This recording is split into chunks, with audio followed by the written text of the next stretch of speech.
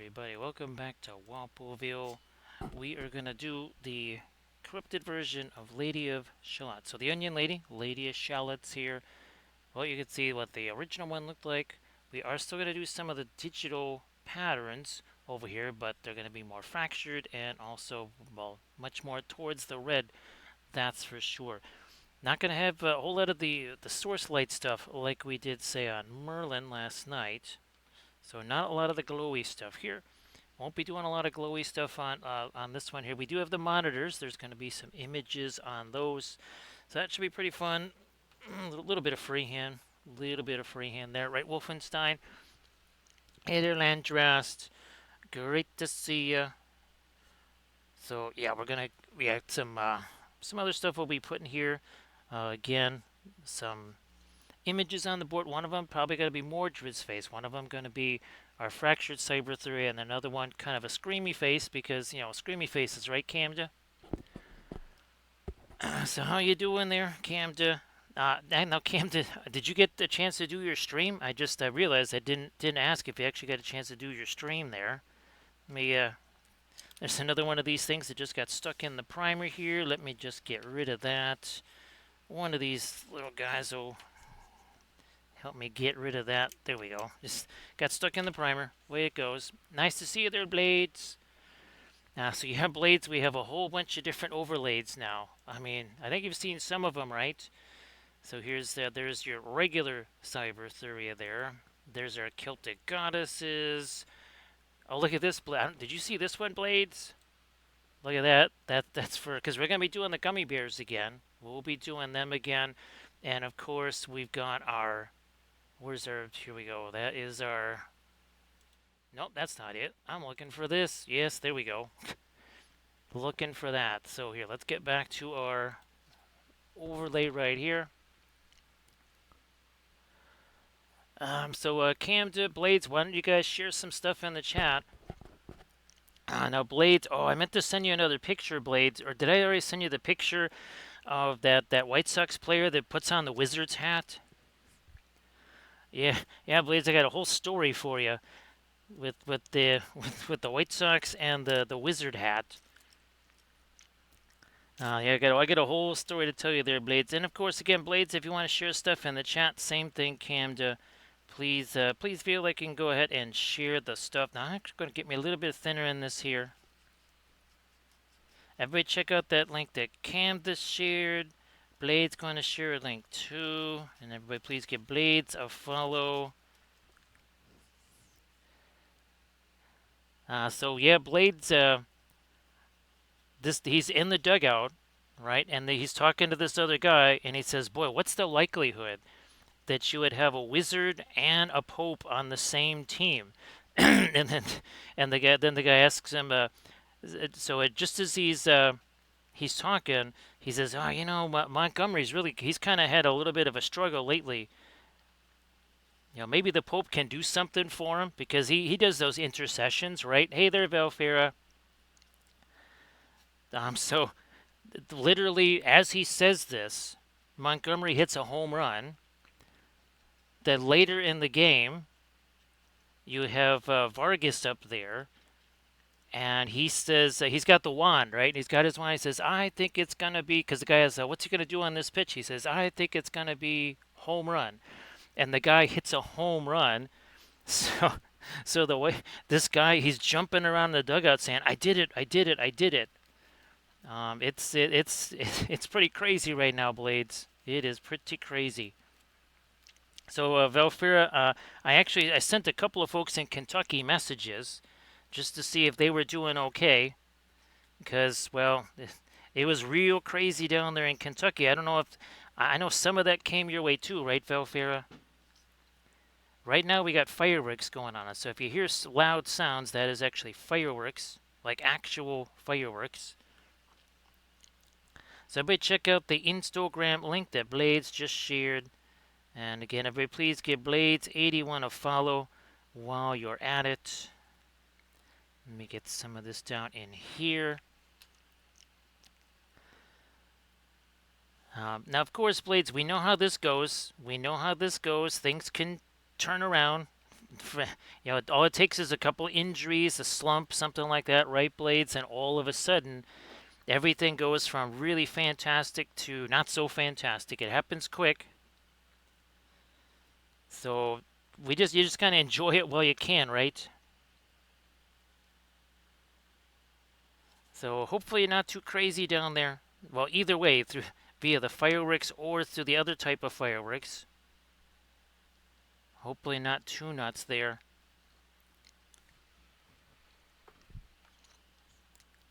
I'll get a little bit more of that over here, okay. So the monitors, we're going to basically leave those alone for right now. We will leave those alone.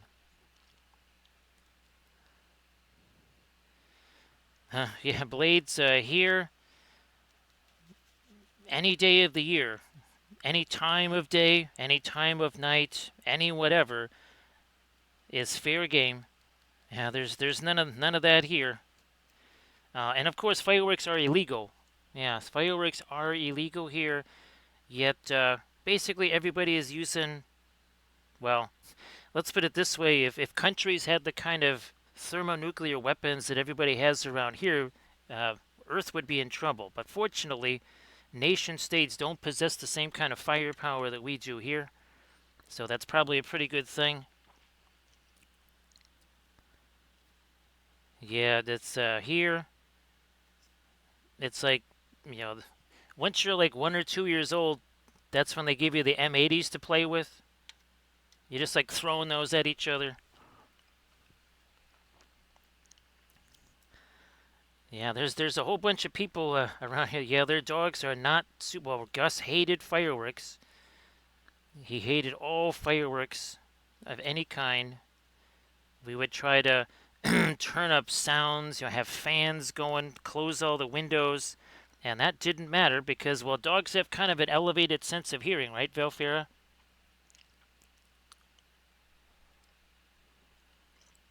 So yeah, I guess it's been kind of toasty down there, and probably, well, maybe not a whole lot of moisture either.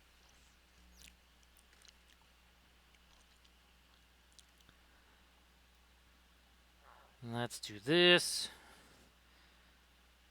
So yeah, I think it was Cub Scouts. Yeah, it was sometime in Cub Scouts. First time went to the range. That's just regular. That's just regular Scout stuff right there.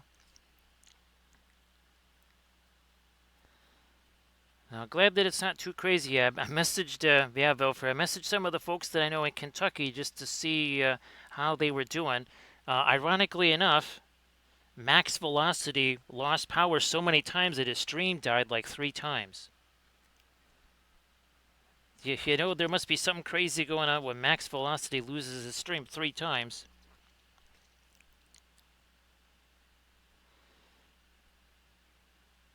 Also, too, that that stupid. That's why I'm a little bit later today, Valfera, because remember I was saying that it looks like kind of Amazon was playing some weird games with my generator thing there. Well, yeah, after spending like an hour and a half with Amazon, where they said, "Oh yeah, everything's good, it's all good," well, they just canceled the order. I found that out right after the stream last night. Instead, and what I'm going to do from now on, I just got it from Anchor Direct, Valfera. Yeah, I just went right to the source. It was $100 more, but it was still on sale. So, and it's got the solar panel. Actually, Valfera, this solar panel might be bigger than even I thought it was, because apparently you can mount it on your roof.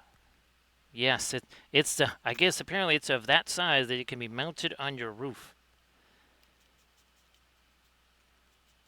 So yeah, instead of being like, okay, maybe 2 feet wide or something like that, this thing might be 5 feet wide.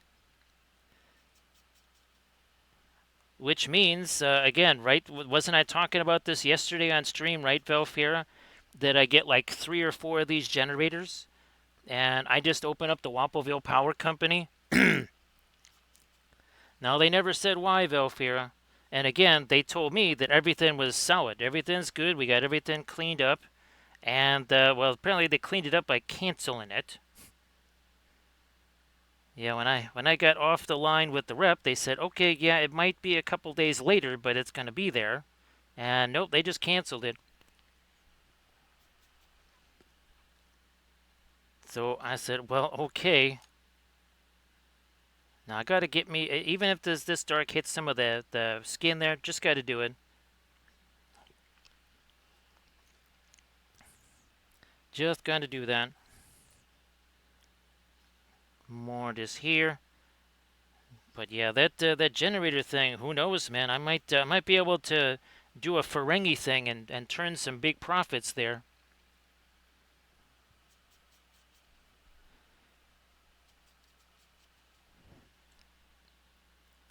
Now I'm starting to think, Valfira, that if there's some point where I want to just save some electricity, I just start hooking stuff up to this.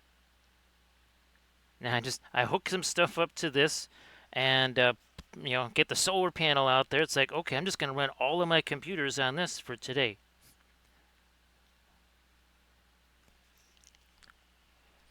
That means I need to create a Wampleville Power Company logo there, Valfira.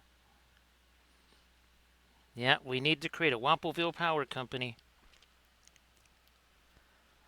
So appreciate everybody being here, like always. Like always. Now again, we'll show what we did with what we call them Nasty Merlin, because we have Nice Merlin and Nasty Merlin. We did Nasty Merlin last night. Actually, let me get this thing out of harm's way. So again, you can. That is the original one there. We're gonna just move that, maybe even all the way over there. Now, Veilfira, I've already got dozens and dozens of sticker designs just from the Compass Rose universe. Oh, actually, hey Blades, is there any actual? Blade, what am I trying to say here? Actually, could I send a package of stickers to Travis there, Blades, and then you could get them that way instead of me trying to mail them up there to you? I don't know if that would work. Let me know if that would work. Nice to see you there, Horns fan. So Horns fan on the hey, good nose, Horns fan. It looks like the Rangers are making a big run there, Horns fan. They're only like a half game out of first, and I think actually Seattle is losing to Cleveland, which is bad for the Sox. But yeah, you might actually be tied for first place in the American League West there, Horns fan. Break up the Rangers. So Horns fan, I was telling Blades the story of the White Sox game yesterday, the 22-1 game. Yeah, the White Sox beat the Royals 22-1, and then they managed to beat them today, which is good. It would have been embarrassing to need to because you can't save those runs for the next game, right, Blades?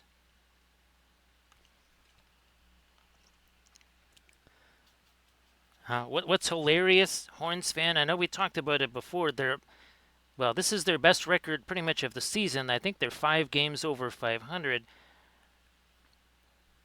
That's still only that would get you like fourth place in most National League divisions. So it is a little bit sad. So great to see you there, Horns fan. Now, Horns fan, I think I might have sent you some of the video links there to some of the vids that I've been working on. I'm not sure. I think I did. Now here we're just gonna throw some thinner. There's this. I was waiting for this stuff to set a bit. Look at this. We're gonna just carry this down. See how that's blending? Look at this. See how it's blending with all the stuff, the lighter stuff that I dry brushed on there? And of course, Horns fan, we've talked about this many times. The Bulldogs and that stupid percentage thing, if they hadn't lost all those games by a bazillion points, they would be in fourth. Yes, the Bulldogs would actually be fourth on the ladder, even with all the disasters that have happened to them. If they just would have lost by, I don't know, 30 points instead of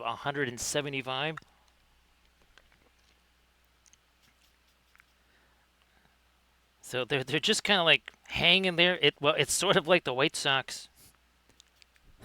They're just kind of hanging there, kind of being the best of the least. But being the best of the least, you're still the best, right, Horns fan? Even if you're the best of the least. We're just, again, cranking in as much of our dark here as I can. That is why I hit this with the spray can. Again, that's just acrylic paint too. It's not primer. It's not any kind of like regular spray paint or anything like that. It's foam safe. I even use it indoors. I do have a mask on and fans.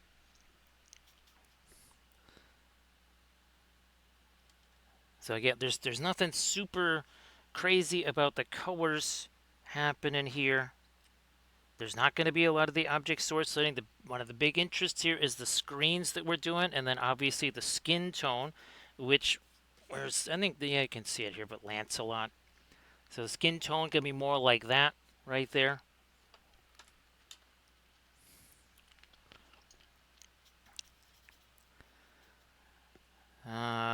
Yeah, that gets a little more.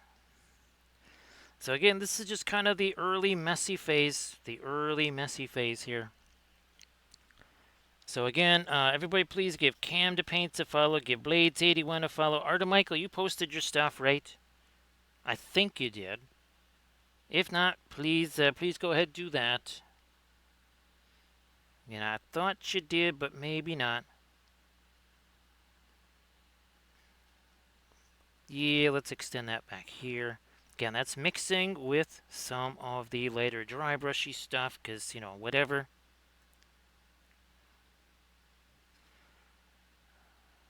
Cloths. A little more in here.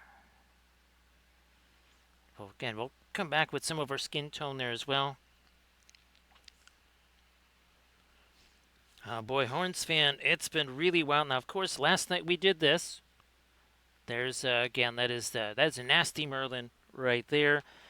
This week it started off, we painted the first ships. Oh, I've got those downstairs. Darn it, Camda. I've got all of that. I was printing more ships. Like, oh, I've got the series stuff down there too. I might, you know, when I take the little break there, I might go down and grab those. I knew there was something I was forgetting. I got all that stuff downstairs that oh, actually, I don't think you saw this either, Horns fan. So that's the first of our star spacescapes there.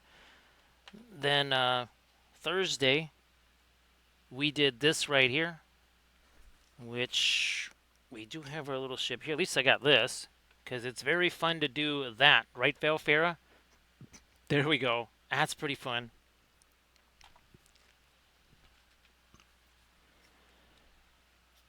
So yeah, Horns fan, check out the Instagram. There's all kinds of stuff on there. Yeah, check out the Instagram. And then I'll send, if I haven't sent you the two videos, Horns fan, that basically kind of tell you the story of, basically a story of humanity in the Compass Rose universe, I'll send you those. I thought I did, but if I didn't, I'll try to get those your way. So yep, Horns fan, there were tornadoes in the neighborhood here, like actual tornadoes. Nobody believed me at first until the NWS came along and said, yep, that was an EF2. So I was right all along. Didn't want to be right, but, well, that's the way it goes. And it's pretty much been non-stop since then. That's why some of the stream dates have been altered. That's why the stream times have generally been a whole lot later. Can I get this in here? I thought I already did, but okay, here we go. Okay, I just need a little something in there. That's it. A little something. Kind of working with some of the indigo there, mixing it with the black. Throw this out here now. No, I won't do that. I was going to just throw some darker stuff on the skin tone so that this could set some more. We'll just finish off with what we're doing here. Not that much to do. I think that's about it there. I just gotta get a little something on here on these guys, at least on the perimeters. And that's good enough. Now let's start getting to some of the skin tones here, like we do. So yeah, all kinds of craziness, there, Horns fan. Now we're gonna start to get into this. We got glowy stuff to do here. Thanks, Horns fan. That is much appreciated. Could use me a little bit of the stay awake sauce there, because I think I got maybe 3.5 hours of sleep last night.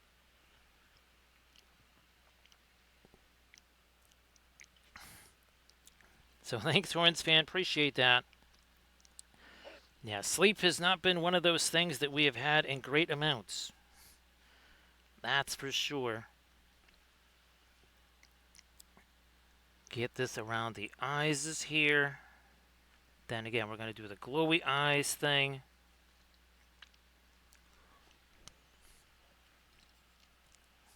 Give me some more of the violet in here. Ooh, there we go. That's going to be interesting. Sort of a grayish skin tone there. Here, let me get some of this there.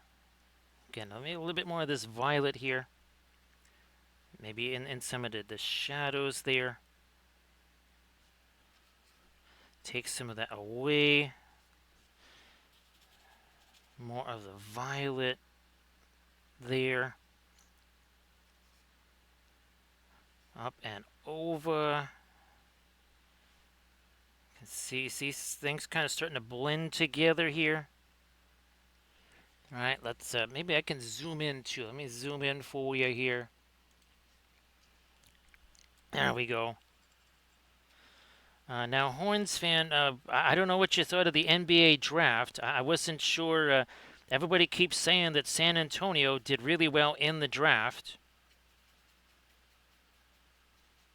They also say that OKC did well, and they also said that the T-Wolves also, they were able to do a trade. They picked up somebody, or they were able to basically kind of dump some bad contracts or something like that. They either got younger, they got more athletic. That's it. Because the Lakers and the T-Wolves were like two of the slowest teams in the Western Conference, which is the last place you want to be slow.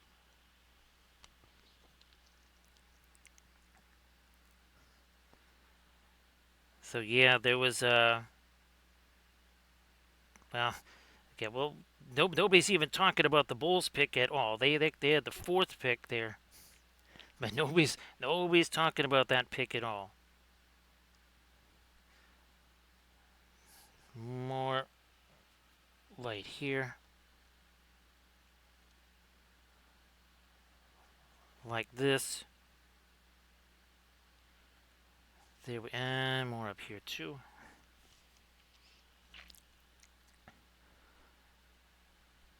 Lighter there.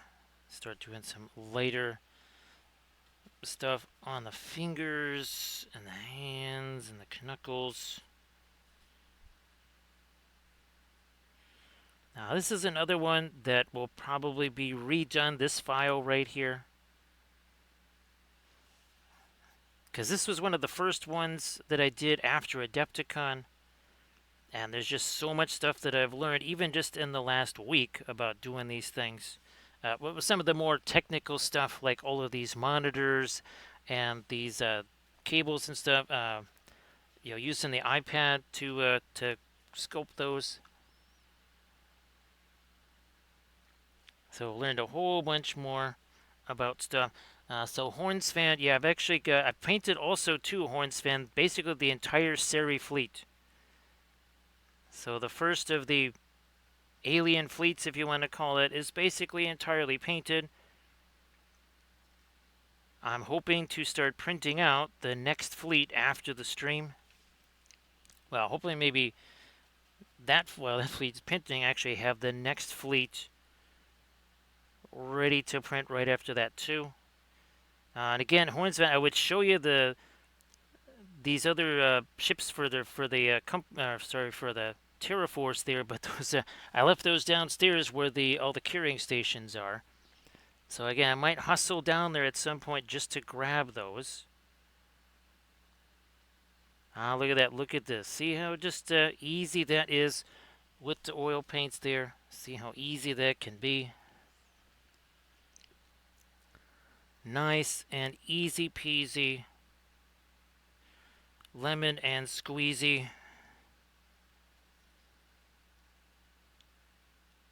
Here we are.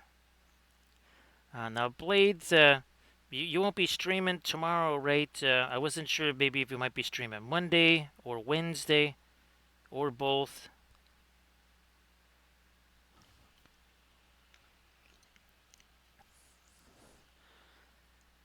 Now, yeah, Horns fan, such is the life of the sculptor who has to just keep doing test print after test print after test print. Again, a lot of the stuff that I've been painting, even that Merlin that I painted last night, that is not the final form. That's going to be redone also. Yeah, you could almost say just I'm going to add some new cyber elements to it that I was able to sculpt that I just didn't have before. You thought that skin tone was light. We can actually go lighter than that. We're looking again for kind of a pale, ghostly skin tone here. We need to get, there we are, some lighter stuff in the cheek area there. A little more of that over here. Then we have to kind of move away from tacking on more of the lighter stuff here. We're going to start to work on some of these other areas here. Just started to work on some of the frames. Then eventually we'll get to the freehand stuff. I want to do the stuff behind them before we do that, just in case there's a little bit of a brushstroke that goes wayward. That would be most unfortunate otherwise. Look at that, picking up all that darker stuff there. Let's bring some of this up here.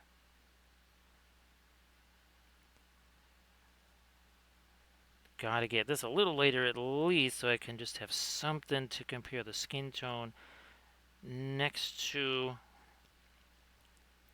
That's not going to get super light there. Not tremendously light.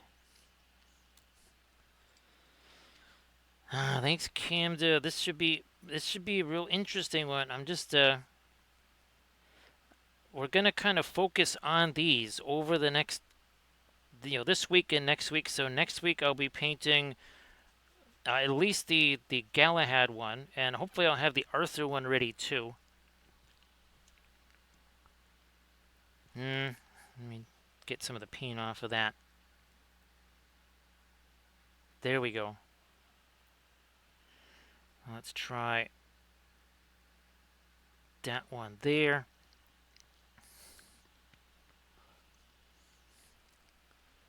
No, let me grab this.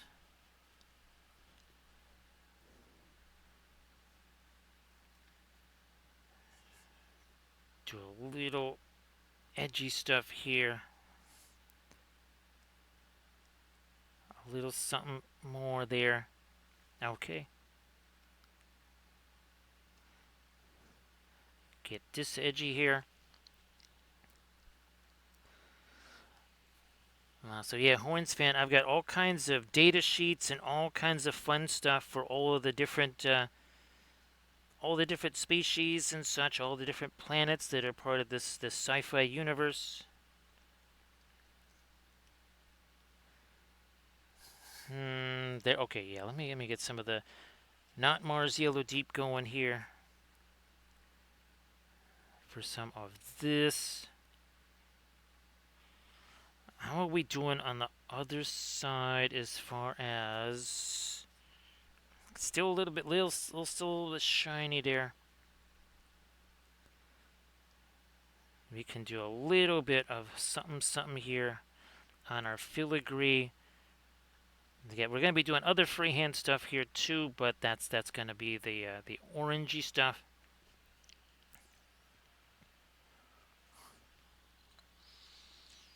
So yeah, Hornsfin is all from this. Remember that ship you saw earlier? That is this. So it's all from 1996. All the stuff, even this, all of the Celtic goddesses, this, the sci-fi stuff. It basically all is right around from that 1995 through 1997 period. This is the kind of stuff that I wanted to do back then, Horns fan. But gee whiz, guess what? There were no 3D printers in 1995 or 96 or even 1997. I'll never forget the last few days, or the last few months of the computer graphics studio. Javier was trying to do a video conversion. He was trying to make MP4 files, which at that time was like space age type stuff. Now it's a dime a dozen, but then that was big nose, right, Camda? That was very big nose. Now let's get, I think, some of this and some of our violet together, and we're going to start doing a little bit of lighter stuff in the hair.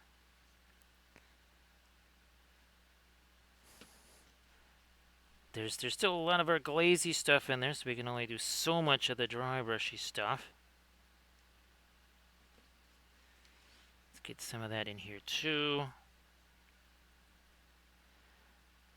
Yeah, there's still quite a bit of the glazy stuff hanging out there. I mean, you can see it on the brush. Look at that. I mean, even when I refresh this, it still kind of gets blown up there. So hopefully you're doing good there, Landrast. Sorry I didn't get a chance to shoot you any messages today. I wonder. Let me get more of the violet here and our red together.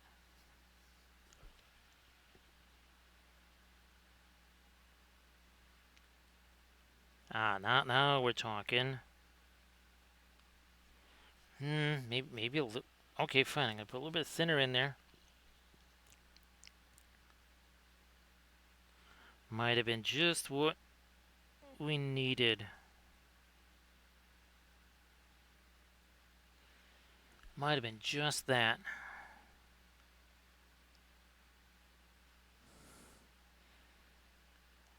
Okay. We don't want to get too involved with skinny tones there.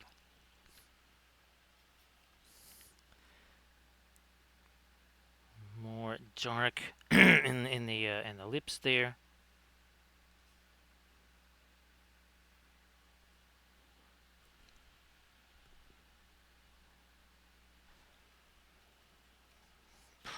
Our violet here.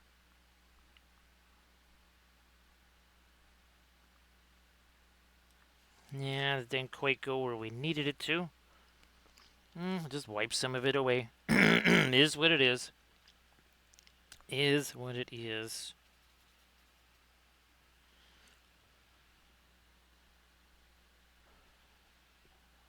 Let's get some of this here.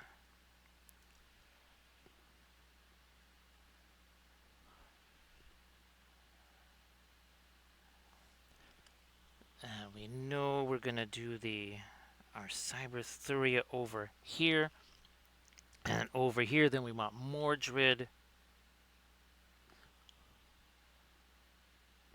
So we're just gonna pop a little bit of lighter stuff that we know he's going over here.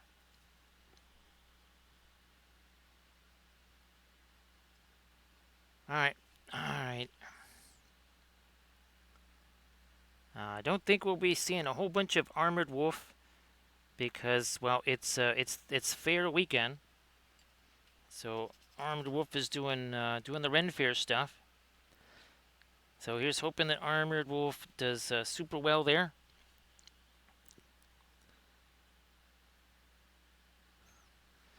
We need a little more light on the hair here. We're kind of doing this on the back. We gotta get some lighter stuff here on the front portions of the hair. Not too much.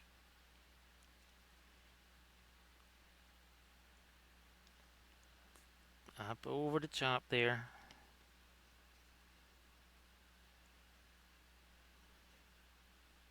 Ah, there we go. So the ships that I was I was starting the process of making the STL files were the Woden. Those are the Synthoid species. And basically a species, I guess you could say a little bit like the Seri Republic and maybe even the Alchibans, where the ships look like the people. Yes, the Woden ships are going to look a lot like them.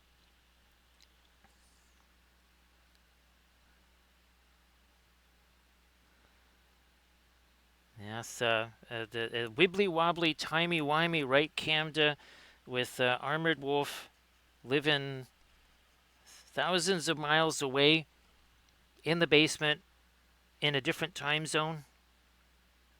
Very, very wibbly-wobbly, also timey and wimey. Again, get a little bit more of the filigree style stuff in here too. And then we'll be getting our more digital oriented freehand in this as well. And keep in mind, in the game, that's why there's no board game figures for Lady of Shalott, because this is not a player character. This is an NPC, much like the Green Knight is also an NPC. You essentially are doing things, rolling 3d6 on charts to, I don't want to say control the NPCs, but to see what actions they might take. And there we go, right on cue. So Armored Wolf, hopefully, again, I saw the pictures of earlier today. Hopefully, things went reasonably well. I know it's not necessarily ideal, but everybody say hello to Armored Wolf. Say hello to Armored Wolf there. I might even try to get me some of my red. First, I'm going to go with some of the orange here. Let's get that around the eyes is there.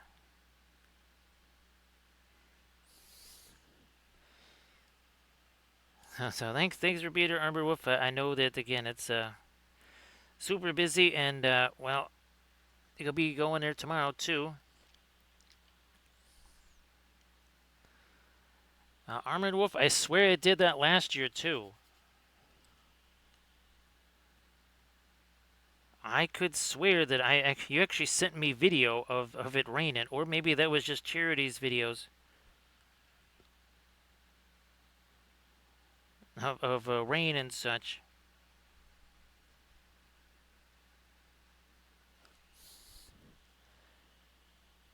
Maybe it was the year before then. There was one year where it was all kinds of crazy.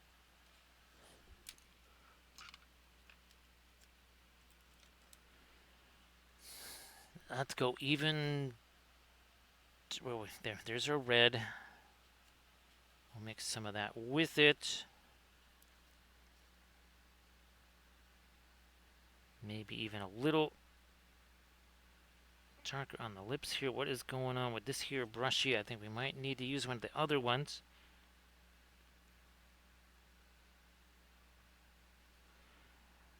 We need to start getting some of the expression on the face here. Okay. Because I know it couldn't have been super, super long ago.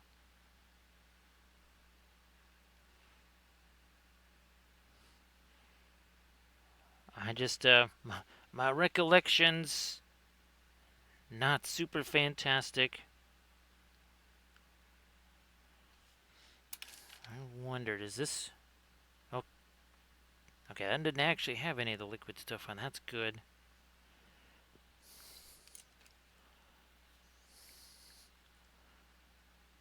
Some dark under there. So again, everybody please welcome in Armor Wolf, the bestest moderator on the Twitches there. We'll start to darken up some of these here.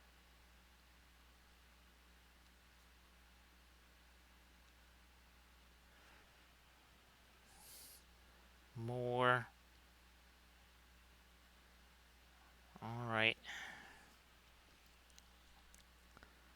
Get you a little bit darker. Going all the way over to here.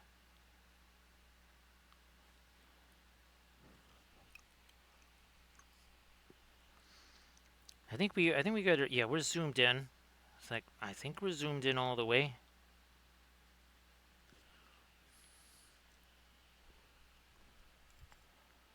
I do actually have a little teensy bit of phthalo green out here.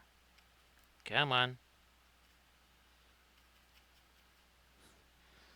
That's a big old clump on the end of that there brush. Let me get rid of that stupid clump there.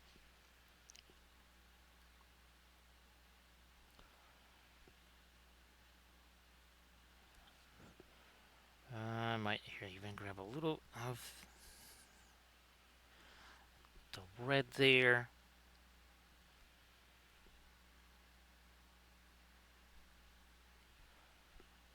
Get this over the top here.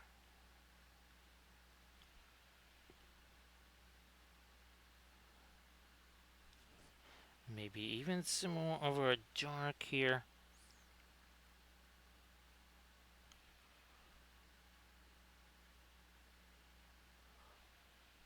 Even darker here. Yeah, much darker. There we go.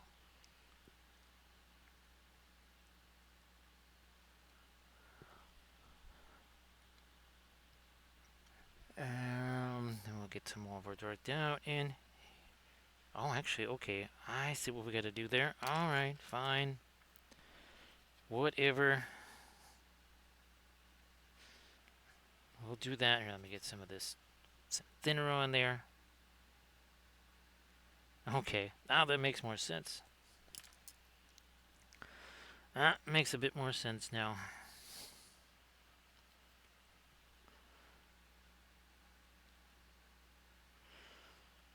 Oh, well, yeah, I looked up. It's only 11:14, but we already have to start thinking about Cinco Uno, right, Camja? Cinco Uno is not all that far away. Which means I'll probably forget about it. Because we're thinking about it too soon. Darken you down a little. There we are. And now more dread.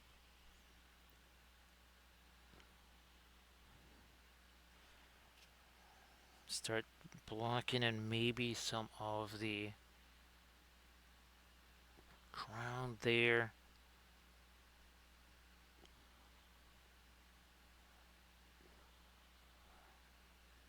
The eye, which is going to be down here. Maybe even a little bit, maybe a little bit of the skin tone here.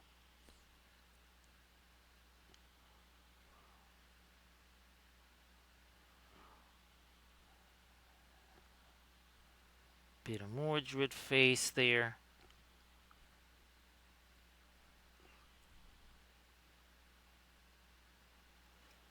And then over here, our fracturing Cyberthuria.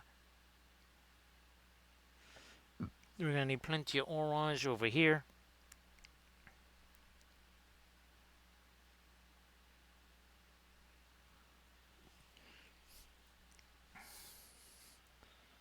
And let me grab some of this yellow here.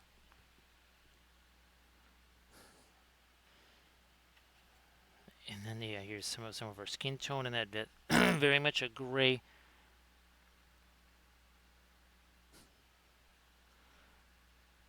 Work some of this light in here.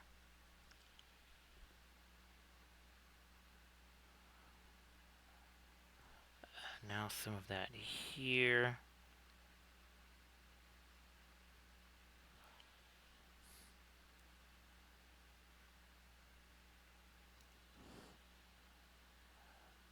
Something like that.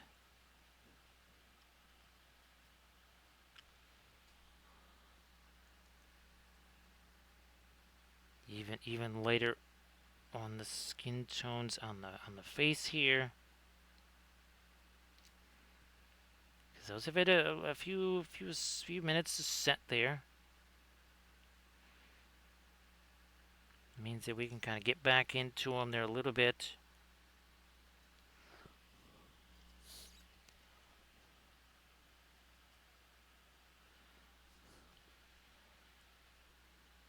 And this is a wee bit different than the usual type of stuff.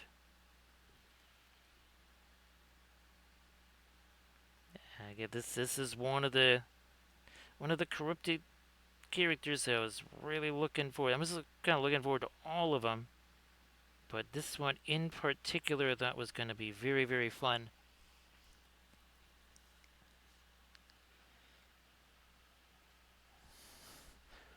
So, oh, it's wrong Faye there. Let's get Mordred over here.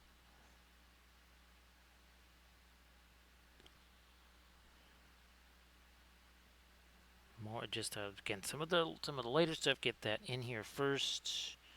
Some more of the skin tone, perhaps.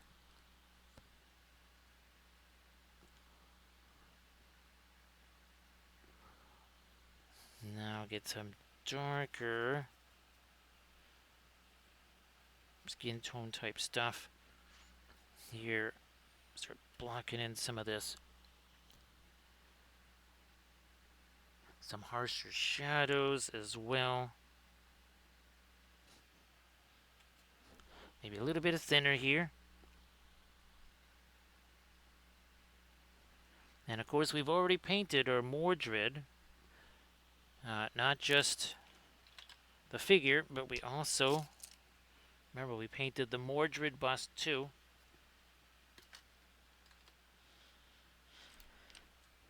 I'll still be making things like, what do we get? Oh yeah, the bas-relief of Mordred. Lots of, again, we're still working very hard on all of our different universes here.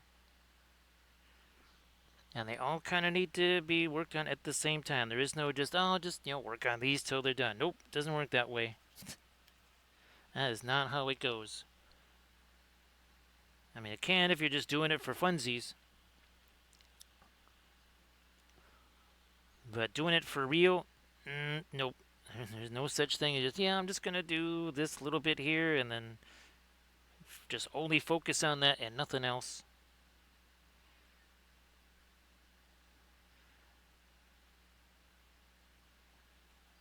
Now, again, I think we can maybe drop in a little. Let me get a little bit darker there. Okay.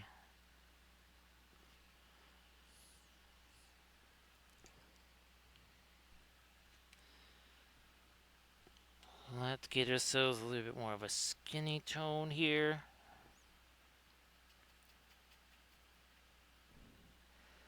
For our Mordred on the snoot there. Because we want that nice underpainting there.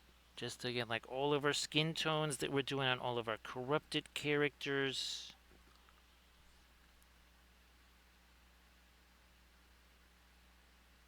Otherwise, we got to put that in after the fact, and that's just going to take more time. We don't want to take more time. We want to take less time.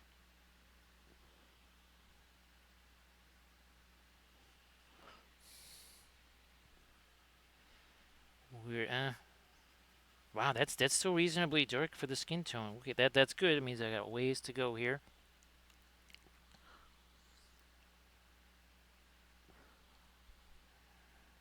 And bring in a little bit more of this, the lighter skin tone there.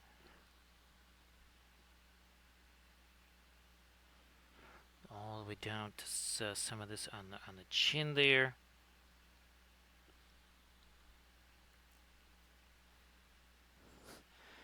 Let's see if we can get some orangey glow now.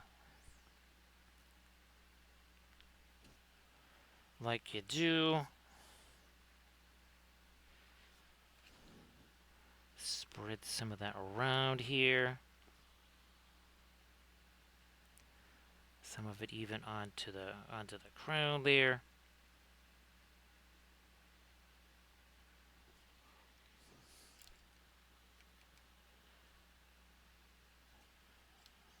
Now we'll try to get some of the lighter stuff in the eyes this here. Maybe still try to get a touch of the orange in there. For now, anyways.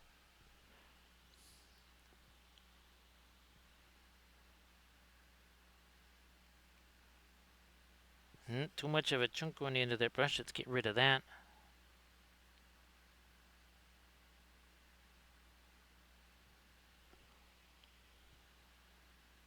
Push this over here. And more with the crown there. Even later with some of our skin tones here.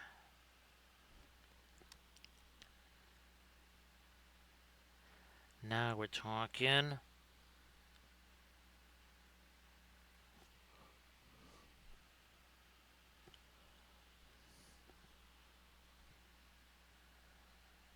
Lighter skin tone again.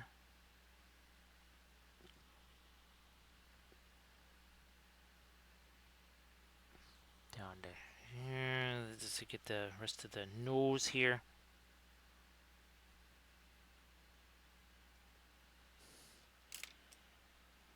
One of these can be a blending brush.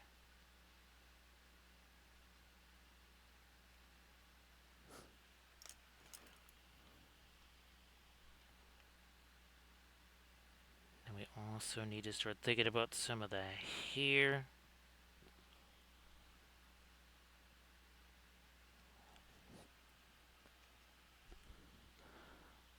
More of our light on the upper. I do think this is actually one of our beat up brushes, not one of our frontline brushes. I mean, that's fine. We're not really doing any kind of finished type stuff here.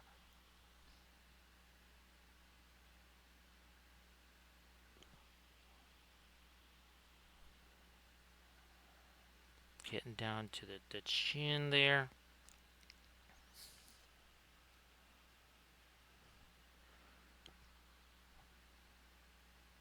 Nope, still too much of a chunky on that brush there. So again, I think I will have to do is grab another one of our liner brushes. There we go. Slowly constructing the face again, using all the stuff that was there, all the grays and everything like that. Using that, we're building from that. Hey there, Grey Wolf. How you doing? So say we all. So Grey Wolf, that was crazy. Yeah, you were featured on Max Velocity quite a bit there. Like basically the entire state. It said it's all gonna be washed away. So that's why I sent you that message there, Grey Wolf. Oh, and Grey Wolf, here's what we. Whoops, I almost went right past it. So there's what we did last night. That was our. That's our Dark Merlin or our Fractured Corrupted Merlin there, Conrads. How you doing, Conrad? You got a chance to see a whole bunch of this stuff, right? So great to see you there, Grey Wolf. As always, appreciate you being here. And ooh, Boss Sea Dragon, you get to see a little bit more of this. Yeah, you actually get to see a bit more of this early on. That's fabulous. Grey Wolf, if you wanted to share some of your journeys in Middle Earth stuff, that'd be great. I mean, you really got a chance to base a whole bunch of that, right, Grey Wolf? Glad that you were able to get a whole bunch of that stuff based. I mean, there was a whole bunch of that, so very cool. So great to see you again there, Sea Dragon. There's a big old chunk of something on that brush there. We gotta be a little bit careful about that.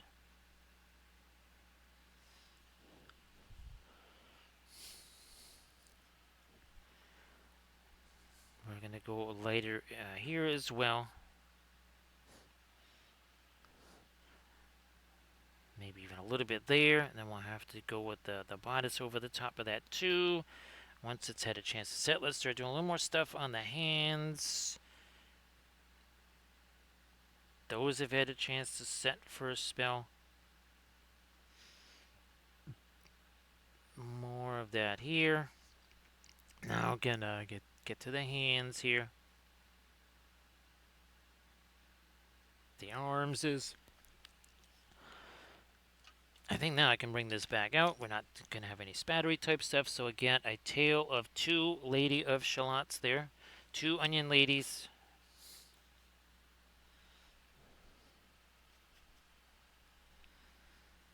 And again, down over there, that's going to be our fractured digital Camelot. When we get to that, let me work in a little more of the light there. There we go. More of the violet. More of the violet for the lips. There we go. Is nice. Maybe this. Nope, still not quite light. Let's make that a little later. There we go. So yeah, Grey Wolf, go ahead and share. I know you got a whole bunch of Journeys in Middle Earth stuff that you can share. Grey Wolf, I hope that you like the different pieces there on New Terra, and I'm working on the Jolarin stuff. Again, I would already have that mostly done if it wasn't for the can only do so many animations per day now. I'll be able to probably do again like another 10 to 15 more. I can kind of start piecing some of them in even now, because I think I've got about 22 of them ready, so I can start to block out or block in where some of those go in the song or in the video.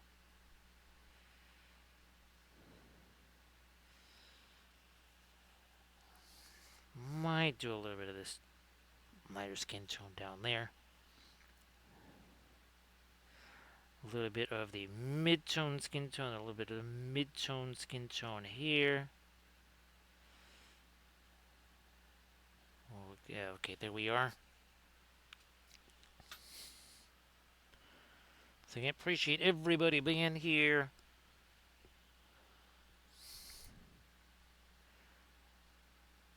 And of course, I think I sent you a picture of the painting that we did on Thursday.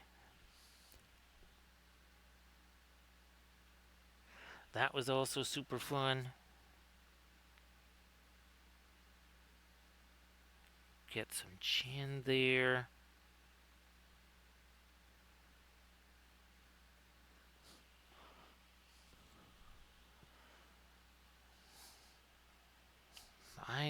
Let me get this. We've got a Pearling Crimson out here.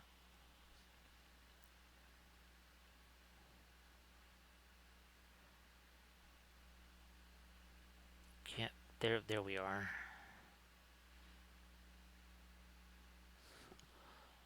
Now a bit more of a mustachio there. Some shadow on the lower lip.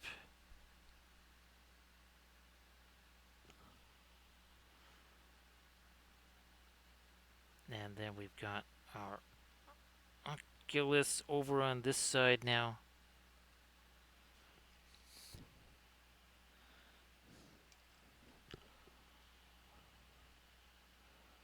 Nice to see you there, Paradigm. I believe it's still a happy Saturday. Yeah, look at this. We still got half an hour of a happy Sunday here. Look at that. It's downright early. It's downright early there, Velfira. Now again, I was hoping to start at about 10, maybe like 10:10 or so. Just didn't quite work out, but I mean 10:30 is not too terrible, right, Velfira?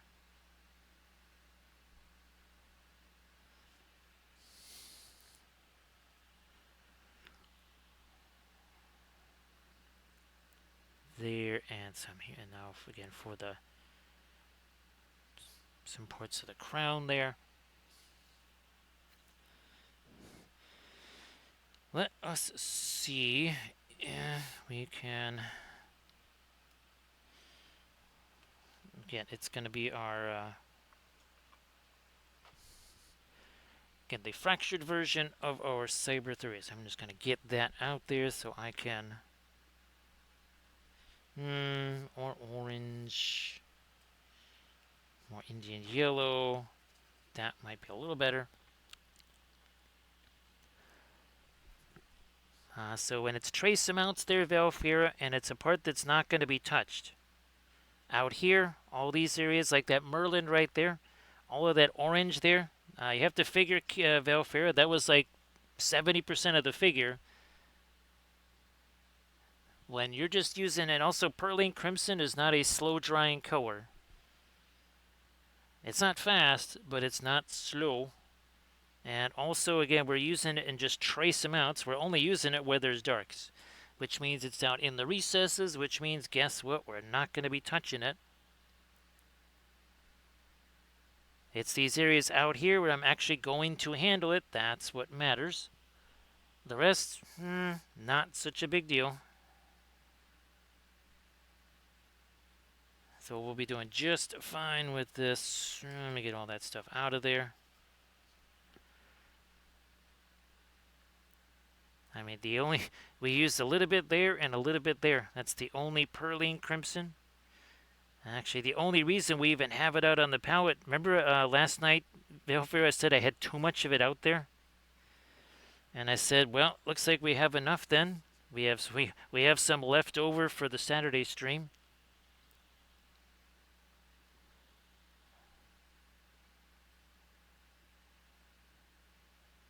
But yeah, the Williamsburg Indian Yellow, Valfir, oh my gosh, we would have had that all over the place. that would have that would have left a mark for sure for quite a long time as we were waiting for it to dry. That is for sure.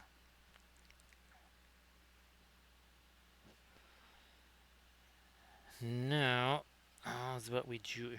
A little bit too much thinner there. Let's try this.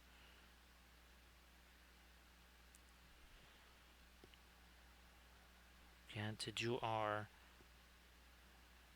digital cyber Thuria here. Sort of in flames. Not one of our serene scenes for our cyber Camelot, right, Valfira?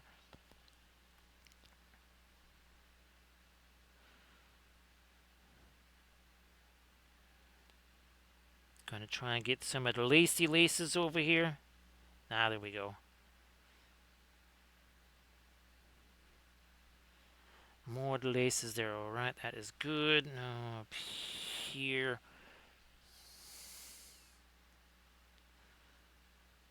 Some more of our dark.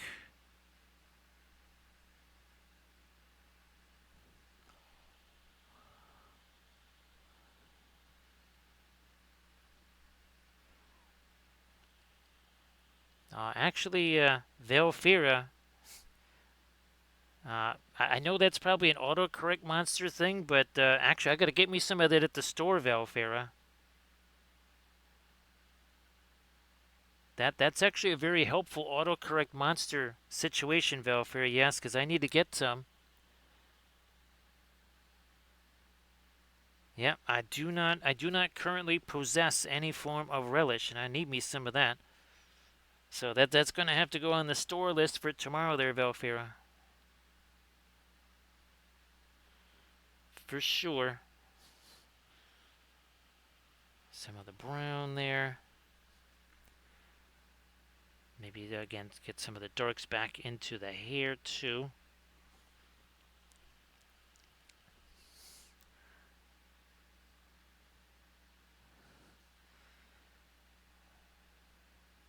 Tiny touch darker on the underside of the mouth. Now let's see what are we doing here with our hair. I mean we got to come back with a little bit more of the light in the hair. I think we'll do that here.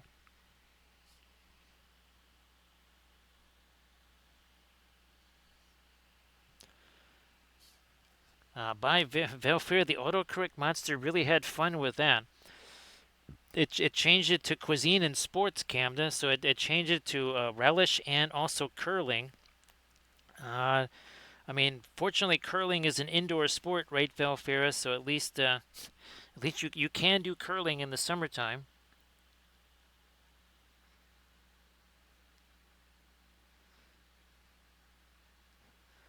You can do curling in the summertime as long as it's indoors.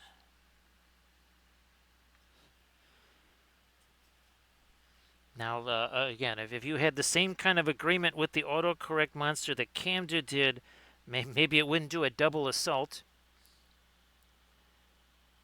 Hey there, 39 kid. Oh, here we go. This was an army painting series that we did. 5 episodes on those howling banshees. Somewhere here, I also have. This was another painting series. It's going to take me. Oh, there it is. So that was again. That was I think it was a 4-part series. Yeah, because basing was the part one, and then 3 painting episodes. I think that was a 4-part series. Or no, maybe it was no. It was 3 because right there, episode 3, base and final details. So it was a 3-episode arc right there.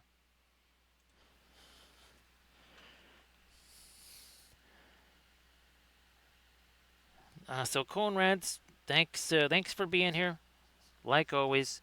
Now Conrad's, you've got to. I know you're getting close to. What is it? Is it 140, or is it 135? Or no, actually, I think now Cam DeVilfer, you guys are getting up to 150, right? You must be getting close to that. Nah, let me just set you down and just do this way. Then we'll be coming back with our dark stuff again.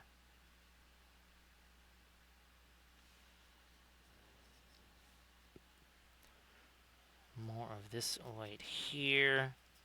Just again, kind of a dirty grayish whatever.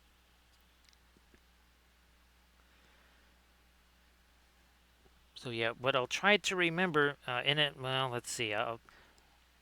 Well, geez, we almost. It's 3 minutes away to Cinco Uno there, Camda.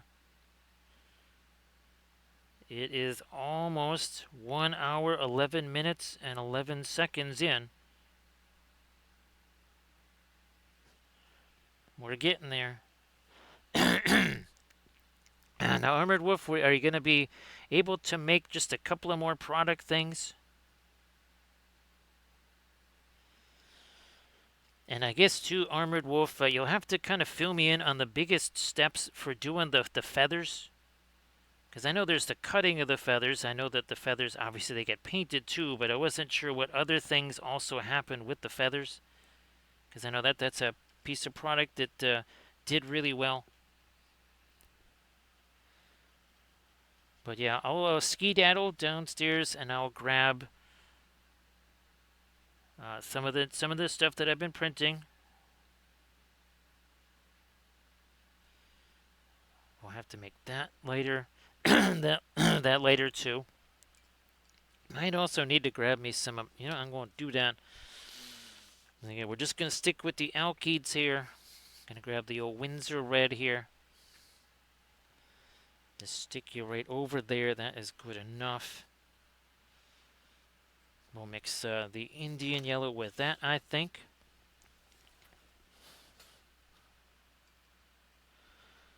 Some of our red here. Touch the Indian yellow to make sure that doesn't get too. Yep, there we are. And now some reds up here in the sky. There.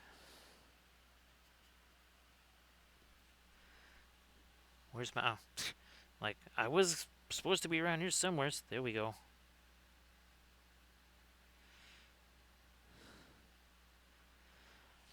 So yeah, Grey Wolf, I'll try to send you some stuff. I've got a bunch of fun things.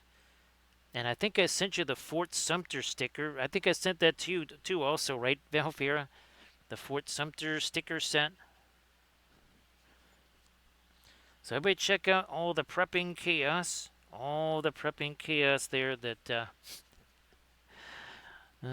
Grey Wolf just shared. Where's... Ah, there we are. Where is my regular red? Okay, that's... We'll try this right here. Let me see what happens with this.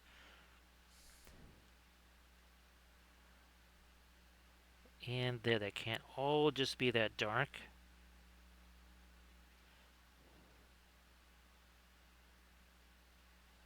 Alrighty.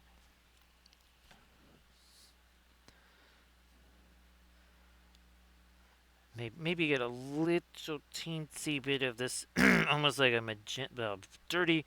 Remember dirty little magenta there, Valfira, from years ago? Yeah, some dirty little magenta there.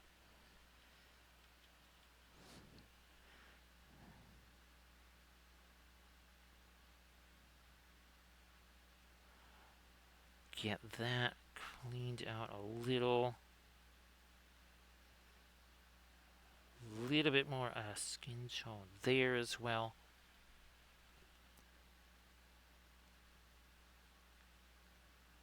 Push that over.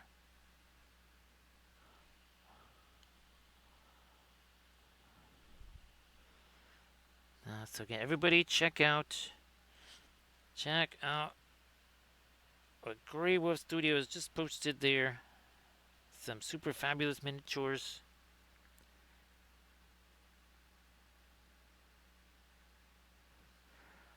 Now we're talking. That took out too much of my the dark eyebrow there. We gotta bring some of that back. Okay, there we go. There we are. They come back with some of the lighter gray now over here.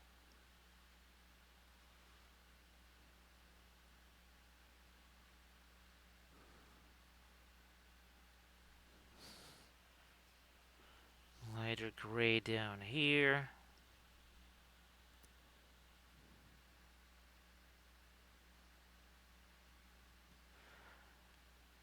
Oh geez, I think I don't know if I ever get a chance to tell you there, Grey Wolf, that those 200. I think I might have told you maybe that the 200 free credits a day. Those that got taken away a couple of weeks ago.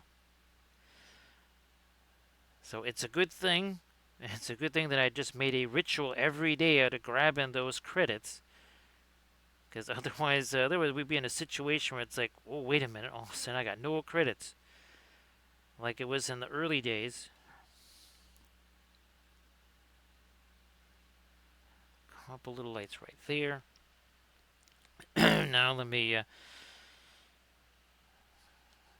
because we haven't, we can still go lighter on the skin tone here. We can definitely go lighter than this.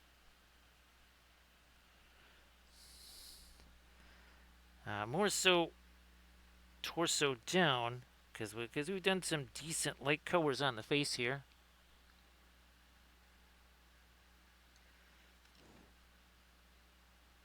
But yeah, Grey Wolf, if you did that survey, you got 200 free credits, which, considering that your total for the month is 1,400,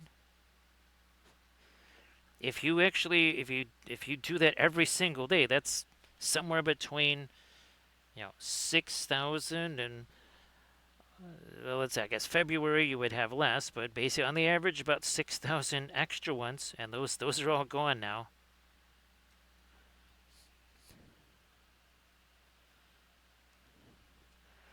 To the light we go here. Also up here. Now we need to get a bit more on the old clavicle there. I mean, some of that pretty much still is in shadow. I might need a little more light on the, yeah, on the lower lip here too.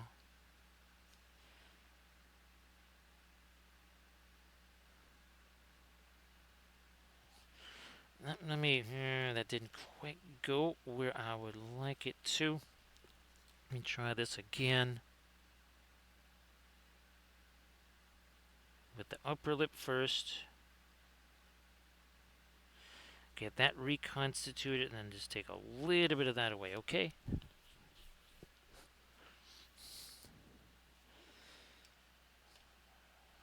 Naples, yeah, maybe a little bit of the weight too.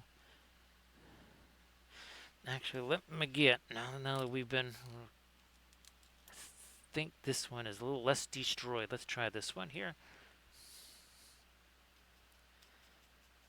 What's the verdict here? It's probably still better than the one we had, but I think maybe the third one, the one that's still sitting in my holder there, that might be just the one that's like the one best one. It's not like these brushes you have to kind of retire them immediately. It's they kind of, they're not like the frontline brushes where you're not doing like your ultra detail with them. They kind of become, well, as we like to call it, a second line brush.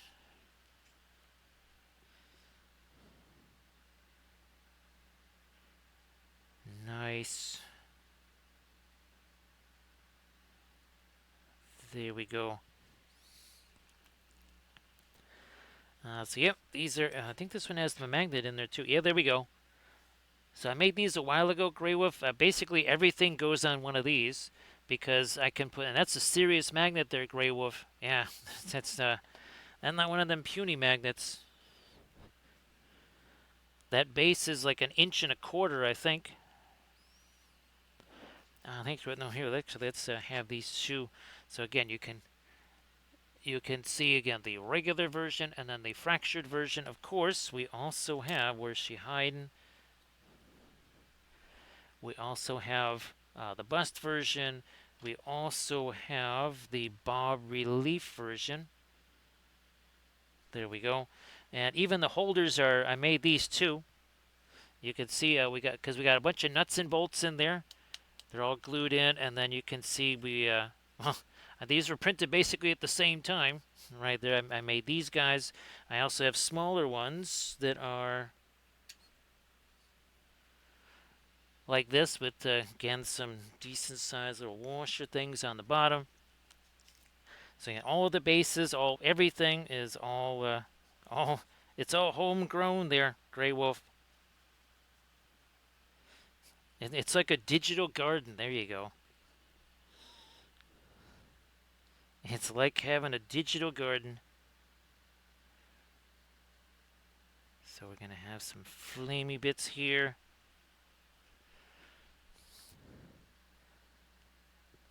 We need this to be coming down like it does there.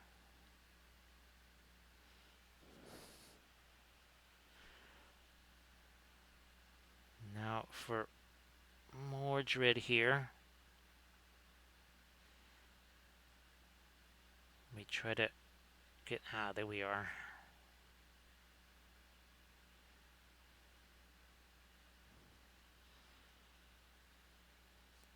Maybe even a little bit on the bottom of that screen there.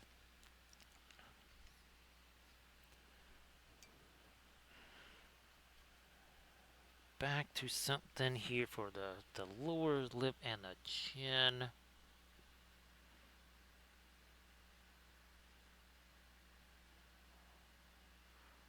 Lower lip and a more more for the chin here.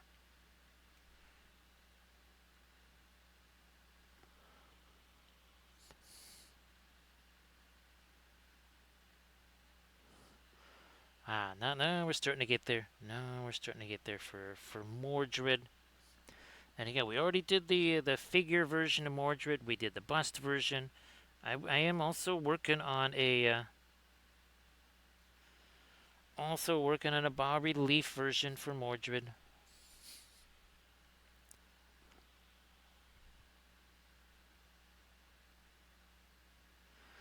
And I knew this one was going to be a really fun one, a very intense one.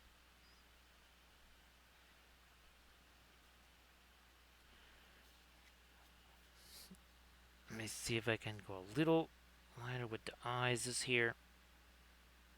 There, oh yeah, there we go. Yeah, and there's no we don't even have fast matte white in there yet. That's good.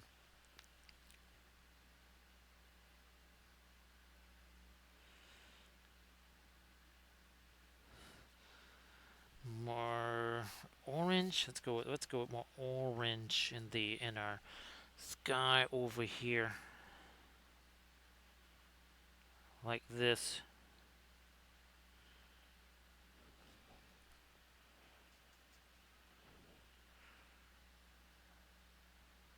Bingo.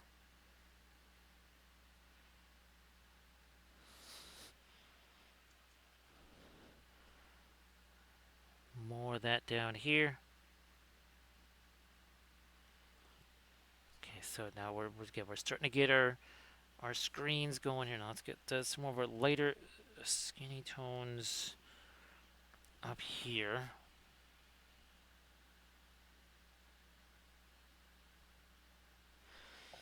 More of the light skin tones. Let's try this again. Now we're getting somewhere.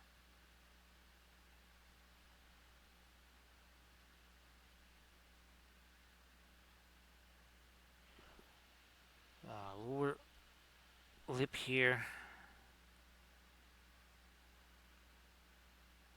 Some on the chin.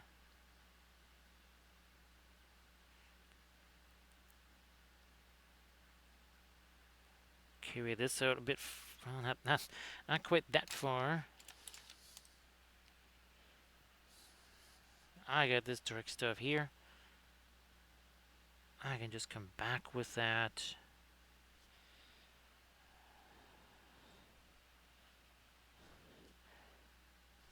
We need a little.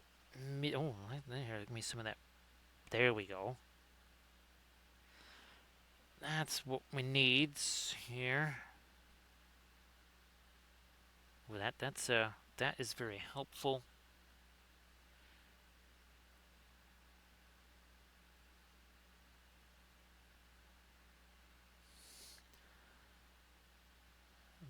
Darken that all up.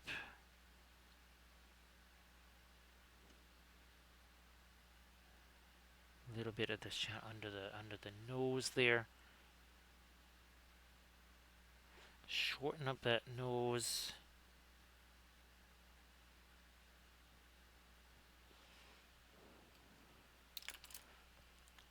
Okay. Try more of this.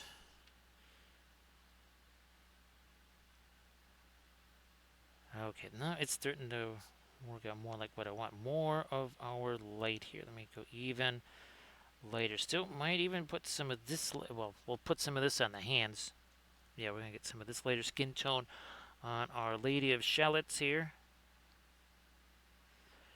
Now, so Grey Wolf, that tomato plant in the one that the sacred tomato plant that we put the Christmas ornaments on.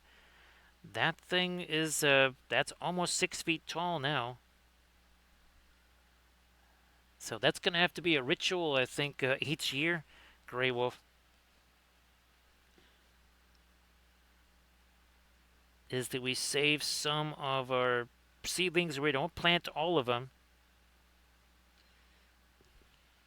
We save some of those and have them grow over the winter. Have them get as big as possible.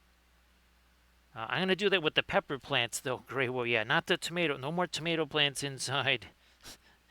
We'll do that with the pepper plants,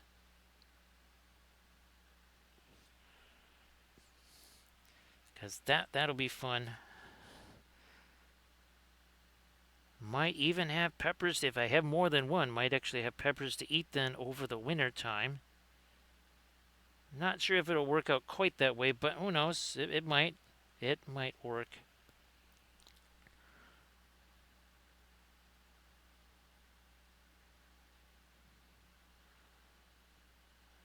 Let me get that bottom part of our frame here. Well, of our monitor, anyways. Almost tempted to maybe hit those with some sort of either not just heavy gouache, but like the UV curing resin stuff. Oh, actually, not Grey Wolf. I don't know if you saw that. I don't know if you saw the Instagram post there, but that water effect stuff worked out very well. Nice to see you there, Valdi. It's still a happy Saturday for about 2.5 minutes. It's still a happy Saturday. Look at that. Absolutely crazy. It's crazy. It's still Saturday here.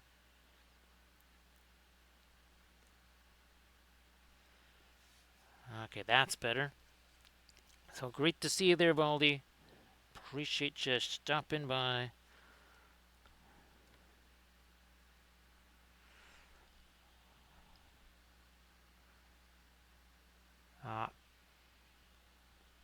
Uh, Sorry if I missed Cinco Uno there, Camda. If you did it and I missed it, sorry about that. I'm sure that you probably did it. Sorry if I missed it.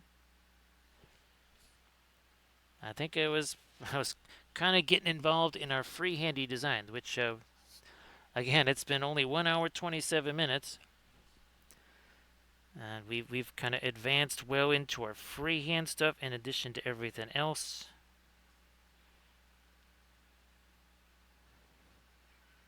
Let me get a little bit of light there. More light here. More up there, and then up here too on the clavicle. Some on the neck here as well.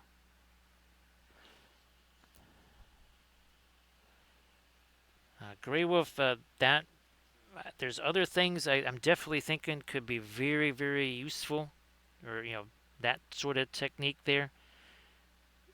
Potentially even foliage stuff. Yeah, I was thinking. I wonder if you could almost. It wouldn't be branches that you could see, but like for branch clusters or something like that, for terrain pieces and such, where you want smaller branches for all of the FDM trees there, Grey Wolf.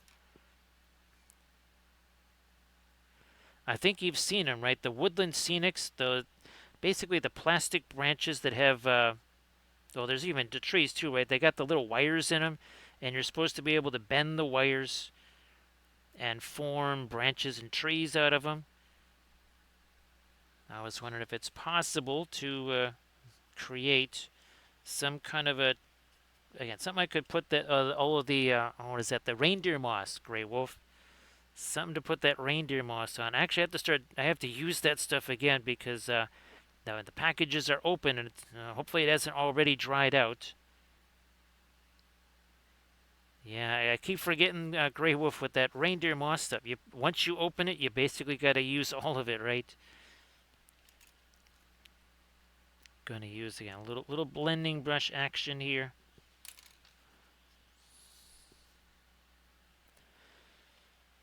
Where's my? Yep, even lighter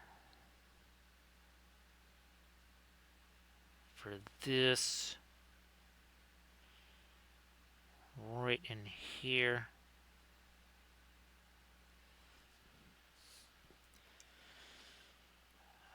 Maybe I'll just grab this. That turned into a pin line. Well, I'm not sure where all that thinner came from, but We'll adjust that. I mean, it doesn't matter. I was going back with here's some of this. Where's my pearline crimson? I mean, we were doing this anyways.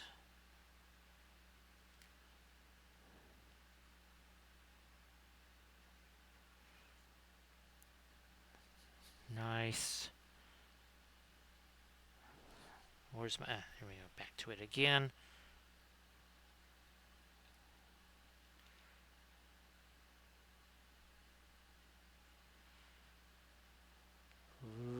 There we are.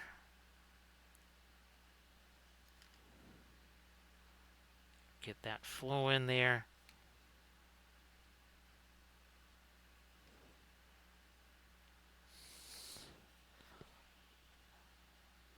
Bit more of our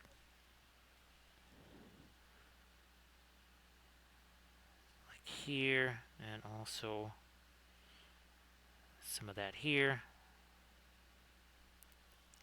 Now, let me do some of this darker violet gray, some of the shadow portions between the fingers there is nice. Same deal over here.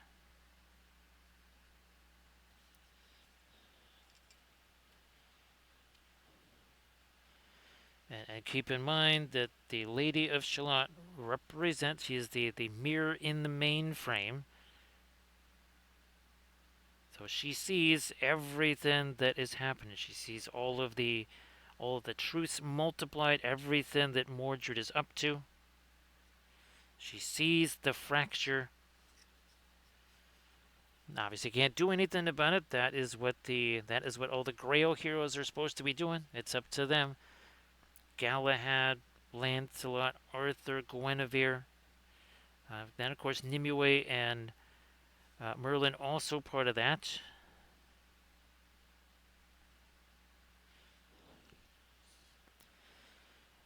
Now this is when I had the phthalo green on it. I just didn't have my thinner going on that, so it's kind of beat up right now. But I wanted this for some of the wires here. Wires and cables. A little bit more of the light. Okay, let's not make that too late. Also, there's a big old gob hanging off the end of the brush. There we go.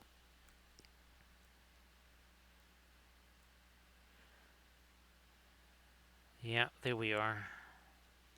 Not every single one of these. Now this again, I'm going to be resculpting all of these because when I tried to print this, even at 72 mil, all of the wires that I had, well, they just weren't thick enough, and that's why we do test prints. It was the same way with the ships. There were some ships that I was convinced were just fine as far as, okay, they're thick enough to print. They were not. There was other stuff that I thought was too thin and it printed out fine. So that's why you just got to do the test prints, and that's why these are not up on my mini factory or anything like that right now. That is not going to happen until we make sure everything is rock solid.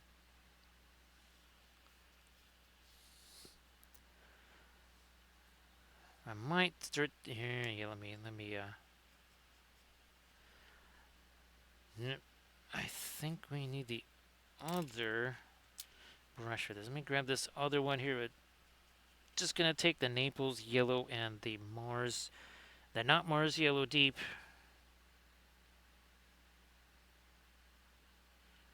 And we'll do this. And then we'll take our orange stuff, and then much like our Lancelot, which I'll have to find him. He's already tucked away, I think. But I want to do that same kind of. I don't think we did that with the dragon one here. No, we just basically did the dragon on that.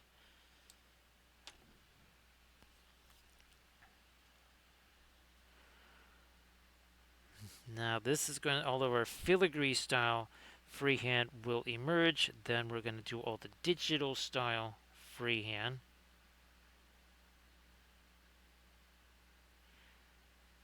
which again, much like our land slot, will also be a bit fractured.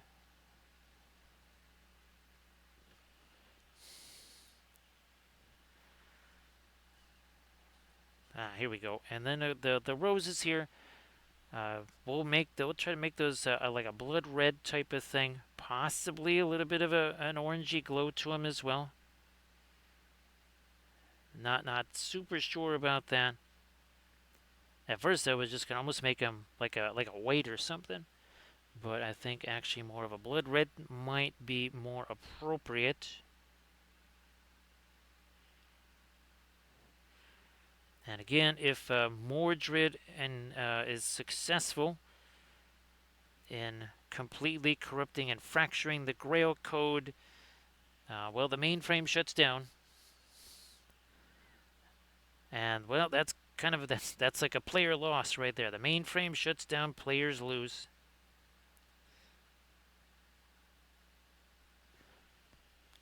Hey there, Kaz. Boy, it's been a little while there, Kaz.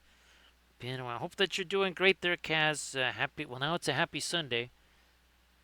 It is now a happy Sunday here. I know it's a happy Sunday for a whole bunch of other folks.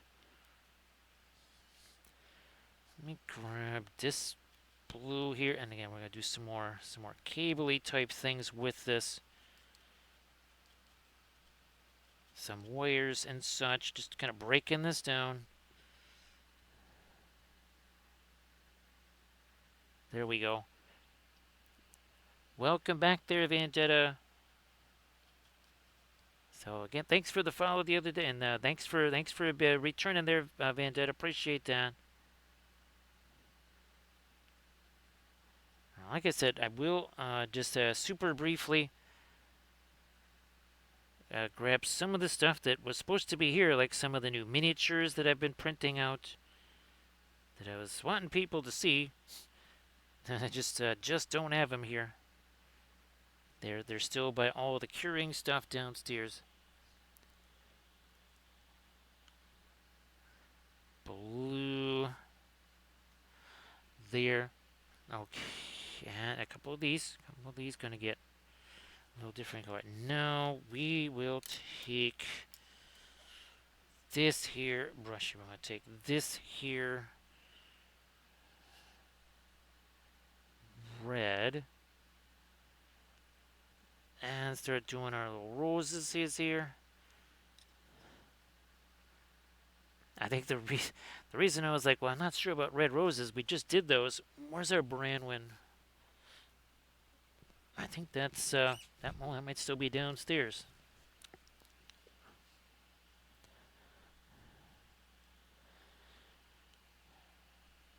Yeah, Kaz, that's I've been hearing from a lot of. I guess in Germany they had, I think something like about 106 degrees or something like that.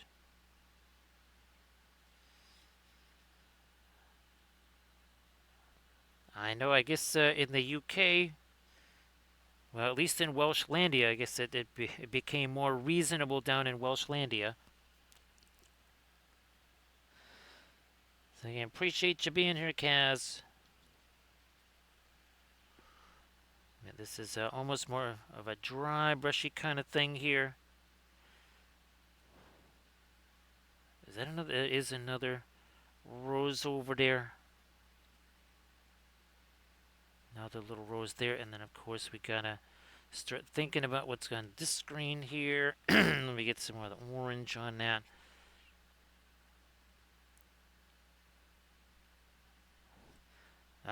Another couple of roses under here to do. I think that's the last of the ones under there.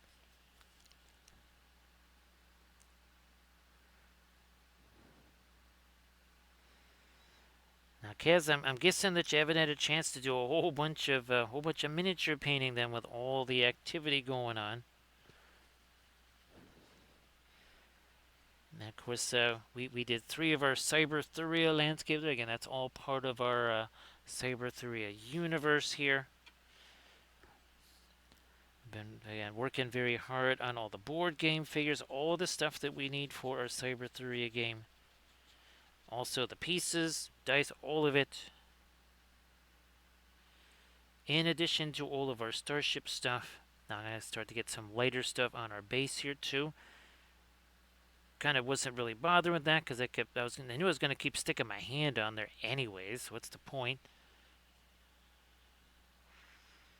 Ah, that's fabulous. And of course, Kaz, if you wanted to share, that or anything, please go ahead and share that. You got the Discord, the Instas, the whatevers. Please go ahead and share that.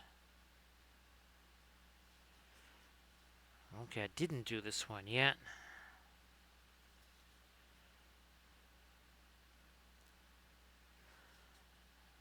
Camden, I'll be starting episode 1 of the. Speaking of our characters here, our corrupted characters here, episode 1 of the Morgan Le Fay and the Serpent Throne. Especially now that I've got those the new green stuff world metal pigments there. I'll be mixing those with the linseed oil. So yeah, we'll be making some new metal stuff. Everybody check out the Instagram link that Kaz just shared.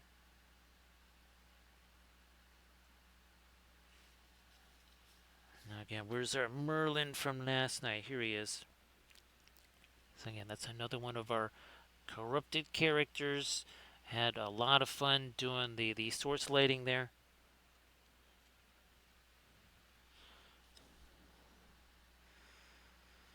Now we're going to change tack here.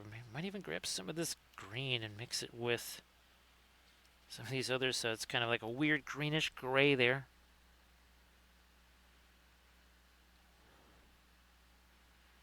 So even you can see the similarity in the base, right? But again, everything is kind of fractured. Everything is similar but different between our two characters there.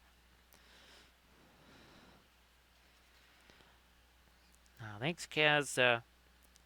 It's kind of wild that I don't know if you saw Nimue. I put that up on the Instagrams too. And boy, it looks so different from the original Nimue. I actually have three other Nimue figures. And eventually, again, that's we'll be doing that with more and more of the Cyberthurian characters, where we kind of say, okay, that was kind of the original test figure. Now let's have him doing something else, a different pose, whatever. And of course, we had a chance to create the board game figs, or the board game version of these larger ones. It was really weird painting those really tiny. You get kind of used to painting the bigger ones there.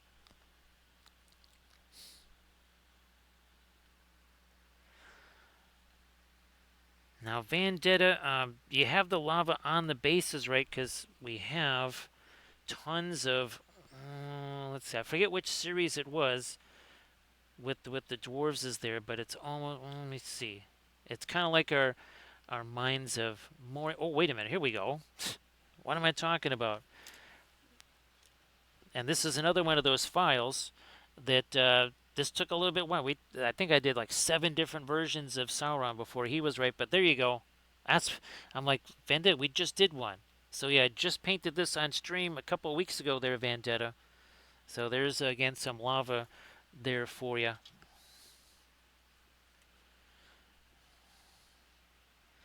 I'll try to get folks that already have the gummy bear character. I'll try to get you that file because that one is not part of the Google Drive folder. That is not part of it. Yeah, let me work my way around the base here. Doing it's the dry brushy thing, but it's all mixing at the same time. You can see how that's getting darker? Even though it is a dry brush, all this stuff is mixing at the same time. Yeah, Vendetta, I'm like, I just did that.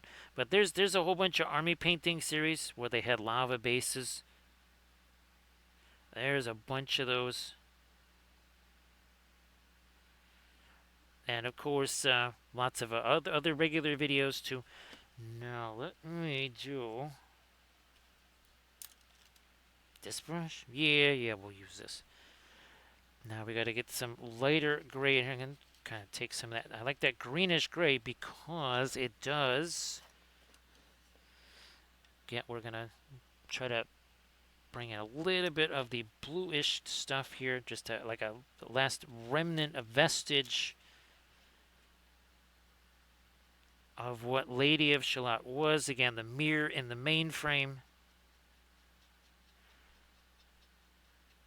It's been really wild again to combine, well, essentially the ancient, right, medieval, and cyberspace. Again, they're not robots, they're not androids, they're not even physical beings. They only exist in cyberspace. These are just representations. The War of the Grail code is entirely digital.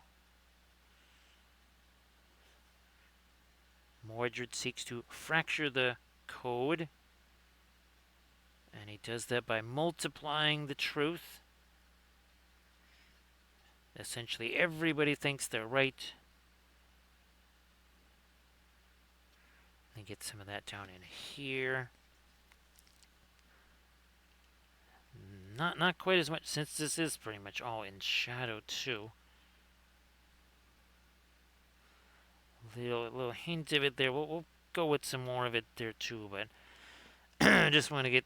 Ooh, we need some of that over here.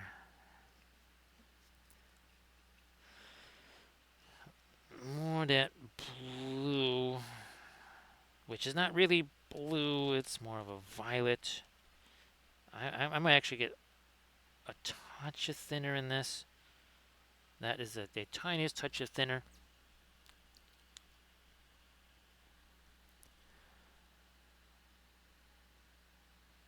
And what's wild, Kaz, is that all this stuff, the starships, all the Arthurian stuff, is from the mid 90s,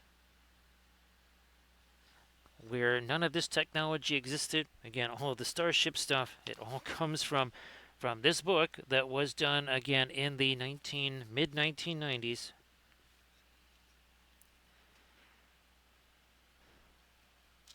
As I've been saying several times there, the Kaz, is that it's better late than never.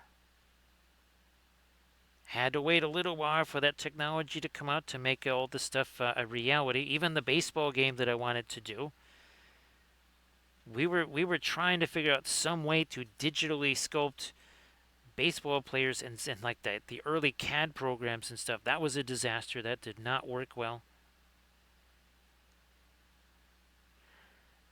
Then in Lightwave, yeah, we were trying to sculpt him in Lightwave. I mean, which you could sort of sculpt him in Lightwave, but no way to make him 3D.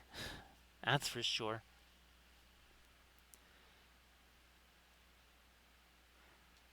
A little more light in this now. Again, trying to bring out at least some of the original color here. Just a little hint of it. Then we're gonna go darker here in some of our recesses, and then we'll put our kind of orangey freehand stuff on there. Again, I'll have to grab our Lancelot figure for that to kind of keep that sort of in line with what we did on him.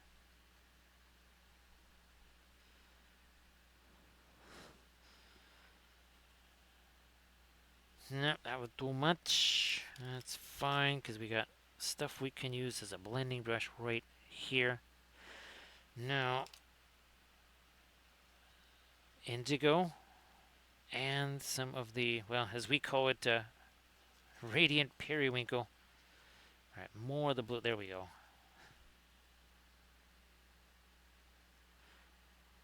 This is not so much about making it darker. It's about changing the color, or actually getting more color in there. I want that little hint of the blue there. We kind of lost out on some of that before. Much easier to put it in this way because it all, see how it all kind of blends together.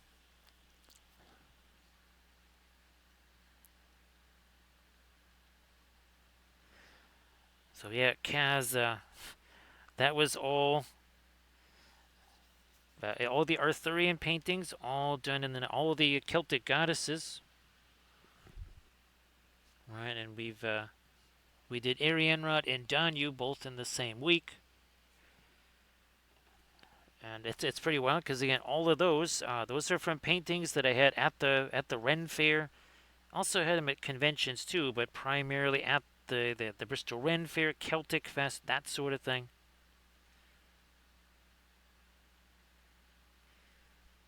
Now let me see if I can come back with the later stuff here. I might even use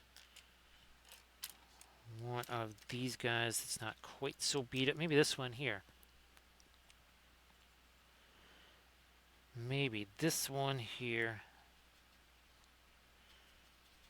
Hopefully not too much thinner in that. Break this down some more. There we go. And now we've got a whole bunch of stuff that we can mix wet into wet because we've done a couple sessions dry brush stuff here, so we can mix this into that. Hashtag no layers. This is much lighter than what I just put on here because the two of them are mixing together. And that doesn't quite mix the way we want it to. We can take maybe one of these here. Nice soft brush. And we can do even more blending, even more mixing.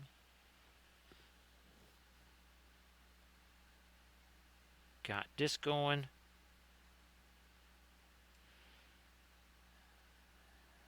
More light here.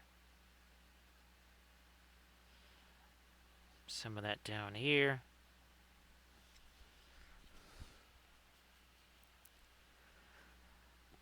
Yep.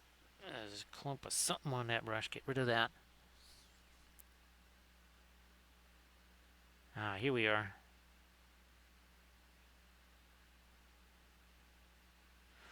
Is nice.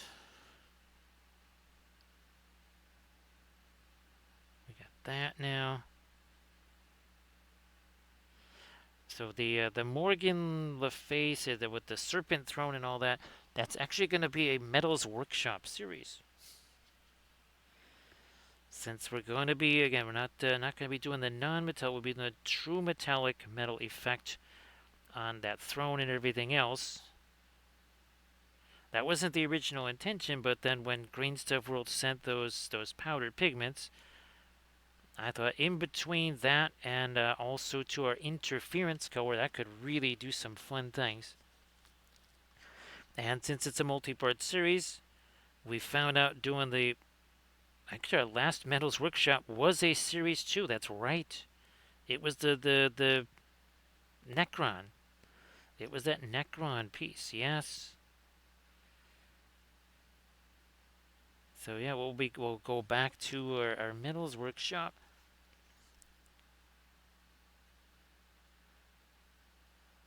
More of that here. There we go. Getting that to mix together.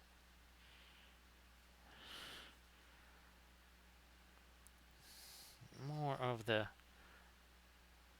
bluish gray in there. So again, just some last vestiges, remnants of what came before. Look at that, it's all mixing. All this is mixing with some of the darker stuff that we put on. Remember, that's some of the very first stuff that we did. Kind of a glacier addition there. That's had, well, now almost about an hour 45 minutes to set. Maybe an hour 40 minutes.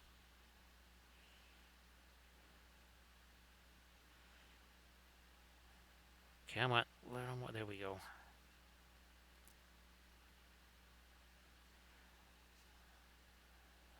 might work some of that into there as well. Some of our monitors there.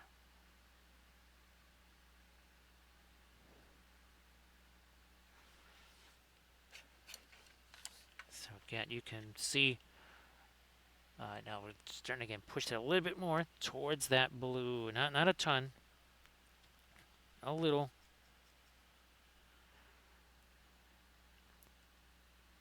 Just lighten you up a bit here. I think there's more of that. Yep, there is more of it up there.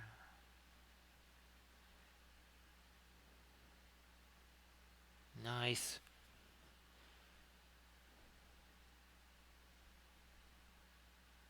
There we are, and bring that down here.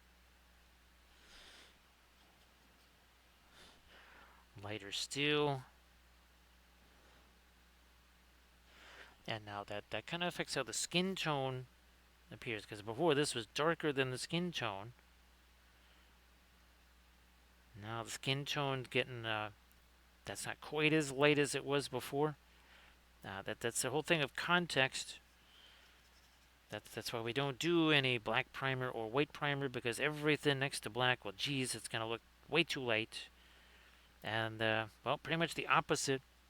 It's going to be just the opposite if you use a white primer. Everything's going to seem super dark next to it. You'll put a color there, like a light middle tone. You say, oh my gosh, that's way too dark. And then you'll lighten it up, and by the time you put all the other stuff in there, you say, well, wait a minute, what happened? What's going on here? You ended up making all kinds of changes that didn't need to be made. So avoid that. Just going with sort of a lot of times it's just a mid-range gray or mid-range brown or something with the primer stuff. All that down there, okay. I'm going to even bring a little bit of that blue into the skin tone here. Yep. Just put some of it in the skin tone.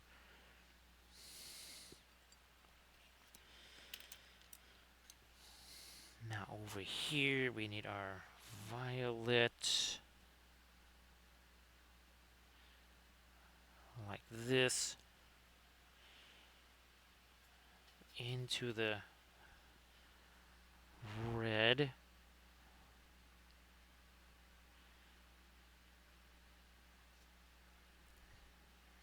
Now we'll try to do a little bit of the cybernetics emerging from this, and that is also fractured.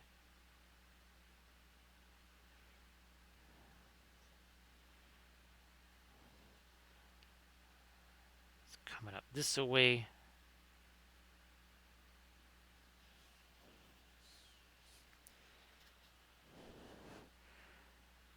And then, here we go, we'll get this coming down here.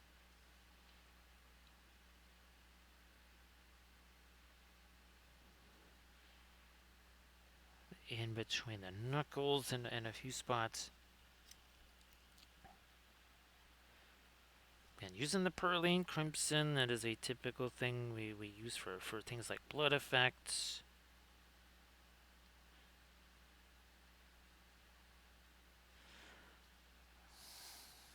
More of maybe some dark red around Mordred here.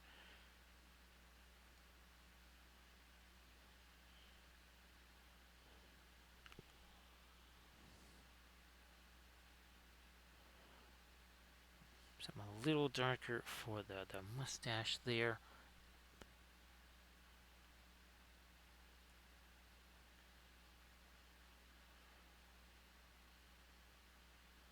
So darker on the corners of the monitor there.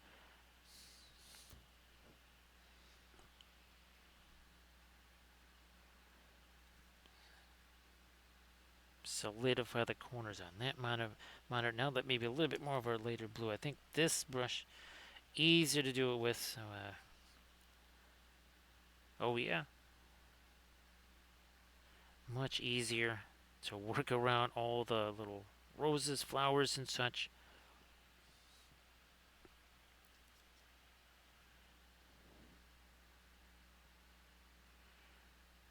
To that now.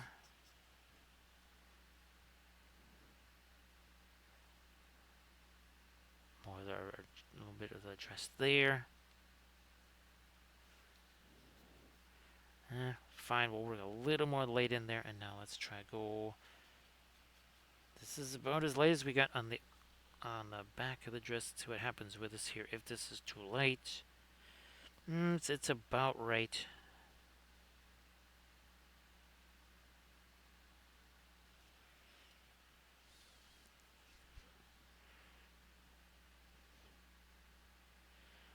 Lighter there. Yep, now we got it.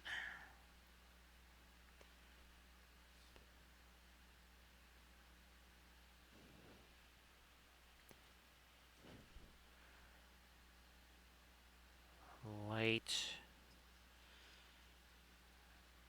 I even. Oh, good. I did still have my. Wait for some. Wow, that might have been a little lighter than I wanted it to be. Well, it doesn't matter because it's going to mix with what's already here. So away we go.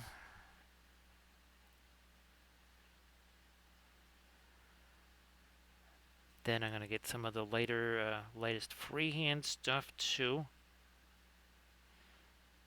After we get these little bits of our lightest light here. See you later there, Grey Wolf. Now, I'll try to get you some stuff, some pictures there, Grey Wolf. I think I might have sent you all of the sheets on all the Terraforce Battlecraft. If not, I'll send you those. I thought I did, but maybe I forgot. So thanks for being here, Grey Wolf. And again, glad that things didn't get too crazy there. I just whenever the whole state is featured on max velocity, I was just like, let's see if things are getting jinky.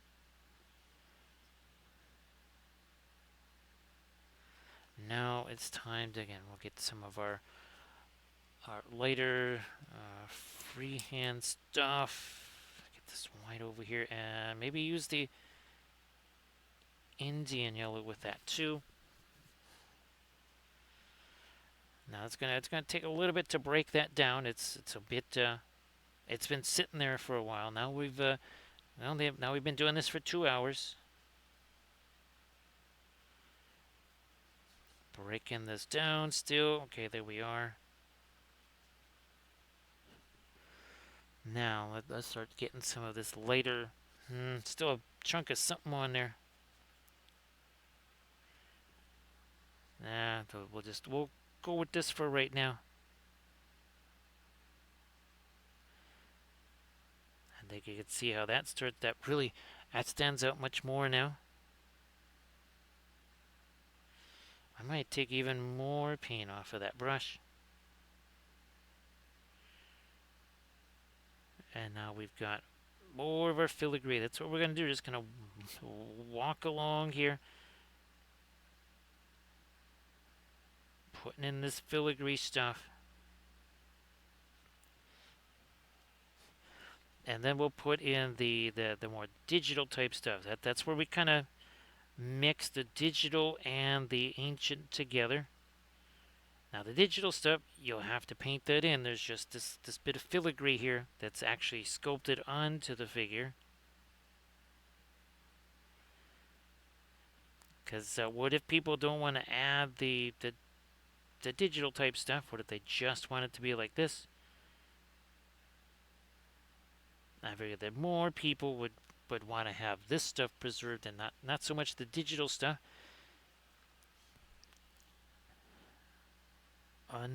There we go. It's like we got one more little peak right here that is part of our filigree. Let's start wandering over to this other side now.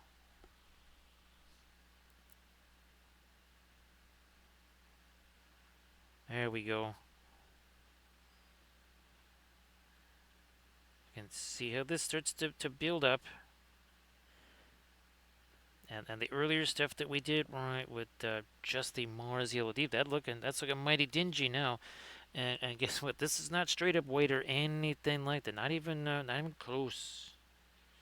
It is not straight up white.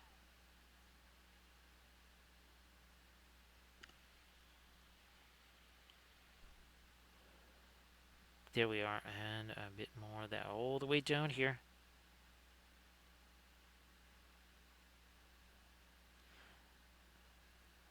I'm gonna try to maybe, yeah. Let's lighten up along the edge of this. That'll make this stand out even more, and drop the other part of the dress further back into the shadows, like I wanted.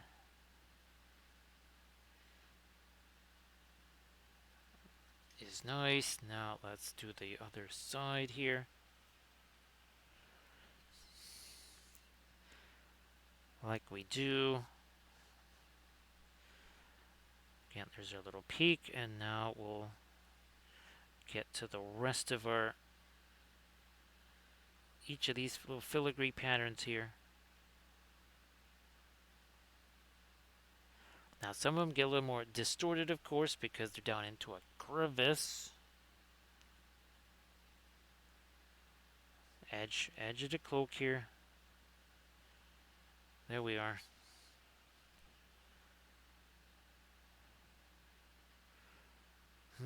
Take some of that paint away again.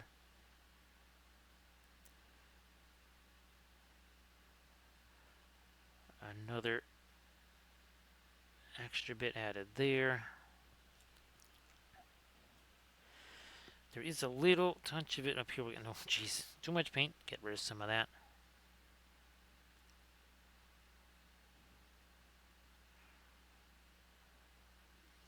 That might just about do it. Again, for how light I want that to be there.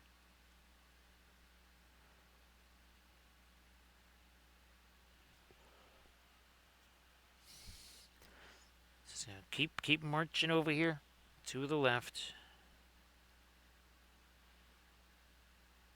More filigree. More filigree, more bitter. We'll still have to get some of the lighter highlights in the hair too.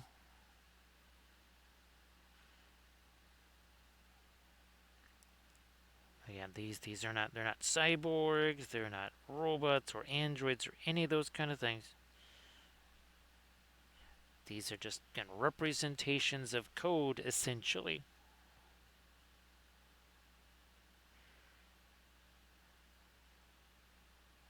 Legend says Arthur will return in the hour of greatest need. The once and future king.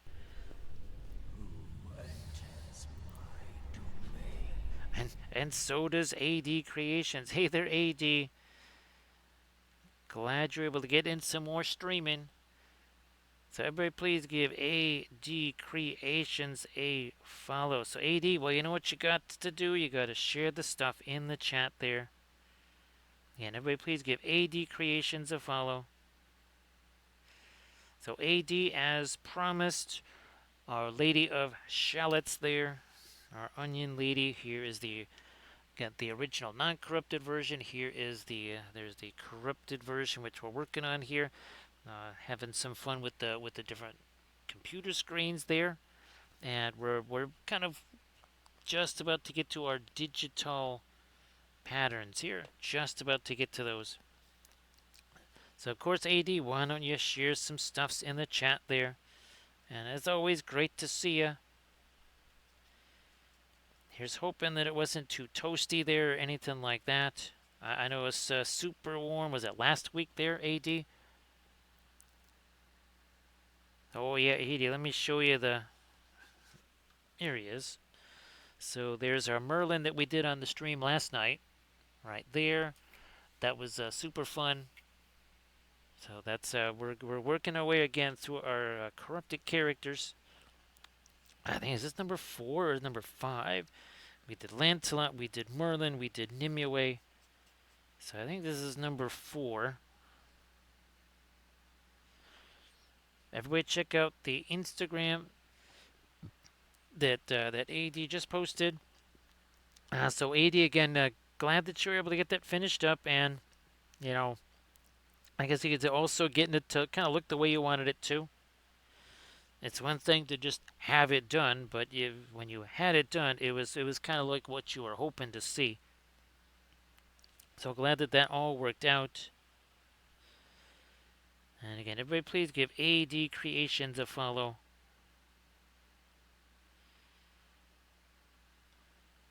Now, I guess AD with Adepticon and all that, is there a special project you'd want to do for that, or you just say, you know what, it's too there's just too many variables. Oh yeah, it's canvas time because miniature being done, right? And again, everybody, please give AD Creations a follow. Let me get there. We go. This is again all part of our Cybertheria universe.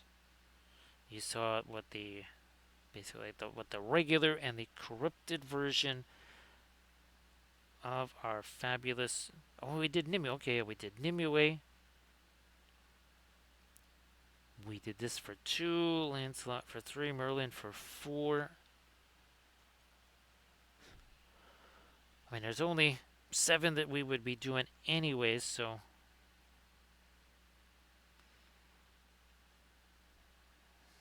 Let me carry that over and then down.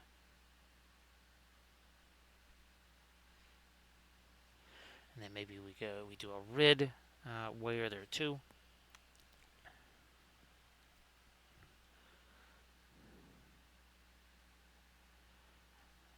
Try and get a, maybe we'll go more towards not necessarily a gold, but let's get a little bit more of the yellow in it too.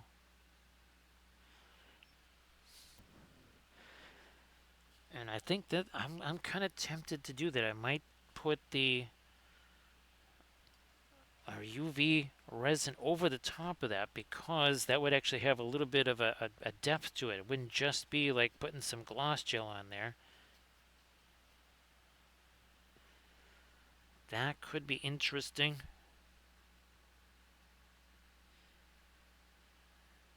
Come on. There we are.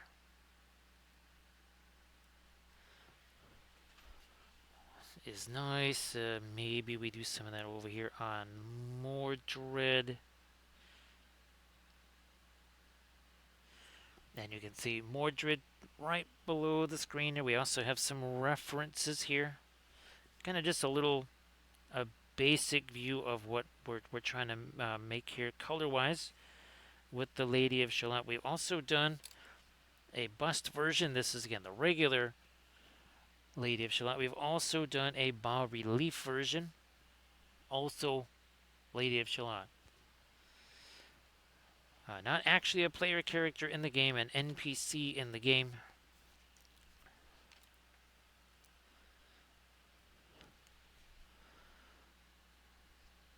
Touch more of my... there we go. On the bodice here, maybe even these a little later. And then something going to happen here. Let me take this brush here. That's going to help make the hair look darker.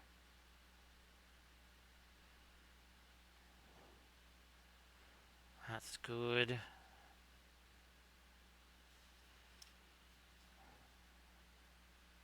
Get a little bit of that on the arm now. Maybe even a little dry brush of that onto the... Oh, here's another portion where it should be... give me more of that mid-range. Almost went way too late, way too quick with that. Now let's try this.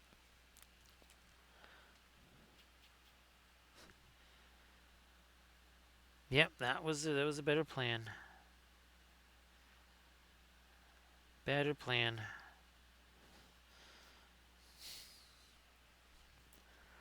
Once we get this in here, now we're going to try and do the fractured digital part of our freehand. Here, let me grab this orange. And let me see if I can grab our Lancelot here. If he's easy enough to find. Well, there's our Mordred. Lancelot is not there. Is he over here? He's around somewheres. Oh, there he is. Okay, 1 second. Because I really want to see what we did with his freehand pattern. So there he is.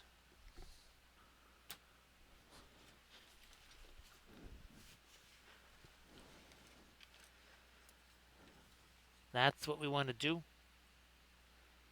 It's going to be a little something like that. So I'm going to put him over there. Going to move all these guys out of harm's way here. And then move him over there so I can use him as a reference. Alright, here we go. Some orangey stuff. Using the oil paints like usual. And this again is where we kind of contrast the digital and the ancient with each other.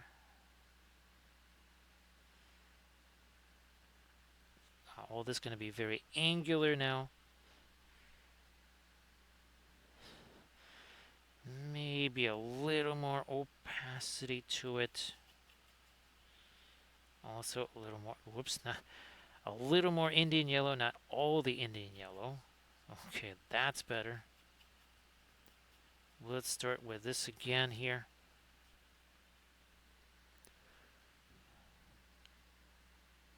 Another bit that's going to come down like so.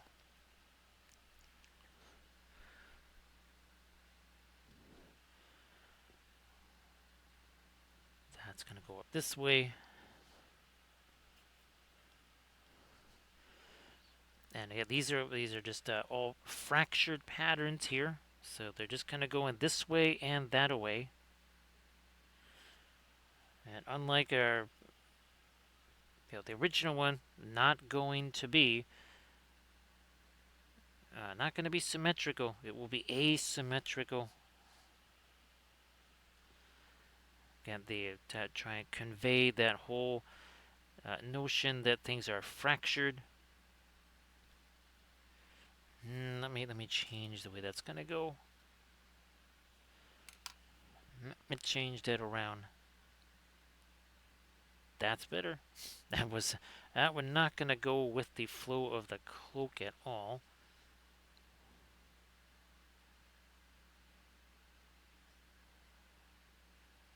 Up we go here.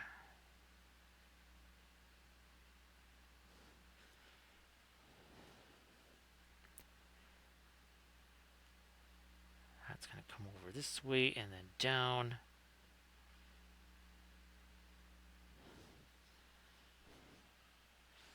And then again, we're not going to be repeating this pattern on the other side. It's going to be completely different on the other side.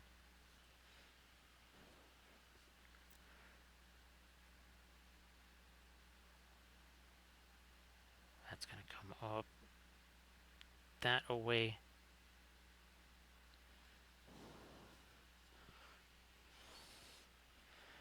And then this will be definitely be lightened up, no doubt about that. So one more time, we're going to try something a little different here on the other side. Again, not trying to be symmetrical at all.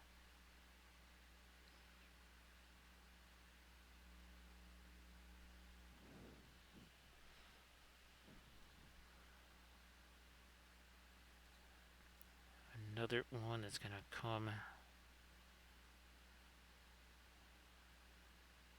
down from here. End up down there.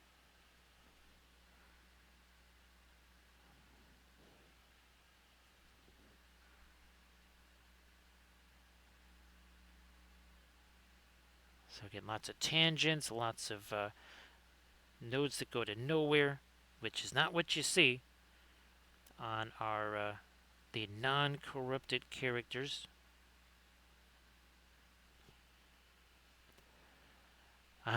That Indian yellow stuff, that's much like Egyptian violet, right, AD? That Indian yellow, that's going to stick around. That will stick around. So again, everybody please give AD Creations a follow. So great to see you there, AD.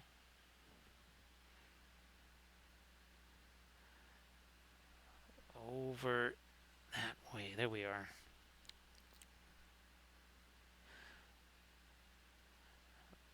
More. That's going to come up this way.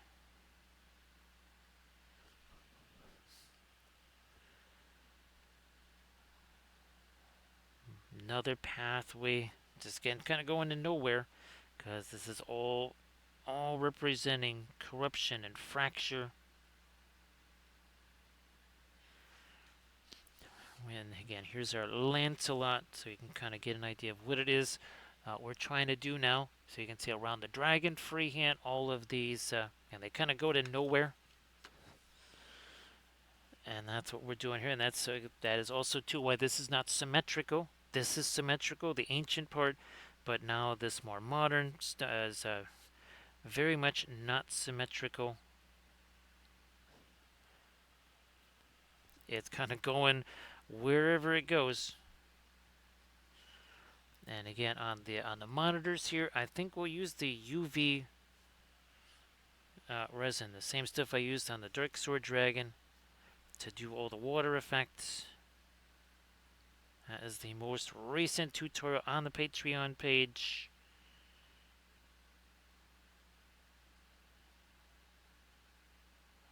There we are, going that way. And then again, some of these just kind of go up and then just sort of stop. That's it. They don't really go anywhere.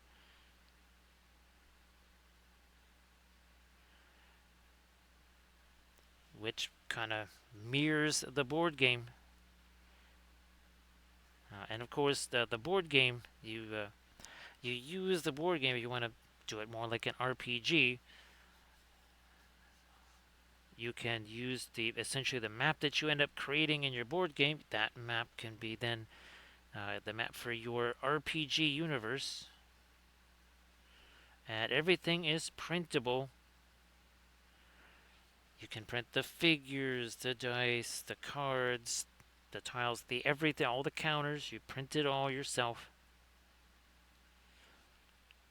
Nice to see you there, Inkanes. Inkanes, why don't you post some linkies in the chat there?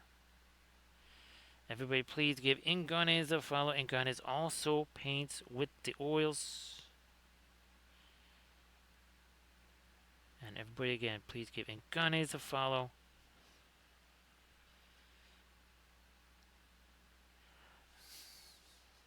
Let me just grab some of this to now start to represent again these dots that are going to again mark the end here, where these just basically end in the middle of nowhere. Everybody check out the Instagram link that Ganesh just posted. Give Ganesh a follow.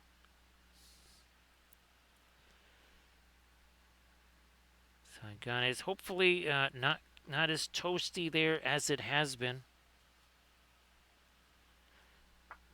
I know it's been there's been a couple of parts that Doji is he's been definitely baking over there. Ah, there it is.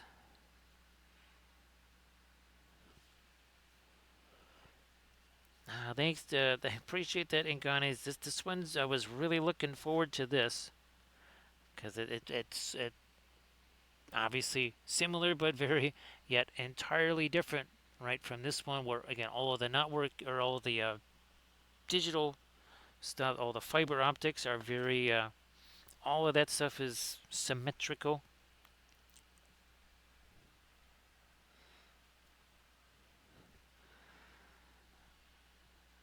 Yeah, ED. I'm really looking forward to it. Wait till you see the. I know I have the. I think I've got the FDM printed one around here somewheres. That would be the Morgan Le Fay. I've got the FDM printed, the gigantic version of it. That's in here somewhere. Ah, there's another one that ends right here, another fractured one.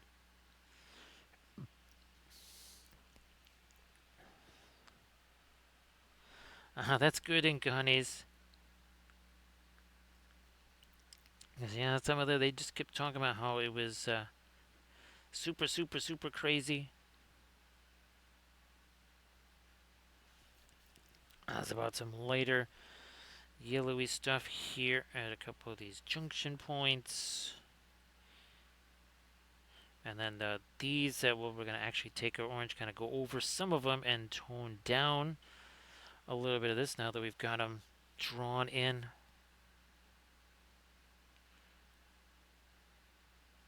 Oh, here's another one right here. Again, another one that just kind of ends nowhere. So again, unlike our other Lady of Shalott, very asymmetrical, very much disorganized, discombobulated.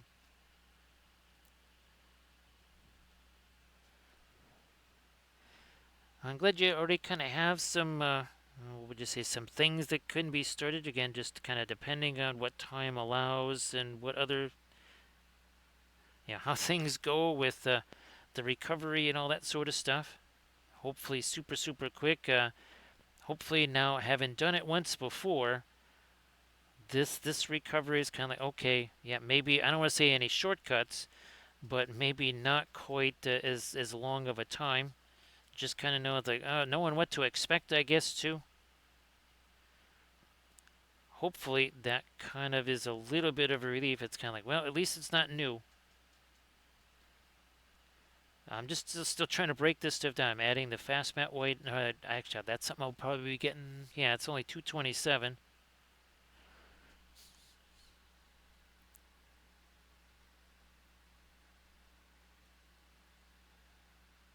There we are. Let me just get some of that junk off of the brush. There was just way too much stuff sitting on the end there.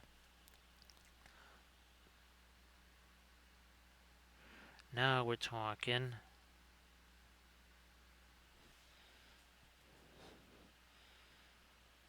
And I'll get the. Oh, there's another one over here.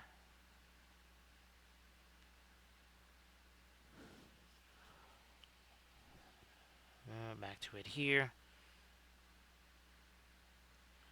All these guys on the left hand side. Couple more here, and actually this is still not as, we could still go later than this if we needed to. I think I'm going to save that light for down there, but we're going to be going over this with our dark orange as well.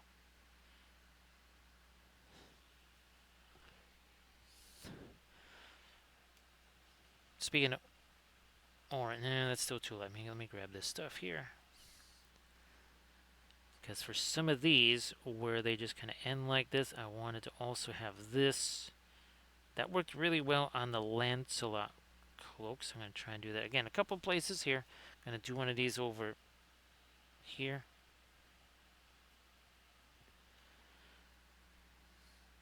This guy.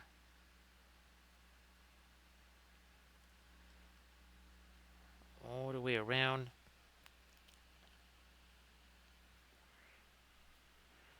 Yeah, everything is weird. AD, both the art clay, the art clay, the glasscraft, and both of those are much like a week later than they have been, or almost like a week and 2 weeks later. It's really weird. I don't know what's going on with the calendar there.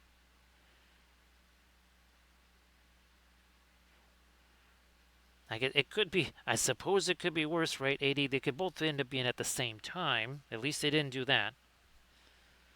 They kind of both changed alongside each other somehow. Yeah, I don't know what kind of weird calendar oddity there is that both of those are now taking place in April instead of March.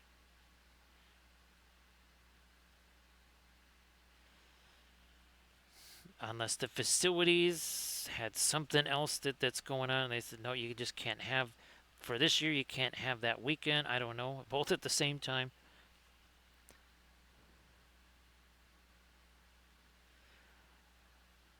Come on. There we are. We never did get the lighter stone. Didn't get that over here either. All right. Better late than never.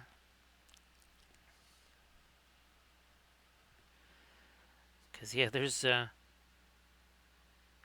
few ways, few things that kind of contribute to getting overwhelmed there, right? Beginning with the letters T and the letters J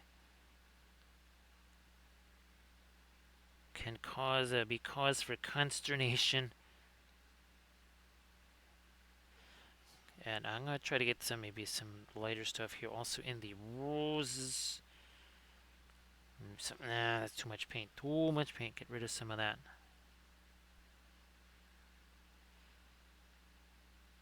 Is nice. So again, 2 hours 30 minutes ago, how much paint did this have on it? It had none.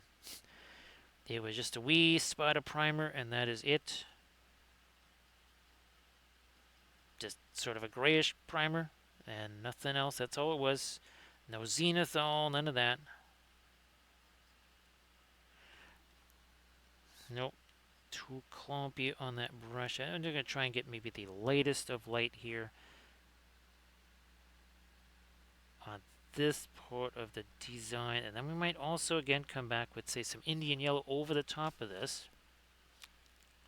Oh, that's right, yeah.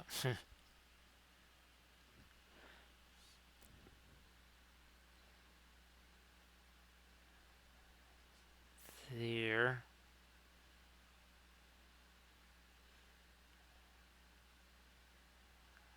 Nice.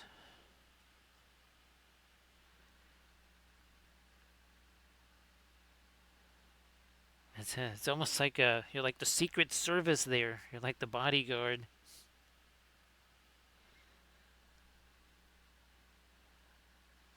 More of that again the light here in this freehand. What's funny is this freehand here. These designs are looking very much like the Jollerin designs. Because I was working on that video over the last couple of days. Not specifically that, but just as I'm doing other things.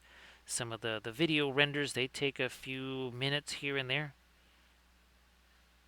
So in between bites of food or as I'm exercising or whatever, I'll do a few little bits of animation.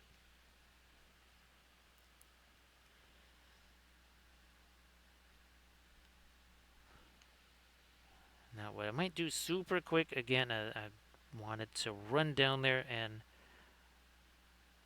grab the stuff that I've got just sitting around down by the curing station. That was some more of our Compass Rose ships, and then the first of the Seri Republic figures that actually printed out. Seems like it printed out really well. I'm hoping to have another figure. I tried to get the prints going before the stream. It just did not work out. There was no way to get that going before the stream. We'll have to start those up afterwards.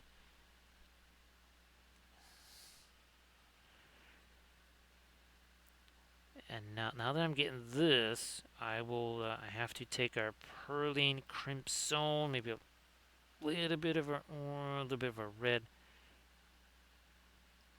That's gonna go out here. All right. We'll just use one of these brushes for that. Like this guy here. So we're taking our red, little bit of the Perline Crimson. That will get dry brushed onto here. Then more the Perline Crimson, a little thinner in there too. Make that get on her a little easier, like you do.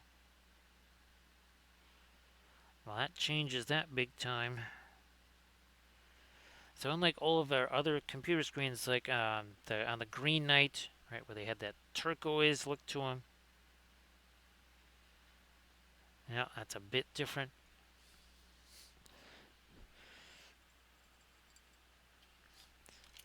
Okay, so don't go anywhere. We shall be right back. We'll be right back again. I just want to check on some of these figure things here and also bring those up here so you can see what those look like.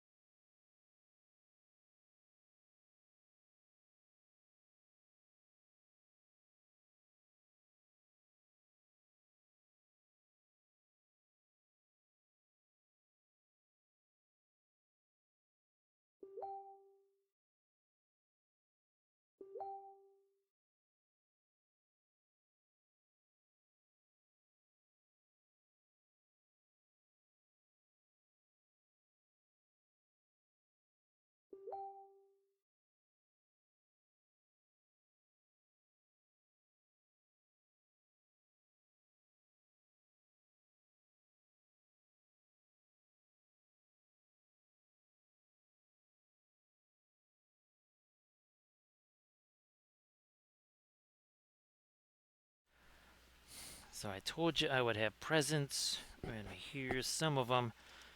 This is the first, again, test of the Seri Republic figures. This is the High Counselor figure here, and that worked out really, really, really well. I'm going to be trying to print out another one tonight. It took a little while to do the supports on this, but hey, is what it is. And this was actually printed out on the Saturn, and then of course, well, we got the bust here too. So that's also for our Seri Republic, and of course we've got our fabulous small craft. This we're going to be painting up on Monday, and I printed out a bunch of these so we could do different insignia, different color schemes. there's the Argus, and here's the this is basically the rescue ship right there, and here's another one of the attack crafts. So these are the things we'll be painting up on Monday. And again, it's very happy that the Seri Republic stuff is also working out too, because I wasn't sure. I mean, you never know with the prints until you actually do one. So Camda, there's not really like we were talking about last night, right? In a universe of long-range missiles and all that other kind of stuff, dogfighting, sort of, kind of a bit of a thing of the past, right? But wasn't Aeronautica Camda? Wasn't that the GW game? That's because now that was more. That was almost kind of that sort of a game, right, Camda? The Aeronautica game. They'll certainly be part of the tactical game. Oh, what is it? Is it called TIE Fighter Camda? The Star Wars one, or is it just called Star Wars? It's not called Star Wars Armada, is it?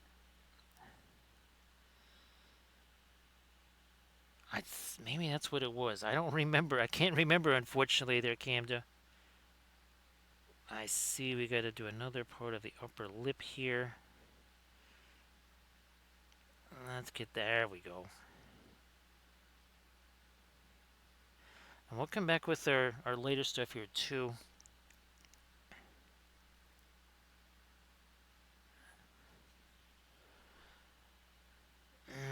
Let's do this.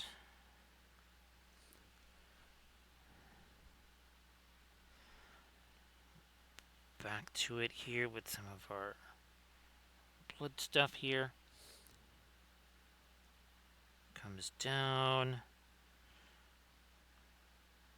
Sort of lands there. Comes down again.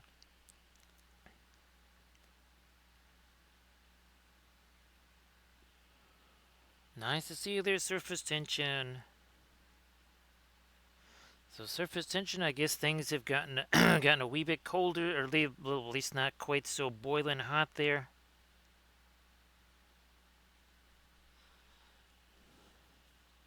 So great to see you there, surface tension.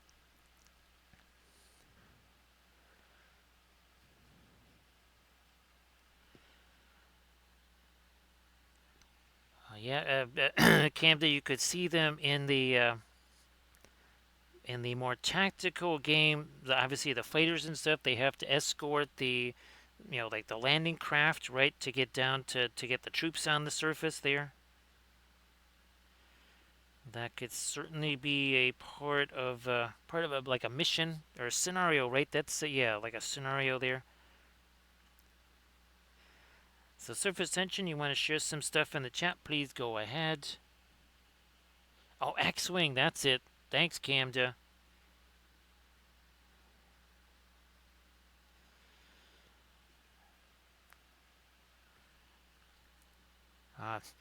Now I guess Cam. Oh well, now Camda.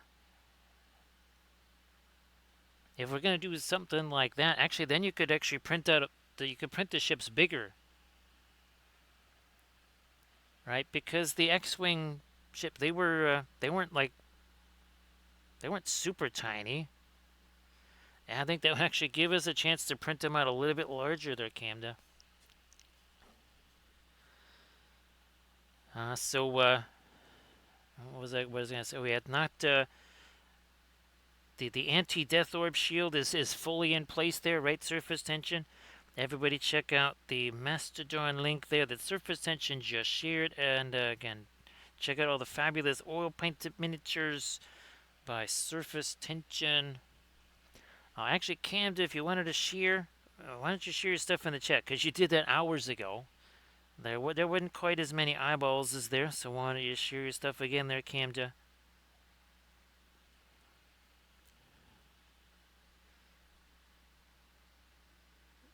I think it was called Aeronautica Imperialis, right? Right, Camden? I think that's what it was called.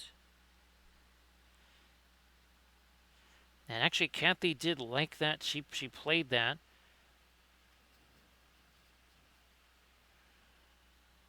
It's funny because someone actually did send me the starter box back in the. I'm pretty sure that the rebirth of it died again real quick. I'm sure it just came out and was dead just as soon as possible.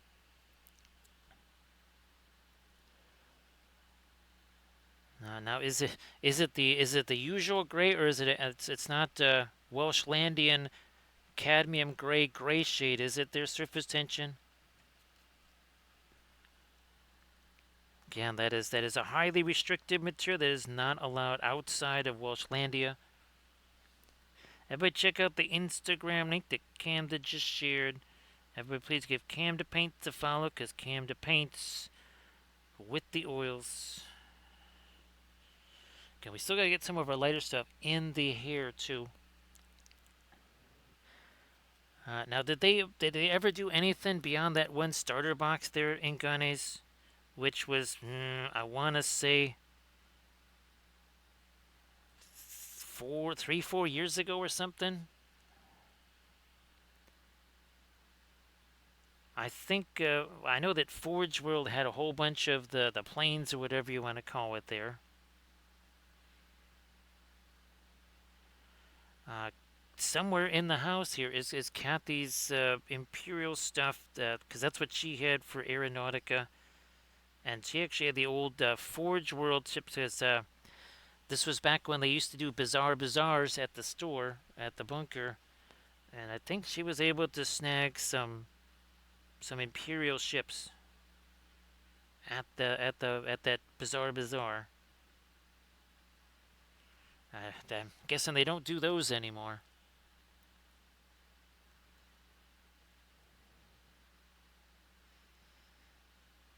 Let's do a little bit more of this dark here. So again, you can see our.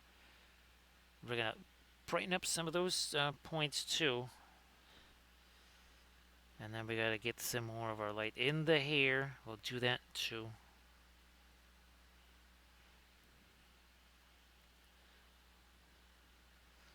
Actually, they do surface tension. I think it's called Blood Red Skies. Yep, I believe that's what it's called. You're escorting bombers and stuff like that. Well, there's some more missions. Yeah, escort the heavy bombers there, Camden. I'm sure that's part of the Red Skies or Blood Red Skies scenarios or whatever. Hey, they're Silent by Design. Nice to see ya. Silent by Design, if you would like to share some stuff in the chat, you know the deal. Please go ahead and do that. Now, gonna try to get some lighter stuff in the hair here.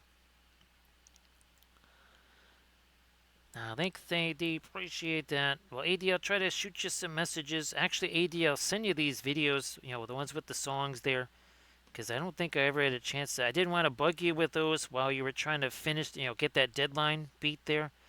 So now that you're kind of able to take a breath there, I'll send those to you. I literally didn't want you to spend any more seconds not getting that thing done.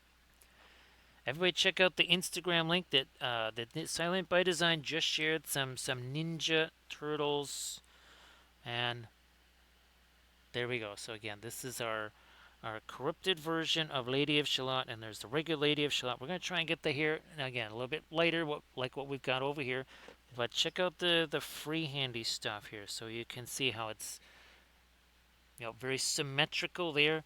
and this is completely asymmetrical, all fractured. You can see these dead nodes here where they don't go anywhere.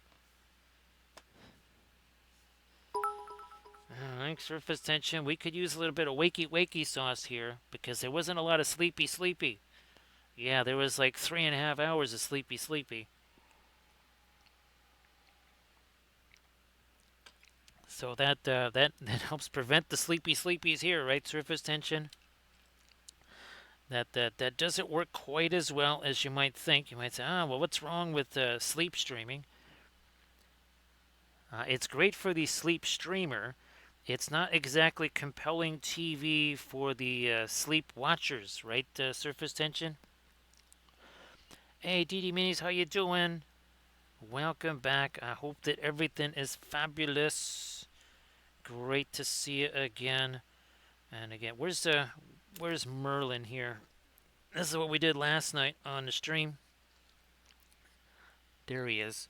So that is naughty Merlin, not nice Merlin. That is naughty Merlin. Monday, of course, we started out. We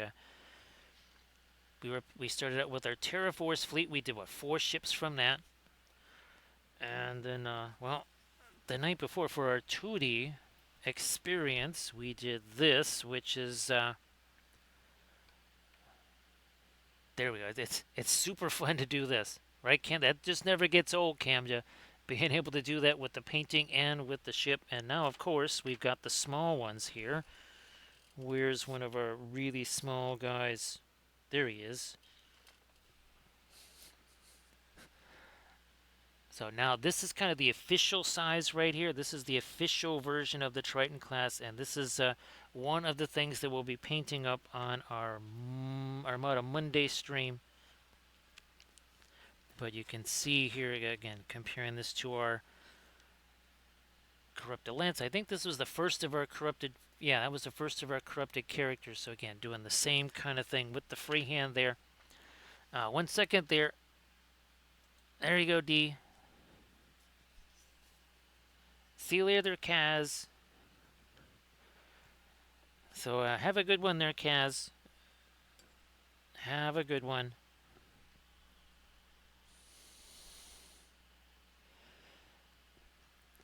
So Camda, that we have all those. I think I sent you all those squadron insignias, right? Yes, I did. I sent you all those squadron insignias. This would be again. It'd be a game that comes with its own lore. Now, I'm working on the Woden ships there, Camda. That's I'm hopefully going to get those printing after the stream as well. They have some interesting fighters.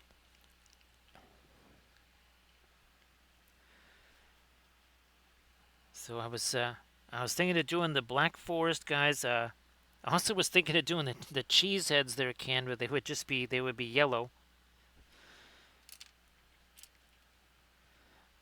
I mean, wow, that didn't take that long to set up there. Holy smokes! There we go. I needed to get some of my bluish gray on that. Now we'll try to make this a bit on the lighter side here.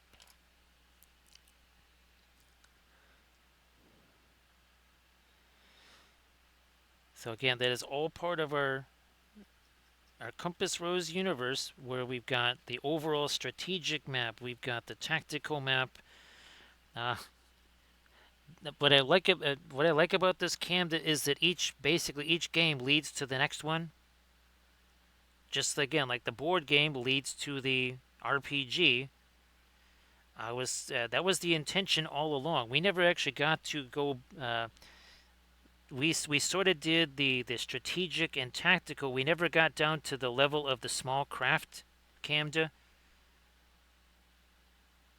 That was kind of the next thing we wanted to test out. Let me do this here. I have been trying to work on some of the stat lines for some of our different fleets. Kind of more, okay, this is like the Woden ships, super high defense, not a whole lot of offense.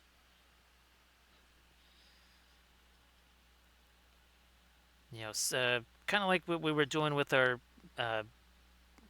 Middle Earth War at Sea game where some were more better seamanship, that sort of thing. Other ones uh, much better on the attack at close range or farther range or whatever.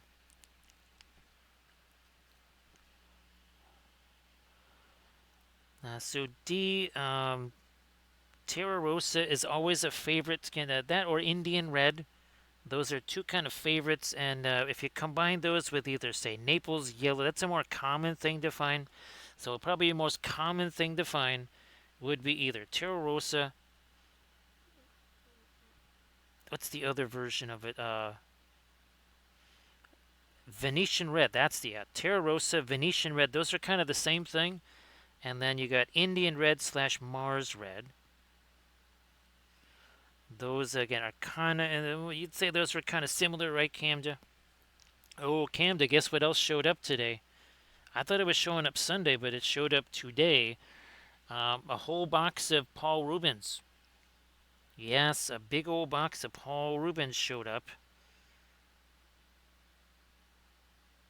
So if all of a sudden we just say, okay, that we're all out of our, we're plumb out of Paul Rubens paint.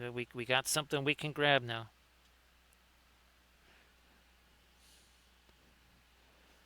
Let me move that out of the way. There we go. So this again a little bit later, looking a little bit more like our what would you say, our non-corrupted version.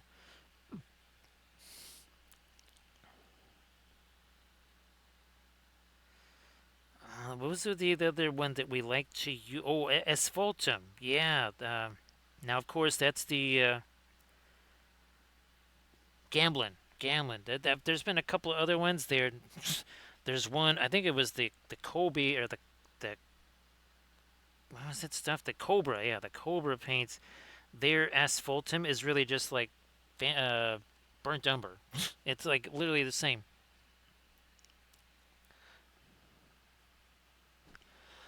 Camda, that is where the advantage of all printing is, right? Because you can print out the rules, you can print out the ships. It's not like I gotta send you a bunch of what would you say, test copy stuff. You're just like, I got the files, I'll print them out. Let's see what happens. I knew that was gonna be making life so much easier, right, Camda? Okay, can I get me a little more? There we are. Yes.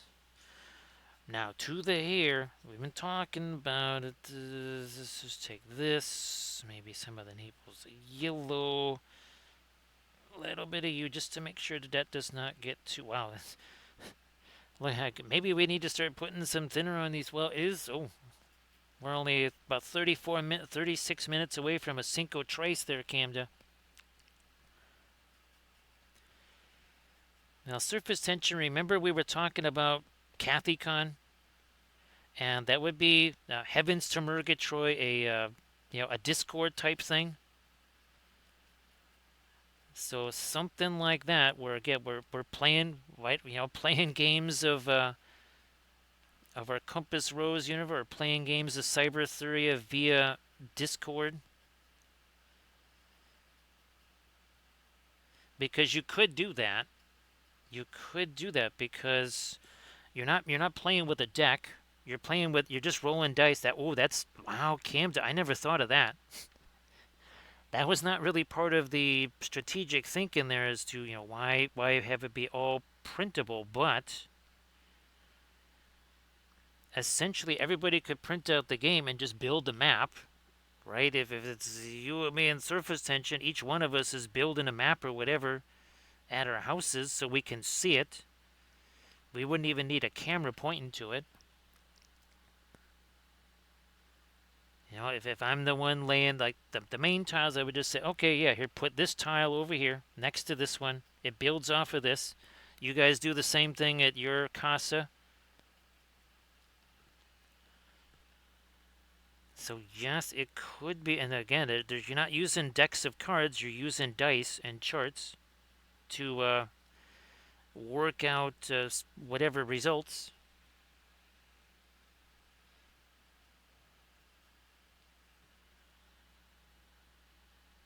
Let me rock some of this here. Now, of course, fortunately, years ago, and I still have it set up for this. Remember, we were going to be streaming our games of Middle Earth here. I still have everything set up. It would be much easier to do the Cyber Arthurian games than the Middle Earth stuff. That would easily fit on a 4x4 table, which is what I've got literally behind me and to the left. Now I would have to move all of the cases with miniatures that are on top of it. That's if you're wondering where some of these really big ones stay, that's kind of where some of the largest figures stay. Like Lancelot, I had to grab him out of that one of those cases.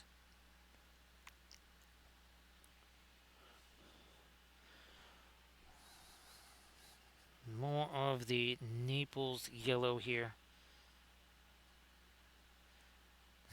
Too much stuff on there, but let me take some of that away. There we go.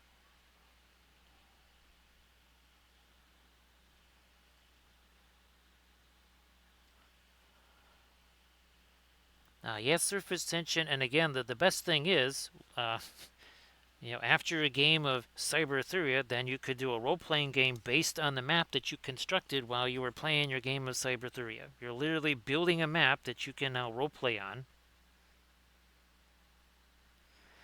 And since you played out the game, you already kind of have a little bit of a familiarity with the world.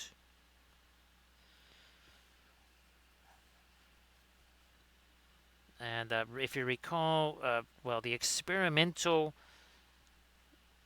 class was going to be, well, basically a corrupted character. I think we might use the fragged. There we might use that as a bit of shorthand. It's like if your character is fragged. Again, that now I'm not so sure that that class is going to work out, but it also it would mirror the board game. So let's say somebody or somebodies in your board game actually got fragged or whatever. Well, that way you could actually play out, an RPG version of someone that has been fragmented or corrupted by Mordred. Now, you're not playing the main characters. They're essentially demigods in that world. Yeah, just trying to find as many synergies as possible. There's surface tension, and I think we're doing that. I mean, I don't know. Maybe, maybe I'm just imagining things, but I think we're getting a lot of synergies here.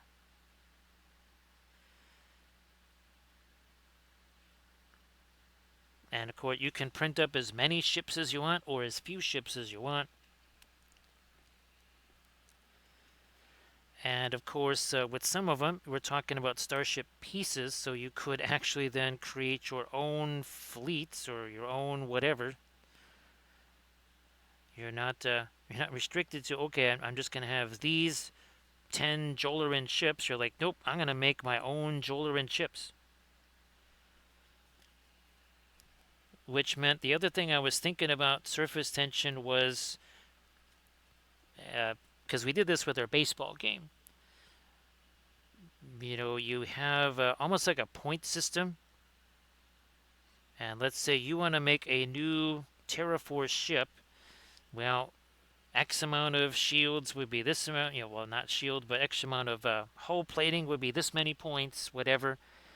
And I think there's other stuff like that, right? Maybe some of those, the online games are like that. You get this many points to spend on whatever. I know some people have tried to make Blood Bowl leagues that way.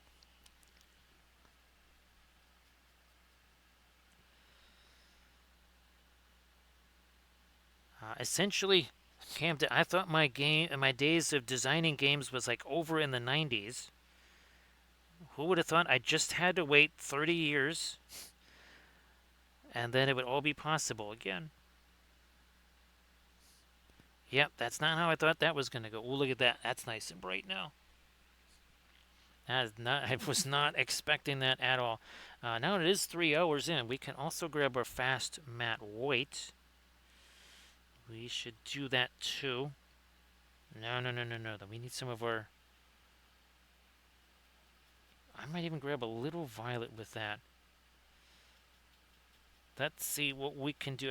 Just looking on Mordred's face here, some really bright lights on the nose here.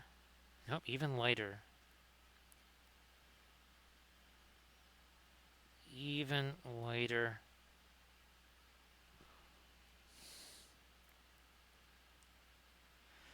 Because unless you have, oh, what the heck is that called? Tabletop simulator. Unless you have that, right? Say you want to play a game of Star Trek Ascendancy or Firefly or what's the War of the Ring. It's really hard to play those because it's a giant map with all kinds of pieces and parts. Unless you have Tabletop Simulator, you're not playing those. This would not require a Tabletop Simulator. It would require just a little bit of printing. Oh, there we go. There we are. And a little more light here on the neck. A little more light here.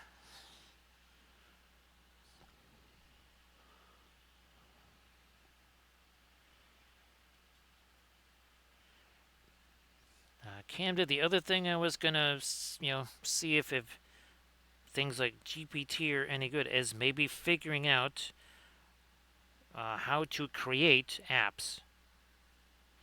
Even if it's just an app that kind of has like all the stats and everything in it. Not like something that rolls up the results for you, but just something that I don't know. What would you like a PDF essentially? Ooh, this should be later too. I knew I was forgetting something up here. Also makes our cords and cables stand out a little bit more too, I think, by doing that. We'll just kind of let that do some mixing there.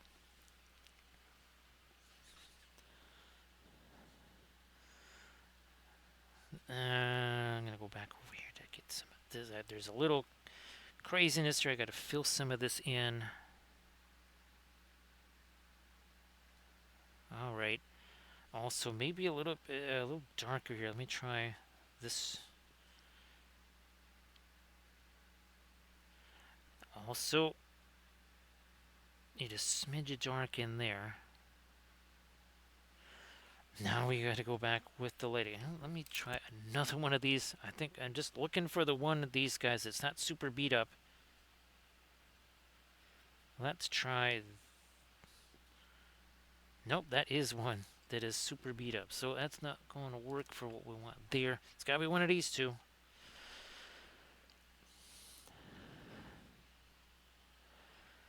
Surface tension. It is most definitely non-stop. It is non-stop all the time. Yeah, this will work okay here.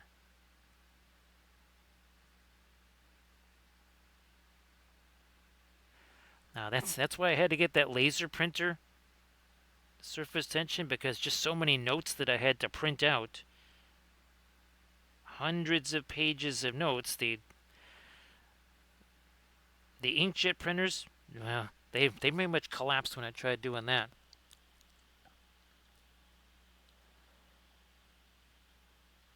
So D, if you renew the subscription, just obviously I'm streaming now, but after the stream, D, what I can do is I'll send you the email with all the links. So yeah, DD, you'll get an updated list of all the links there. So it'll be easier for you to find all the newer stuff since you were last on there. So yeah, it won't be anything right away, but yep, as soon as you do that, and then definitely, like always, kind of check the spam folder, that sort of thing, because sometimes it's tricksy and it ends up in there. But yeah, I'll send you all the new links, like the Dark Swords. You really like the Dark Sword Dragon there. And we're doing a new metals workshop there, surface tension, because Green Stuff World sent. We actually did a couple of episodes on these things years ago, but I think they either reformulated them or they added a few more. But I'm actually going to be doing it's I think the last metals workshop series I did was the Necron, that diorama scene. We need There we go. It's like a little too dark for the lighter skinny tones all the way down here. Now we're getting somewhere. Oh, also too, the Branwyn figure. Of course, I meant to bring that up. Oh, and surface tension. Yeah, I don't know if you saw all the little ships, but also we've got this now here. That's the first of the bird brains right there. So we'll be painting up some of these now that we're getting to our Siri Republic stuff. Yeah, Velfir, remember we were talking about it, what, in the last stream or whatever, maybe a couple of streams ago. It was like, what, gold, bronze, brass, whatever. So yeah, we're going to be starting up, well, tomorrow, or as in later today, I will start the filming of at least a three-part series. And that's going to be the Morgan Le Fay, another large-scale figure. That's going to be really, really wild. On the Serpent Throne. So let me scroll up here real quick. Is it this? Oh, yeah, there you go. So, yeah, that was a High Counselor that you just saw. I've got an Orator. I have the Wind Dancer. I'll be trying to print out the Wind Dancer overnight tonight. I also have the Scholar.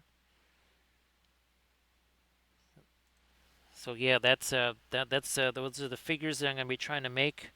And now that I'm doing all the Jolarin stuff, we're eventually going to have Jolarin miniatures, Woden.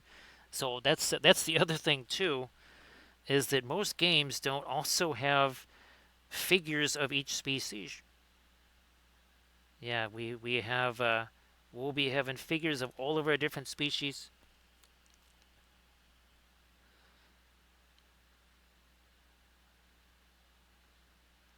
The one thing they can't mention though, surface tension, if they're going to flock to that painting stream, such as it is, they better not mention 11 herbs and spices, right? Surface tension.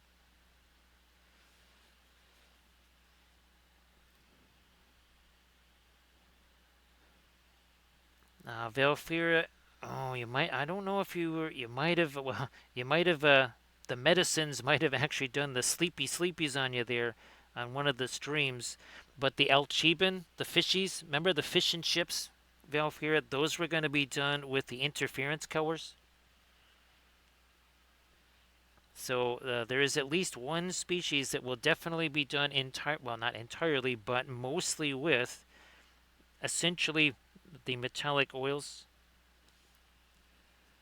The Ballisteri, that was another one, Valfira. I was thinking of doing their ships with the metals because I mean, why not, right? That's a good opportunity to test some things out. I think it would be super fun. People might be able to really glean a lot from it too, right, Valfira?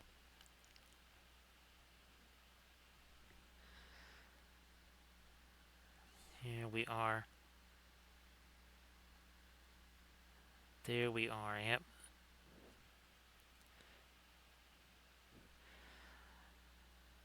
Yeah, and I guess they also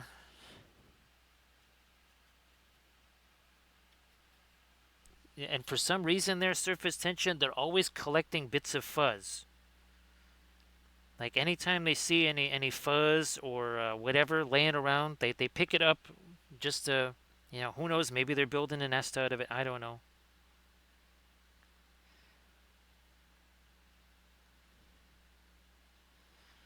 There was a part of me surface sentient that in some of the lore, like when they find themselves on regular planets that have forests and all that kind of stuff, that they're like some kind of weird instinct thing trips and they start picking up little bits of stuff for nests. Let me make this a little bit lighter there. A little bit lighter on the footsie there.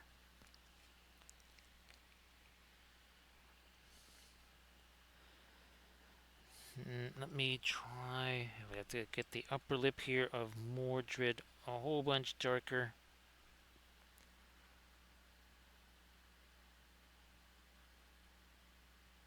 There we are. You know what? I think we're going to go even darker there.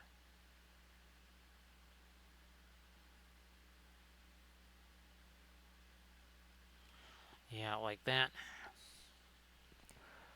Now we do more shadow underneath the schnoz here. Let me see if we can do this. Okay, we got some more shadow there.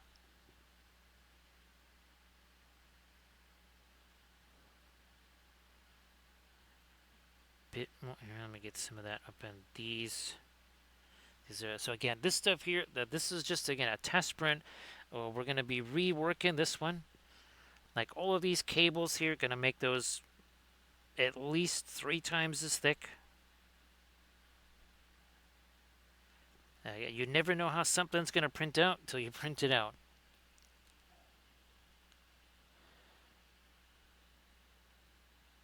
Well, let's put it this way, Velfer. The El Chiba, they're not too fond of calamari. Let's put it that way. Yeah. No smelt, no calamari,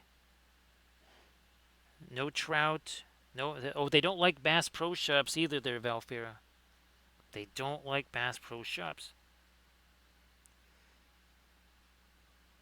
Which, well, that is one of the more pejorative things that the new Terra guys say. They say, well, where do you get the stuff to fight the El Chibans? You get it all at you get it at a Bass Pro Shop. Let me, I'm gonna darken that down since it is underneath this here, and also, let me do this. I like this idea here. Let's phthalo green. Either that or we do the red up there. Do we? No, that's true.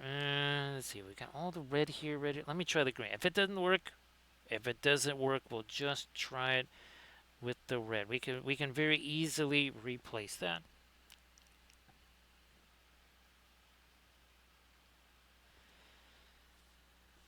Well, at least there, Valfir. Everybody's pretty much set on Fridays, right during Easter. Let me see. Is that too much? No. Again, we're going to have some of this type here. Or should it be more of the red? Now let's stay with this. Again, trying to make this look like lines of code here. Like you do.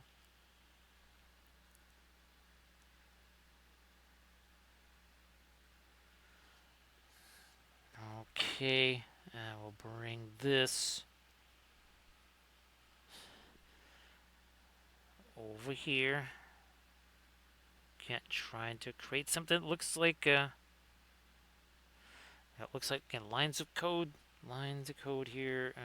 More of the phthalo green.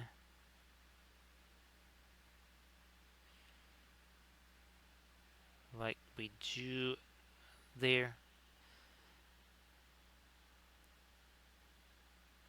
Gotta keep those level though. Okay, so again, trying to make this look like it's again lines of code over this screen. You know what? That should cross over here. Yep. That should cross over here too.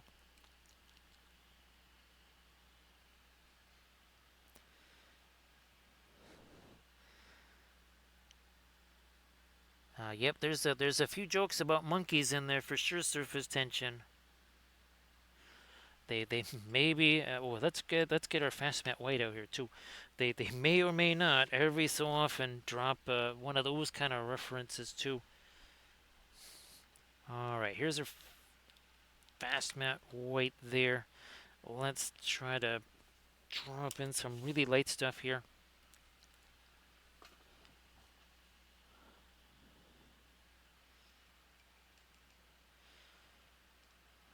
What was the other one that happened earlier, Velfra? I know that there was curling in there. What was the other thing that it said? It messed it up two ways. I know curling was one of them. But what was, I think it was food. I don't remember what the autocorrect monster did, but I think it involved food. All right, let's move Lancelot out of the way there. And now we're going to really try to get some of our latest lights in here. Oh, there we go. Also, too, even on some parts of the skin here. Relish, that's it. I knew there was food involved. And all kidding aside, Velfer, I gotta grab me some. It has been weeks, no, months. It has been months since I last had any of that. Well, part of it is too, Velfer, after the store lost power, I haven't exactly been getting a whole lot of meat products, let's put it that way. The only reason I've had any meat at all is because the meat crate showed up.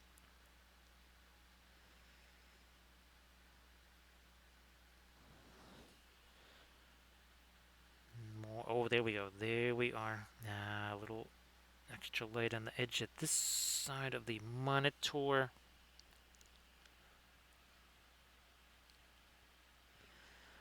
And now this is going to go in a bunch of different places here again. Some of this lightest light here. Whether it was on the skin tone there or some of the bodice and such.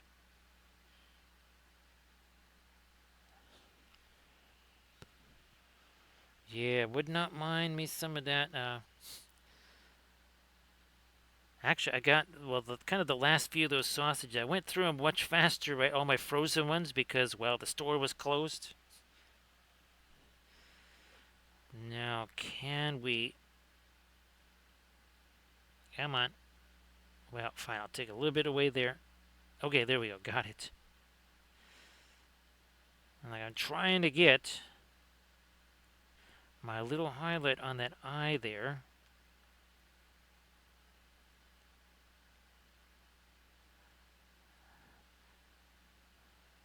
Let's do some light on the forehead there. Okay, now we got our Mordred pretty well set there. Well, it's been there, Velfira. I just, well, actually, those sausages, Velfira, you can still get them there. I have not gotten any more because I'm like, okay, those, if lucky enough, they were sitting on that refrigeration truck for 3 days, not in the refrigerators where they were supposed to be. So yeah, I have not trusted anything that wasn't non-perishable. Except maybe, okay, some carrots or something like that. It's not like those will be devastated and over, the course of a day or two.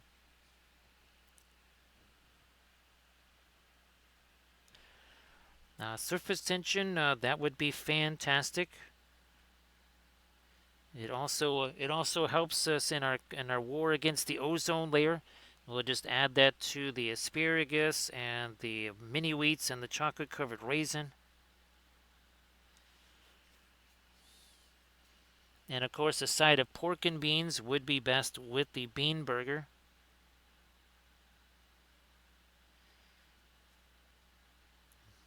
So, there we go. We're really starting to get some of our lightest stuff in here now.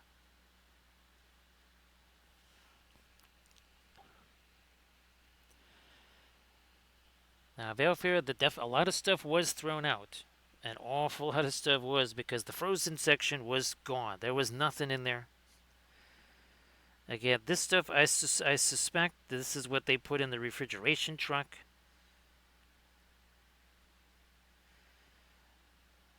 But again, uh, it's not maybe till next week where I'm going to say, all right, fine, we'll get some of this. Now the roses down here, we're going to get some lighter stuff on them. Or, you know what? Before we do that, good. We still got Perline Crimson on it, and a decent amount of Crimson. Thin that baby down a lot. And oh yeah, that was good. That was a good plan. Much better. There we are. As we wanted these babies to be kind of blood red, and also I was going to do a little touch of this as well. Just something like that.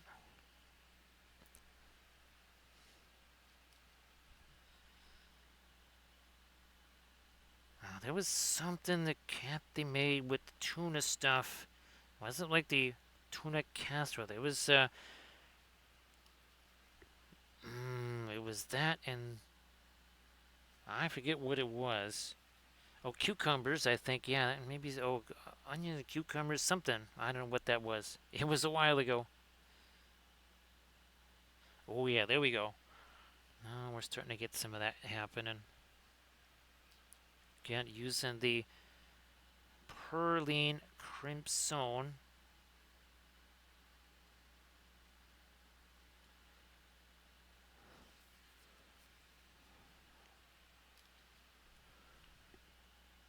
So well now, geez, it's almost 2 o'clock now, and we're getting close to our Cinco Trace.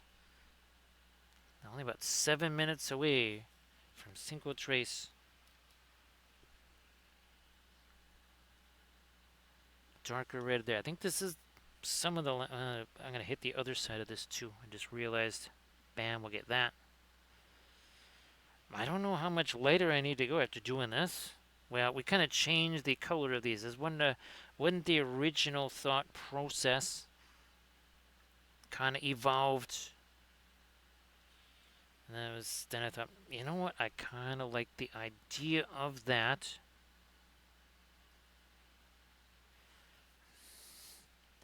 Ooh, that's one thing I can do. Where's my nifty orange? We can do that through here. Almost forgot. We did this with the kind of our cyan type colors. I almost forgot this bit here. Away we go. Oh, geez, there's another rose over there. Okay, fine. I'll hit that one too. Gee whiz. There's roses popping up all over the place. That don't go there.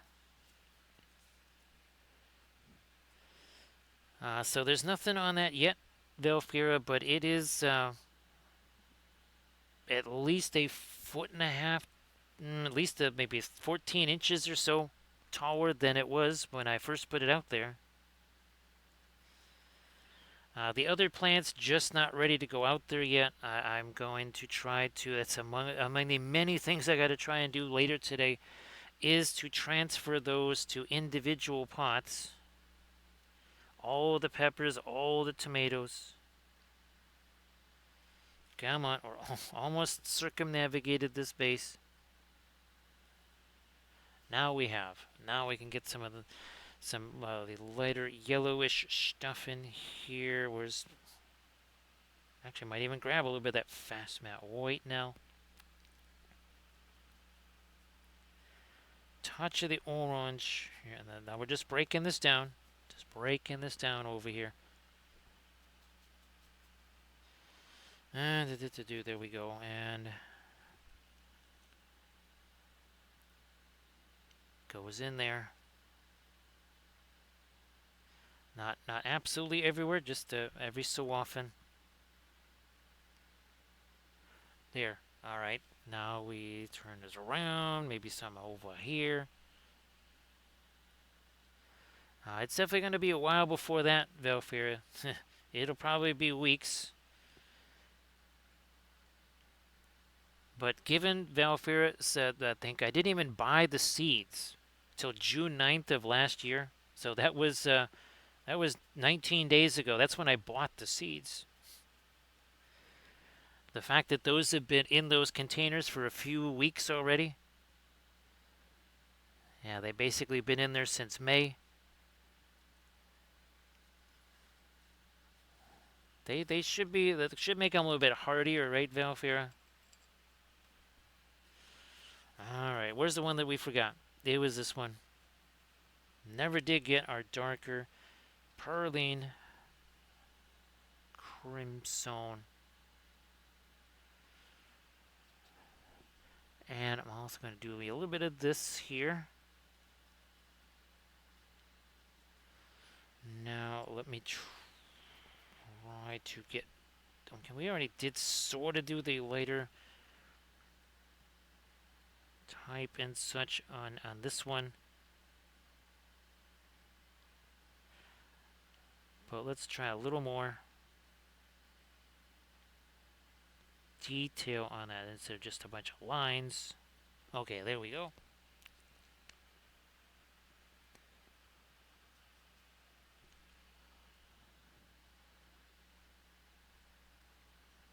And then we'll probably take some of our somewhat darker red and then do a little interrupts in these lines here. I believe.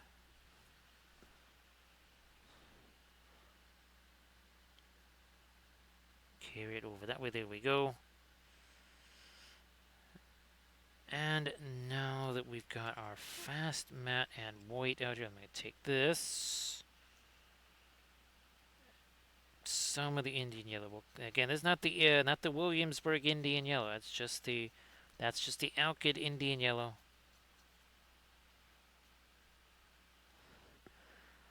How light can we make these? Well, we can definitely make those later. These with a little hit on the outside. There we go.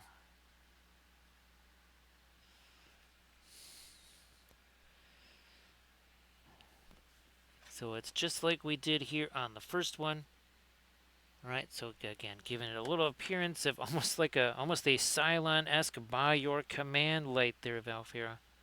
It's almost a little bit like that.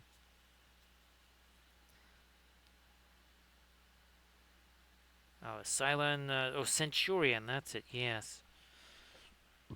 I knew that I could spit that out at some point.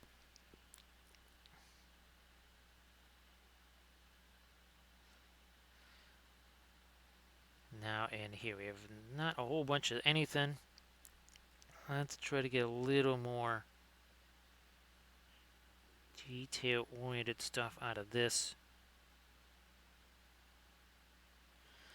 There we are.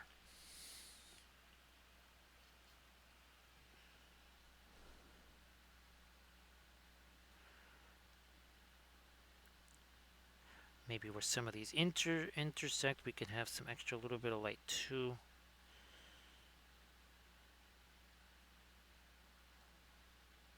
Alright.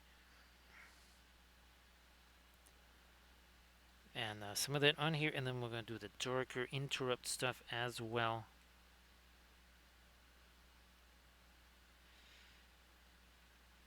Come on. Alright, fine. We'll refresh.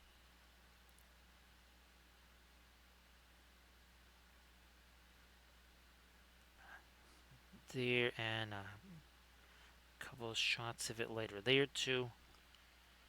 So we had 3:33:33 Cinco Trace. 3 hours, 33 minutes, 33 seconds. And that is exactly how long we've been painting this. 3 hours, 33 minutes. Well, now 3 hours, 34 minutes. Steal some of our light in there again. Now, you know what? Since we have our fast mat, wait. We'll get all that orangey stuff out of that brush. Going to bring you over here and bring some of the red over here now. It's a very light, kind of a pinkish type color for the roses. Let me see what we can do here. No, that's going to be too light. I'm going to take a little more of that red there. That might just work. Maybe a bit of thinner here too. Alright, let's try this. Let's try this here.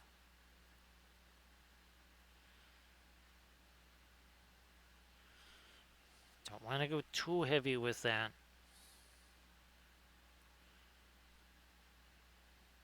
Not too much with the highlights there. A little weird doing this after doing all this on that Brandwin sculpt just a couple days ago.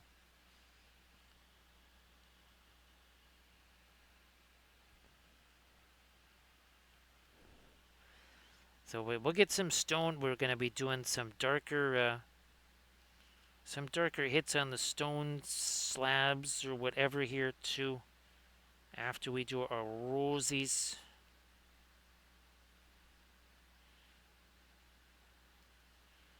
Get this guy here that's really missing some of its light. There we go.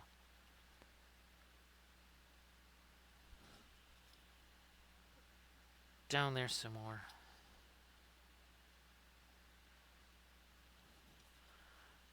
Rose. I don't even know if you can see that one. Probably not.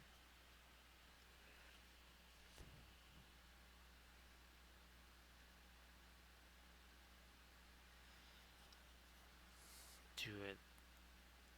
This now.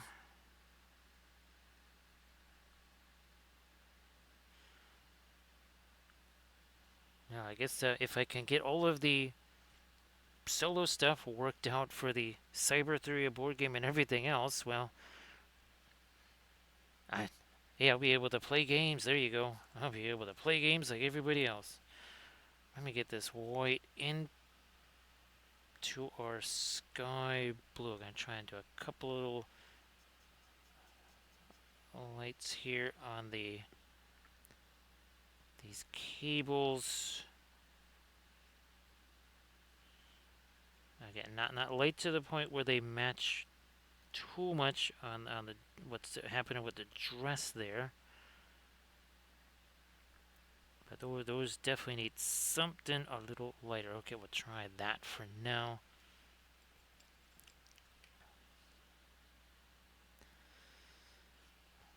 To the really dark stuff. Get to create some of these little lines here, little cuts in their stones.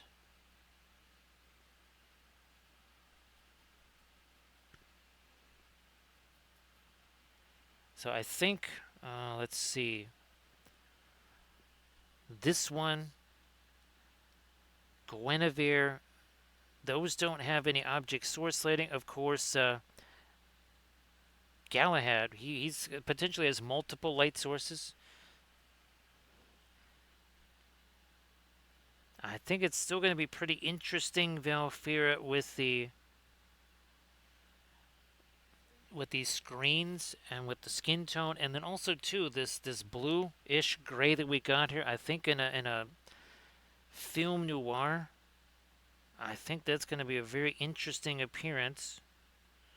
Let me just do a couple more of these guys here, and then we'll get to our film noir.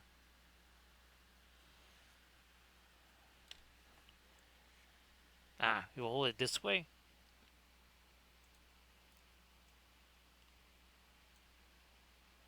Yeah, look at it. So that screen just kind of dies there. I mean, Mordred is Mordred. That one still kind of, but boy, the face there, it just kind of looks like we didn't paint the pupils, right? And now this should be interesting here to see again. That see, oh, there you go. You can already start like a 10% in. You can start to see that blue, even though it's a very dingy blue.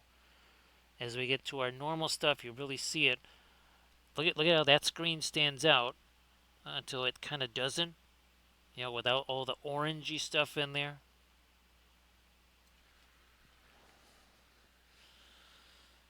Where are we? Oh yeah, here's back to our. It's darken you down a bit there, and then some of these stones right here.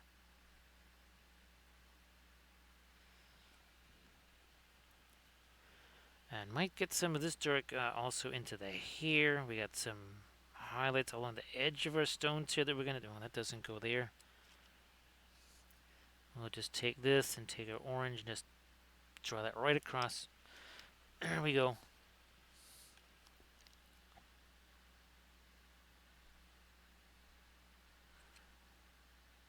Is that another? Oh, there's another stone. I'm like, wait a minute, where'd that one go? There's another little hit across our orange. We'll just paint that back. Like that. And there you go. No fuss. Also, no muss.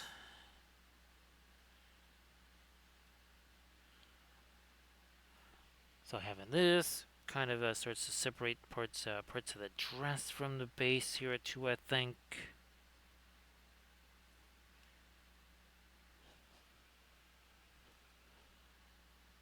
Have we worked our way almost all the way around? Couple more, not there. And then again, we'll get the light on the end of that too. Right on the edge of it. Let's see, I don't think I might still be sticking my hand on that, but let me get some green. Phthalo green. And this dark, we'll just kind of mix them all together here. Just kind of breaking this stuff down, sort of like what we were doing with our Perline Crimson. Sort of like a sap green here, like a dark sap green happening. That's going to happen on these. There we go.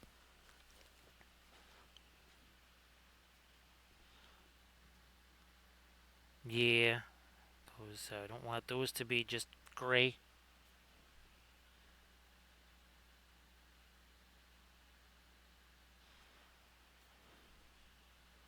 Yeah, oh, these definitely.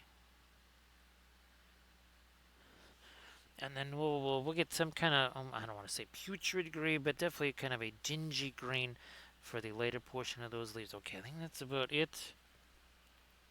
I think we've gotten all the. Oh, there's another rose over here. I did not see that one. So, alright, here we go. First, we'll just chuck that in there to change that up. Didn't see that rose the first time around. The red. Okay, fine. A little bit of the orange in there too.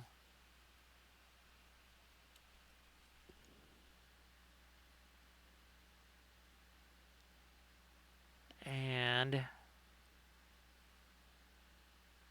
we did that.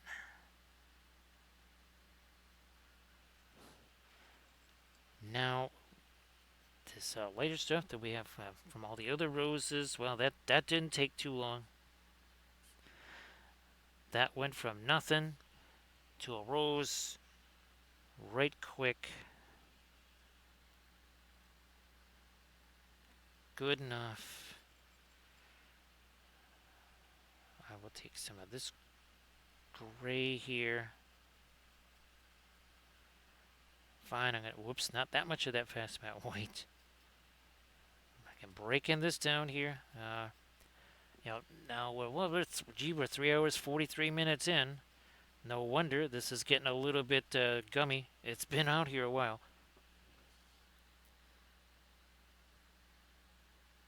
It's been out there for almost well, technically 4 hours because I usually 10 to 15 minutes before the stream. That's when the paint gets put out there. So that would put it definitely into the 4 hour range of sitting out here.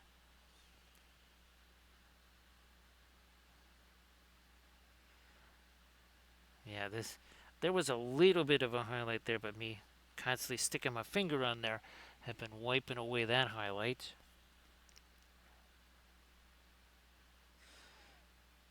Let me see what we can do on this over here. We haven't forgotten we want to come back with our somewhat darker red and again create the well, not necessarily individual characters, but a little more interrupts in that. That's a little too straight of a line. We need to make that look more like lines of code instead of just, well, lines. That's not right. Alright, we are all the way around now. Good enough. Now over here, let me just take this.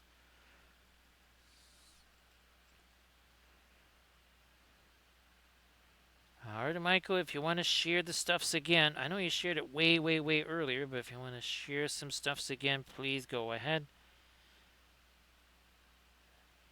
And well, here's again, I know that you're just kind of just continuing to work on the projects, and then hopefully Reapercon works itself out. Now, hopefully not too much thinner on there. I don't think so. No, not too much. Oh, just the right amount. So as you can see, we're just kind of breaking this up now instead of more solid lines. See, it's starting to break up into, again, what hopefully translates more into individual characters here. Not going to be able to see what those individual characters are.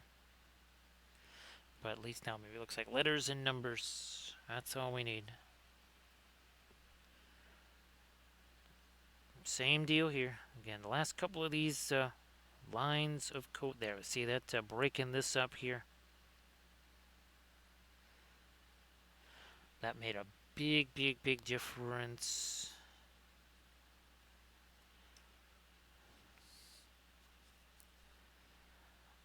In the eyes is here. Let me see if I can't.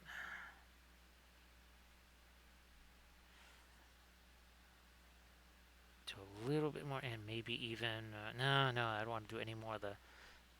What's up? This might come down a little more.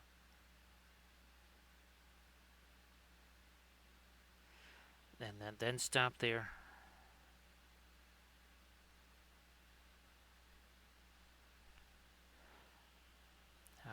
Upper lip. I don't know about shadows there. That would be too dark. I'm gonna come back with something lighter in a little bit.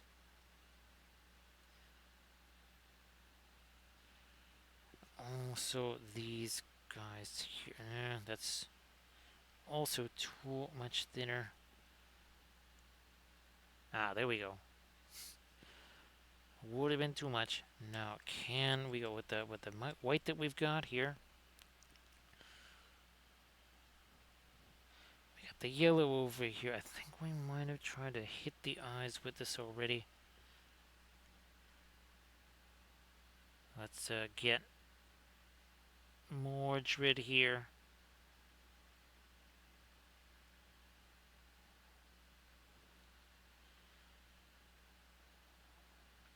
Lighten up that some more.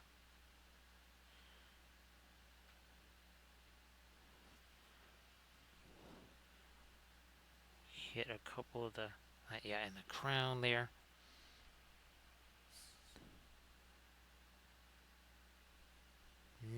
Let that cross over.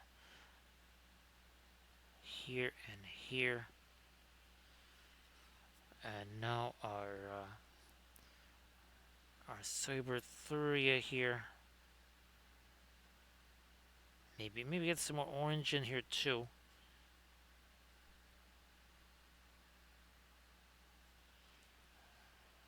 There it is. But no, now we get some Indian yellow. If we're going to have this white in there, the Indian yellow is going to counteract the effects of the white. So it'll still be lighter, but also not going to be that weird peachy color either. So everybody check out the Instagram link that or the Michael just shared.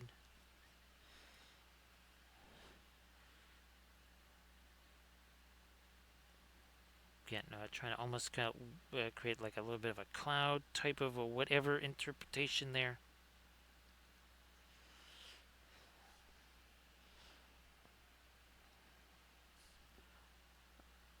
And now a touch more, yeah, the orange up in here.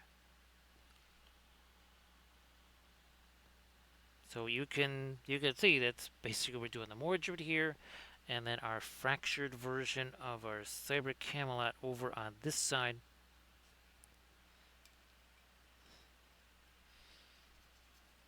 This is mostly the indigo here.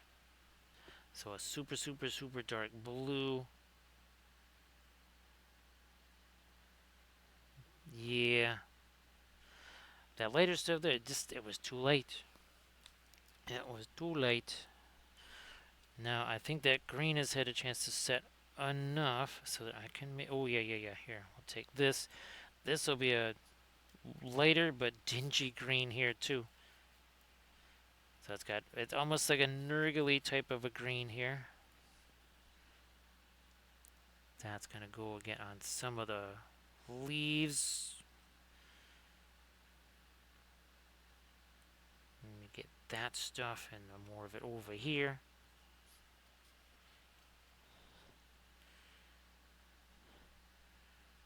Just a minor bit of possible color contrast. Do we have any more of that over here? We got some more of that over here.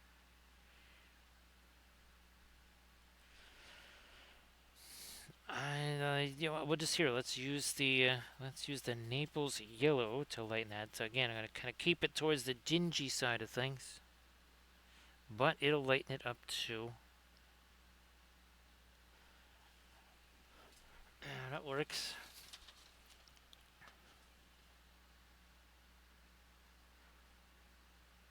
That will work. That again, they're gonna do a little bit of mixing there too.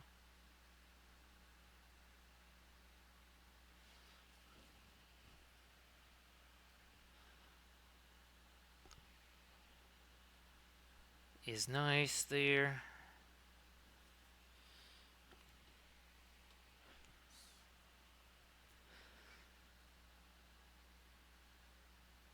So we got a little bit, a broader range, I guess you could say, of colors on this one because, well, we don't have the object source lighting to kind of dominate everything and dominate the color scheme.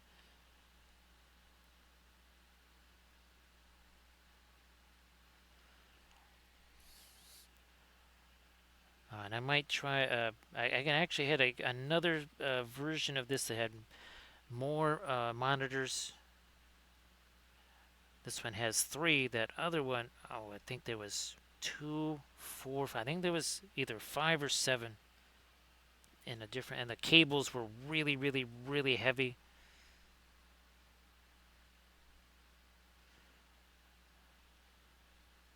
This is another part of the test figure process, right? Okay, for painting this, what was it like to paint? Was I able to kind of convey the story that I wanted to, or do we have to modify the sculpt a little bit more so that we can more easily convey again the story that we're trying to do? I am going to. I'm gonna take some of the late gray and mix that with our phthalo. Let me try this. Trying to basically just kind of get a little more light in these cables here. Let us do that. There we are. And it's got a little color. It's also some of it up here, so it's not like it's just some weird alien color that just shows up on these little cables and wires and stuff. It's in a few spots now here, and then we get our skin tone. Maybe not the lightest of the light skin tone, but we need some skin tone, lighter skin tone anyways, in here.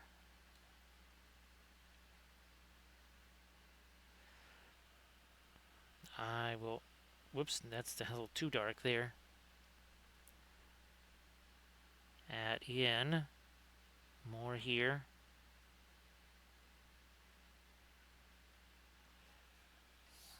Also some of that here.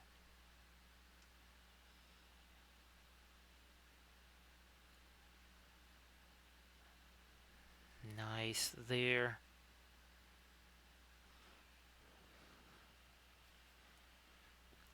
Is this lighter than what it is? A little bit lighter than what's there. That is good.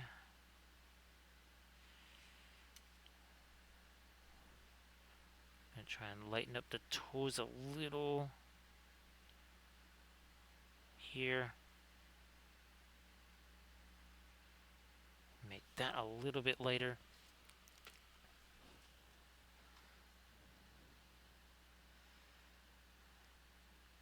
I'm not so much. Not gonna do too much more on the arms. I think as far as lighter skin tones go. And also too, you'll notice that both of these, she does not have a lot of the extra cybernetics that you see on a bunch of the other characters. That was very much intentional, because even here, the fabric itself, the idea is that this is fiber optics in the material. Actually, I challenged a costumer to create a dress like this where they incorporated fiber optic into the material like that. That is a challenge that I issued to them. I said, if you wish my respect, you have to do that. No, that's not quite what I did, but I just thought it would be interesting if they could. I know I've seen people do it with like the weapons and stuff, and like the armor too. I believe. I don't know if I've seen anybody do it with super delicate material though. That I'm not so sure about.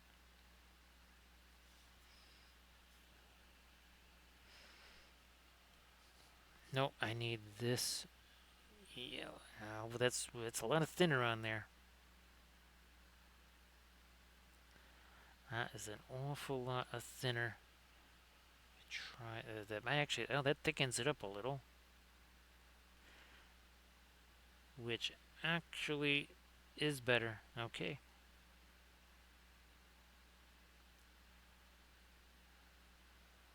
For this here, we've just got a whole bunch of light. We have no reflected light or anything. Let me try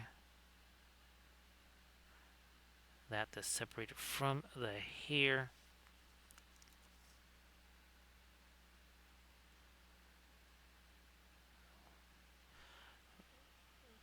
Where's there's my Payne's gray. What I might do is this. Let me take. Now we don't have a whole lot of our phthalo green left. We have a little bit. If I darken this up a little, we also start to, yeah, we can see our lettering a little more. It's kind of like what we did on the other, that other monitor down there with the orange and red. We're just doing this more with more of a greenish tinge here.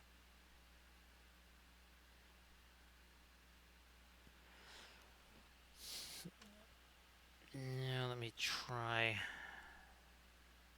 something to not, that's a little bit on the lighter side. I might also here, let me get some of this, well, it's almost got a little bit of red in there, but we're going to take that down a touch too. Yeah, that works. That works. I'm also going to try, I don't know if this is going to really work super well, but we're going to try this red for a couple of cables coming through here.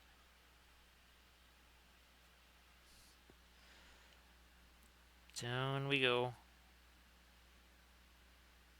Alright. Then I'm going to try and get some of this on here. Ah, there we are. Because it kind of went from orange to brown. Not a whole lot of red there.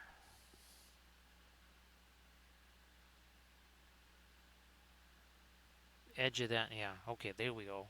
And now they're starting to focus our light there, and I think in a little better space.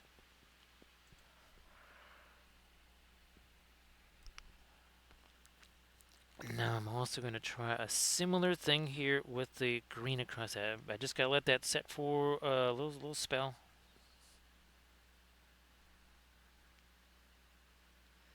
I'll let you set for a spell. I will now take. Remember, we were talking about making these a little bit darker because we already did the orange stuff. Now we're going to hit him with some of the red, like here. No, not there. That wasn't what we were looking for.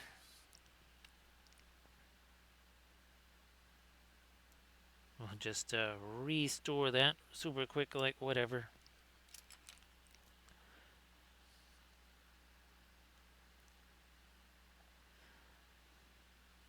And these couple here, we'll do the same thing.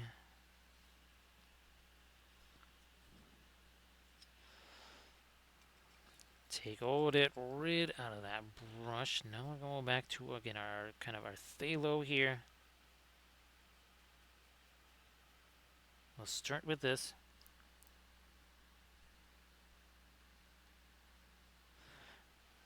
And then we'll do our lighter stuff over that. Now here we're gonna get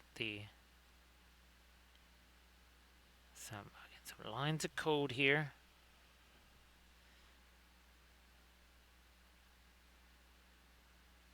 Another line over there. We won't do too much of this here on Mordred. I'm just going to do a little hint of it over here.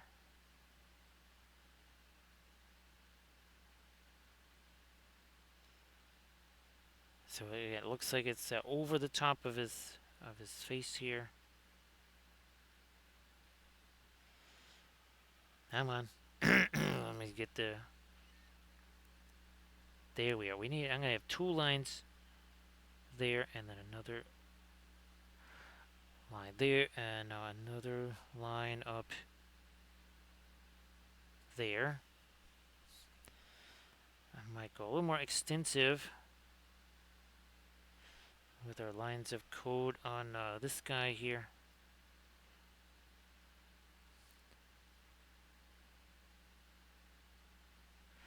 Now, much like we did here, I do still have fast map white. Break that all down. Let me get some of the later stuff here. Oh, that might have been a little much. Try this. Oh, there we go. There we are. Refresh real quick here.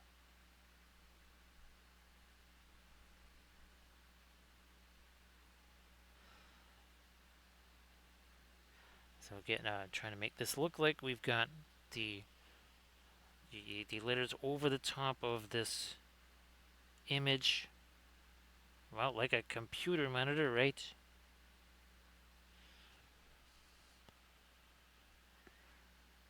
And that was why I stuck with the green. Remember, I was thinking about doing the orange up here. But that, once we started doing down here with our Mordred and our Camelot that's kind of on fire there, well, it wouldn't have showed up at all, pretty much. Would just disappeared. Got the green in there. Now we'll cross the face. We'll make that interesting. No, let me match that up a little better.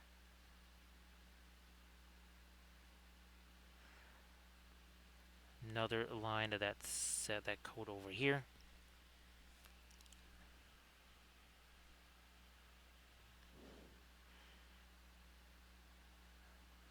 And there we are.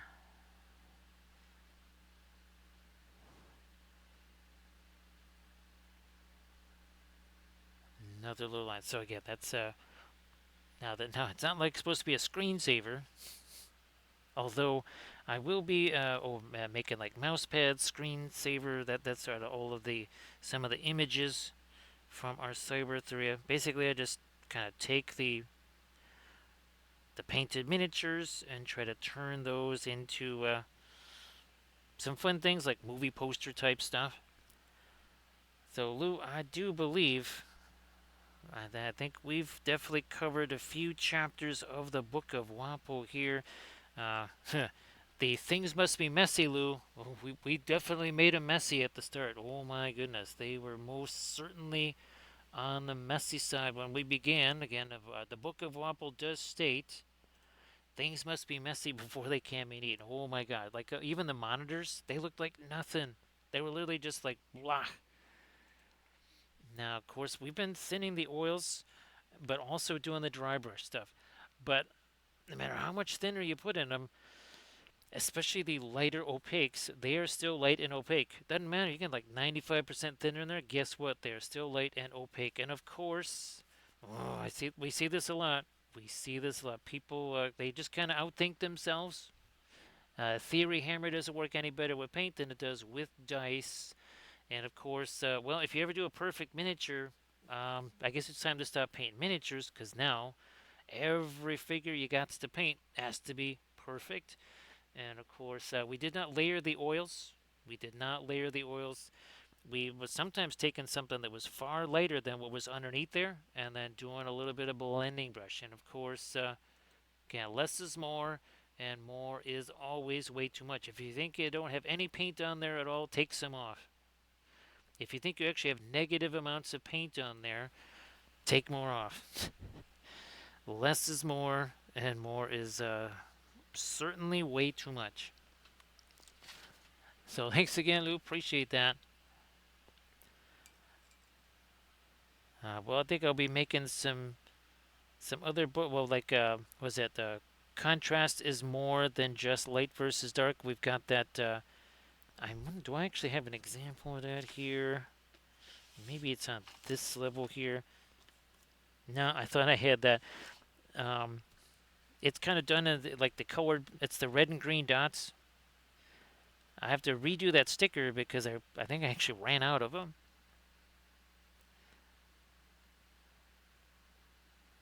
Oh, here, let me darken this down. Oh yeah, we have a little weird edge there. That's better.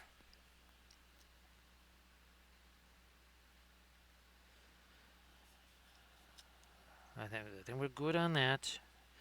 Now, what about here? I will take the. Yeah, I'm gonna. Here, let's just keep going with this crazy, not cobalt blue periwinkle here, and just breaking that down, breaking it down, breaking it down. Okay, I don't want this to be super super light, and I might go a little teensy bit later on this after we get this in. Oh gee, well now we are officially 4 hours into our fabulous Lady of Shalott, the corrupted version.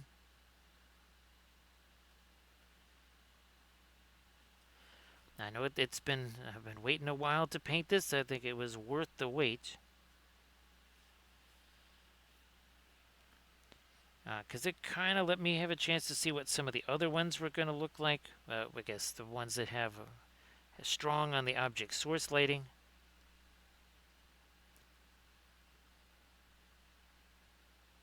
And again, if I paint another one of these, especially if we have more monitors, well, we'll be able to depict more scenes of a fractured, corrupted Cyberthuria, of course.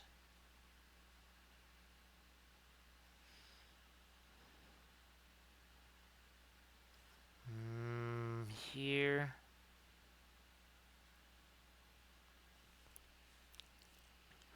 See you later, Inganes. Have yourself a good one. Of course, Inganes, why don't you share?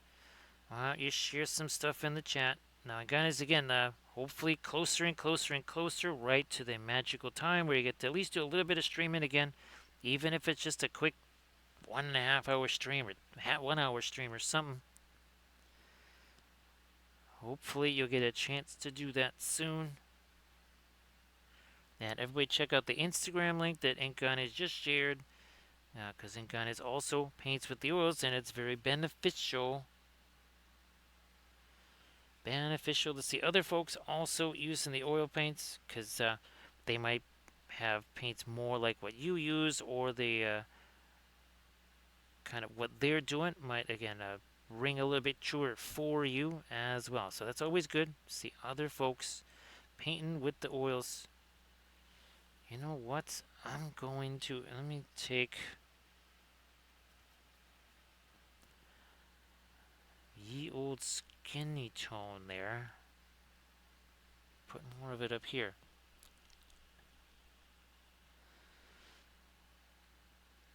Would that be fantastic there in Gunnez? And again, take care. Take care. As always, appreciate you being here.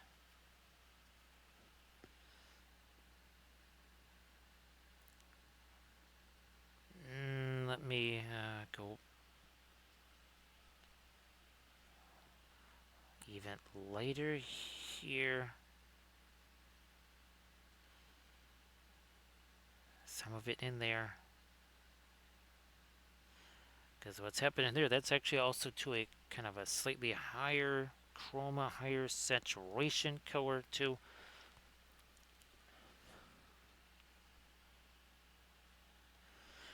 I would like to separate here. Let me see if it's if this is about the right value to separate. Yeah, there we go.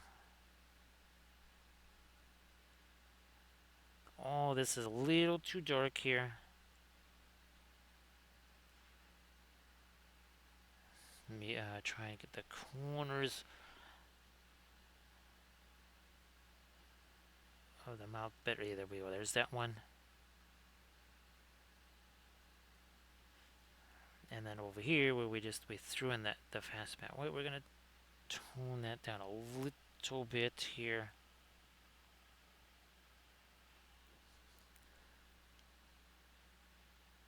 There we go. It's just like that was really, really, really bright right there.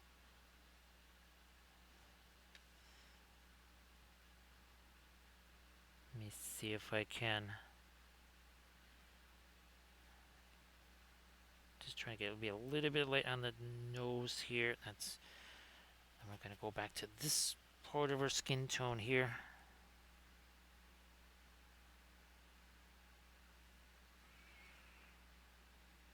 That was a little bit too dark back in there.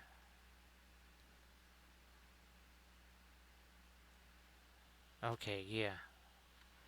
I'm gonna get. Oh, it's gonna get a little bit more here of our light on the.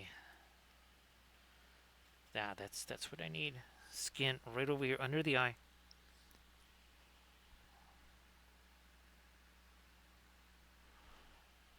I guess we'll do that a little bit later. One hit right there, and that. Yeah, we'll let that go.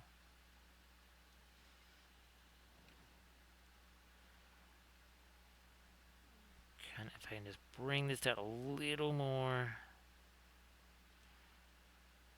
And then lighten up the cheek there too. Yeah. No, we're gonna move back a little bit. Not quite as light as that. Let that sort of combine with the colors that are there. Now some. Let me try this darker stuff in the hair. Here.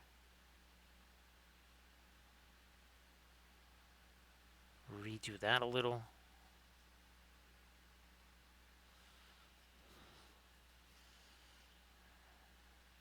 Let's see if we can't do a little more cleanup on that here, and then a couple of maybe some highlights or whatever's.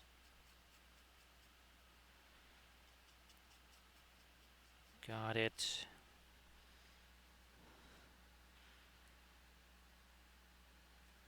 Some there.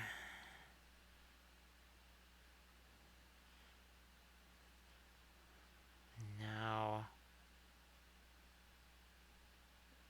more this way.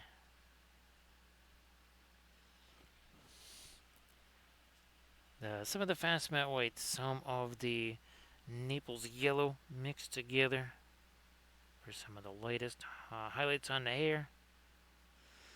Hair sometimes almost, well, I was going to say kind of a metallic look. In some ways it does, that kind of shiny look, but I guess you could say more like satin or something like that, or silk, whatever. That kind of has that shine, not a metallic shine per se.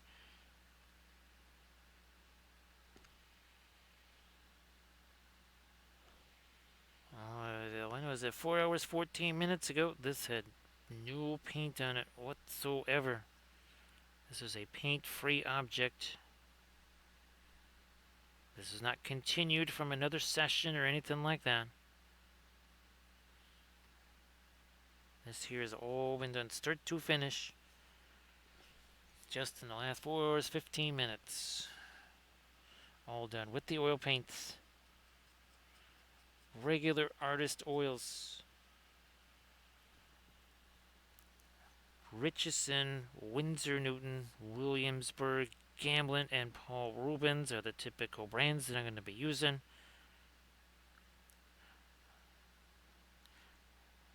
Just because of, again, trying to have these things ready for photography. We've been emphasizing this week the alkyds a bit more. We were in the tutorial videos, it's kind of the opposite. There we're kind of leaning more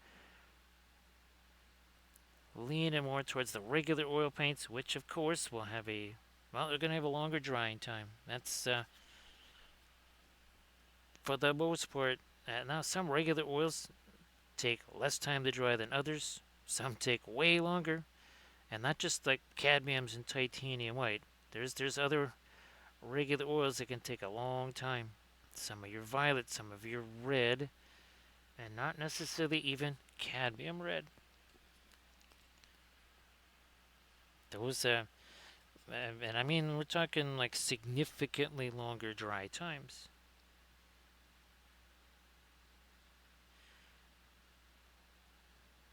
But again, with the oils, if you need something tomorrow, well, you're probably gonna throw it out there. You're probably not using oils for something that needs to be ready for a game that night.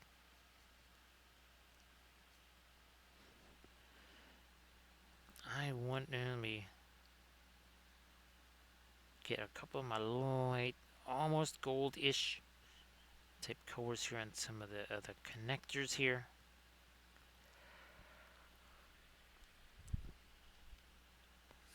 No, wait. Let's get this. Let's get that back in. I didn't see that before.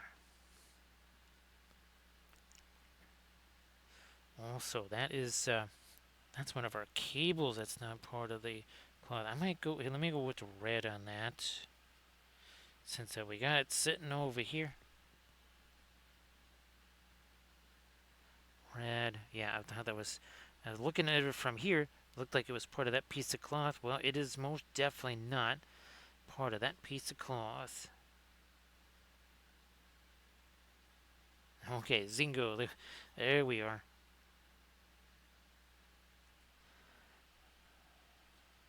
I got this red here.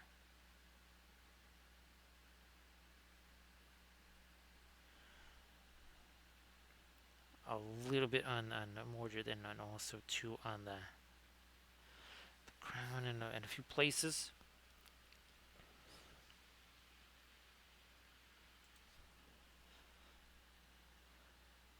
There's a few here, a couple of rosies here. Let me. There's some areas where we basically have either really light or really, really, really dark. So we're trying to go in between there too.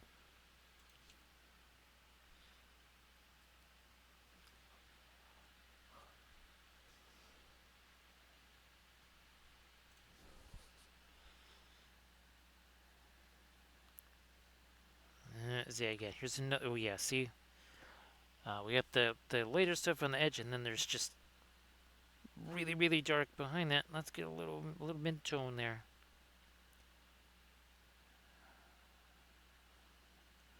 Now these, you can't hardly even see them there, so we won't do a whole bunch there.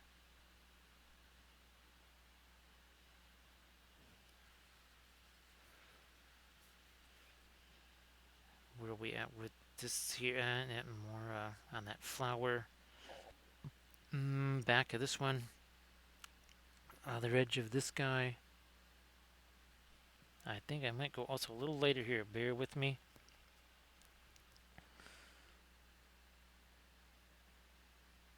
That back. And now down here to... let me refresh.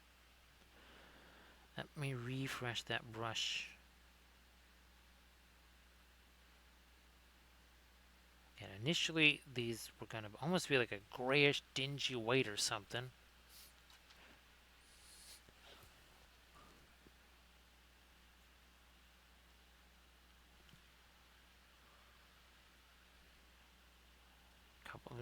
There's almost too much there. Ooh, you know what? This... here, let me make this lighter. What's that happening with this guy?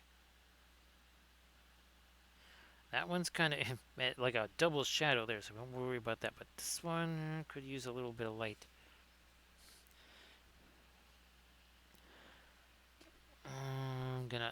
Here, let me go for a lighter green. Let me take a more Naples yellow and mix that with our Nurgle green.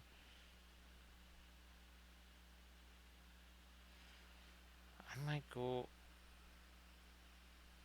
fine. I might even grab a little bit of the white there.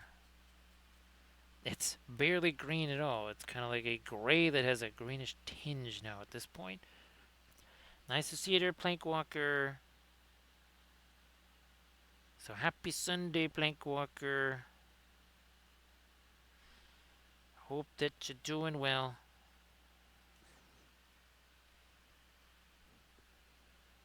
So, Plankwalker, I don't know if you had a chance to see some of the ship stuff that I did on Monday. That's super exciting. Got another fleet of ships that I'm going to start printing out the test prints of after the stream here.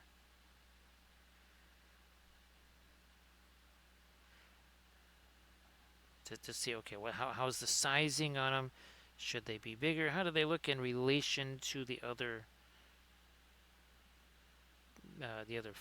fleets that have a similar class of ship? So Plankwalker, here's Merlin from last night. There's the corrupted version of Cyber Merlin, and of course Monday we painted the first of the Terraforce ships. So we did basically the entire Seri Republic fleet now, doing basically the Humies there. And of course this was super fun. We painted this on Thursday. Little 2D art action here, and that is another one of our Compass Rose Universe ships, and it's very fun to do this. Look at that. This is side by side, even in perspective. Look at that. And of course, for our upcoming Monday, we've got. I think actually I have it. Oh yeah, here we go. This is kind of the official version of it right here. That is the actual size that it's supposed to be. And this Monday I'll be printing out, or I'll be painting a bunch of the Terraforce, all the little battlecraft, the smaller ships. Don't know if you saw the Wapilius Spellbrush. I posted that to the Instagrams, and then of course the Dark Sword Dragon with all the water effects, and also Branwyn. All that stuff done on the old Patreon page. Now I'm gonna take some of our darker stuff, some of the. It's a little too late yet. Wow, man, that is just how dark we were able to get this stuff. But we're going to do a little separation here with the. I mean, it's not even a light middle tone. You could almost say it's a dark middle tone.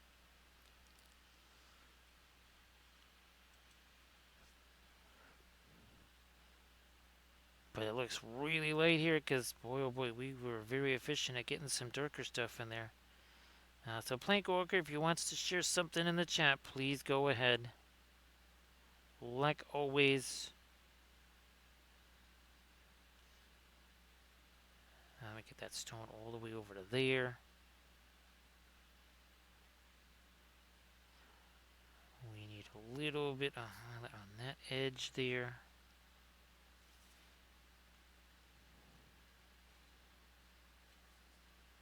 Bring in a couple little lights that way. And now back down here again.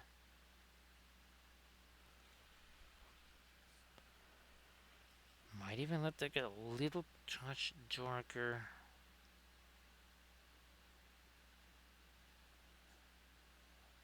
Like this.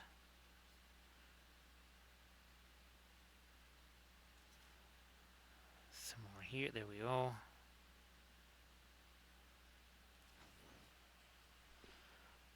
Okay, don't want that to get too late too fast. Especially where maybe we've got the later source lighting stuff too. Now, thanks, Camda. Again, this one, as soon as I thought of the concept of it, it was really key that I did several, I mean, just even before I tried to sculpt anything, I did a whole bunch of different concepts of it because it seemed like it was going to be a very important sculpt as far as setting the universe goes.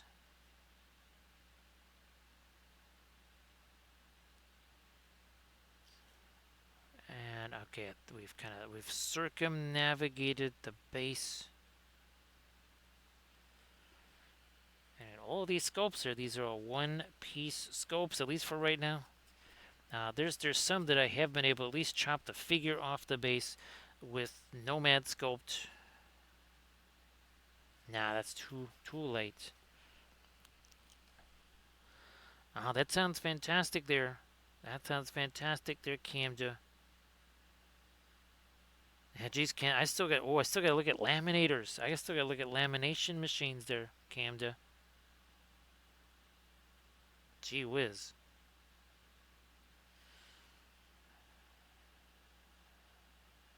Okay, we got that now.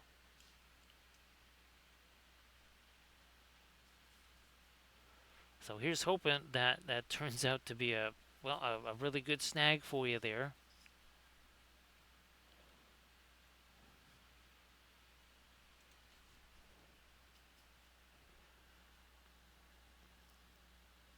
Now this, it's a little bit of a warmer gray because we got the blues in the dress there.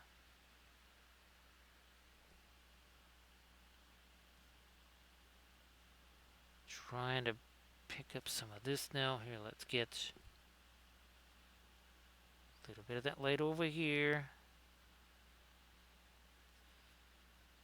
I think we're good now. Let's go another round later here. Let me just maybe even grab some of this. Ooh, that's pretty darn light. Let's see how this is gonna go.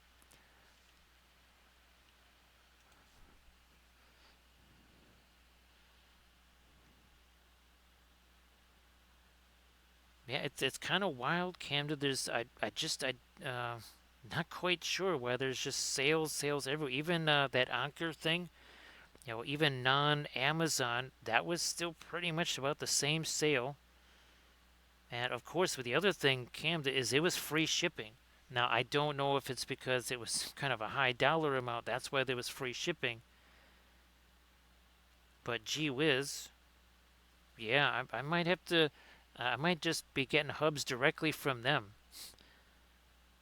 Who knows? It might either be less than Amazon or, again, not having to pay shipping because Amazon you pay for shipping. Well, that's even wow. That's a really incredible one there, Camda. To get the free shipping down there, that is something. That's not nothing. There we go. Yeah, I feel a little bit better now about the stones there. That's a little bit better, yeah.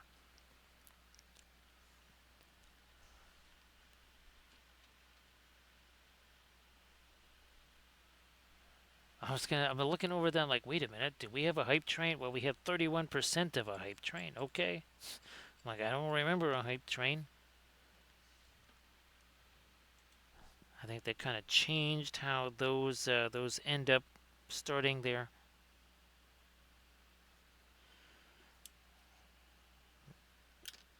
Grab this. I'm gonna try to get some dark here. We're gonna try to set off some of these things.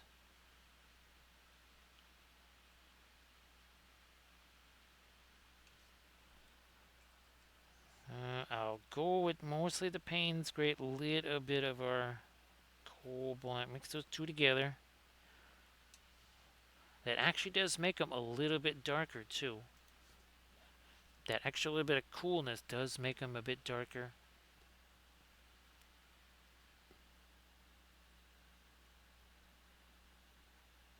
Have that crossing underneath or the other one over the top. Either way you want to look at it. Now these guys here, we need to. It's almost like our knotwork. We need to have overs and unders. We don't have any of that happening here. Now we do.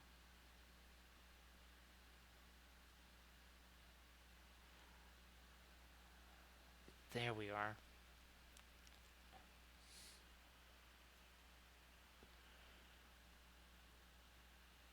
Oh, that's fabulous, dear Camja. Man, again, as crazy as it was trying to work out that whole Anker battery backup thing, just the more that I was talking to people in the neighborhood, and all of them, it's like I think I started a trend there, Camja. All of them are definitely talking about the battery backups and such.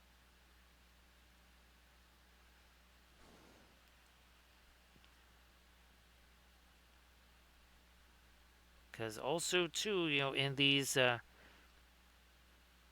if you get the super hot weather going, you can also have the brownouts, which is not going to be terribly good for trying to do computer stuff or whatever, or any of those kind of things.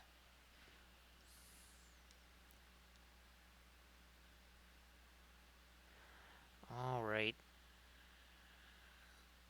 there. Yeah, a little more of that up here. Gonna maybe take away some. Yeah, it was a little bit of a hard edge right up there.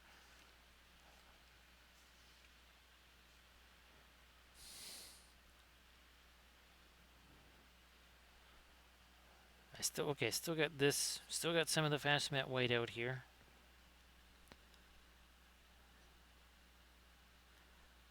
Might try to do some of the latest stuff here in our Cyber 3 landscape that we can.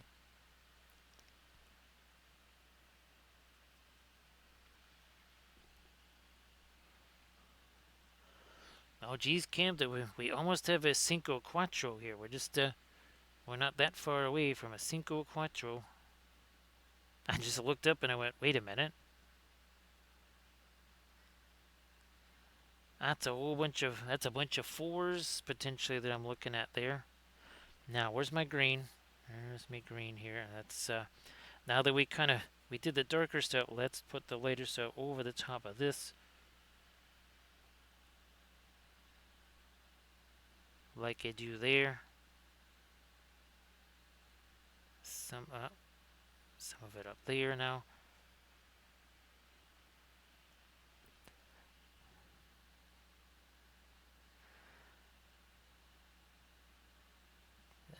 Fine, maybe we'll go more green with that and less yellow.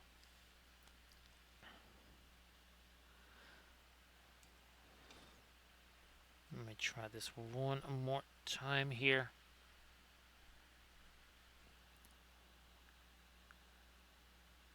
A little bit more of the light there, and then on the cheeks there too.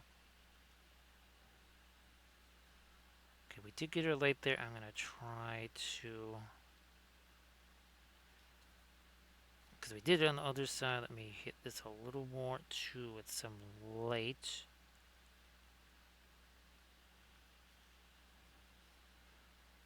Same on this side. It's a little bit dark over there. Lighten this baby up.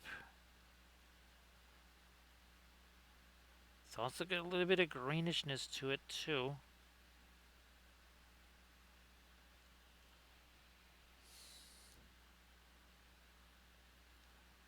try to. No, I'm gonna. Let's refresh that brush here. Let's do it.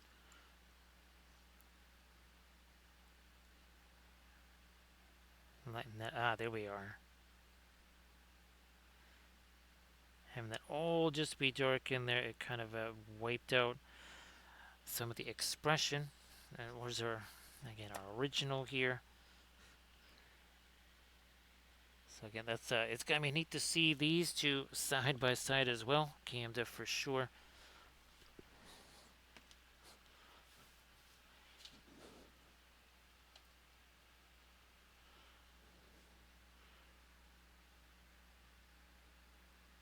Just based on what I did on the lower screens, I'm gonna try to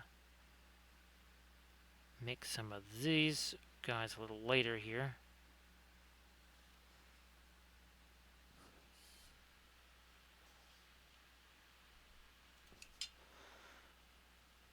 Okay, that's got a bunch of the fast melt weight in it.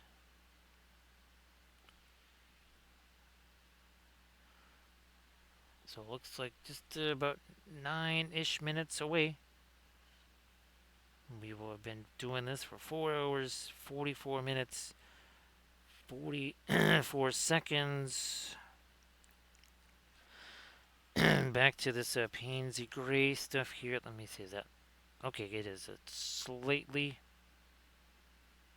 darker than what was there. And now we gotta do some of that here, because... Let me try one more hit. Ah, I think we got it now. Yep.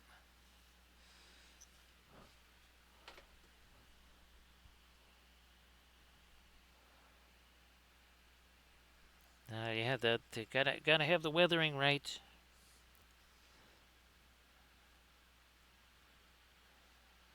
I wonder what is. No, that's not what I thought that was. Well, we're just gonna have to do it this way. I'm just trying to get back to my reference here real quick. There we are.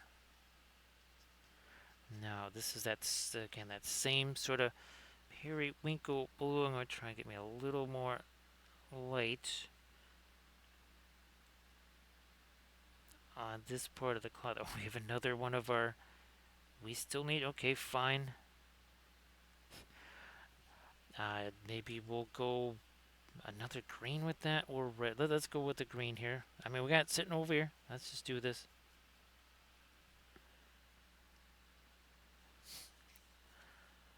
But yeah, we're definitely going to strengthen up all these little wires, cables, like a lot. Definitely a bunch.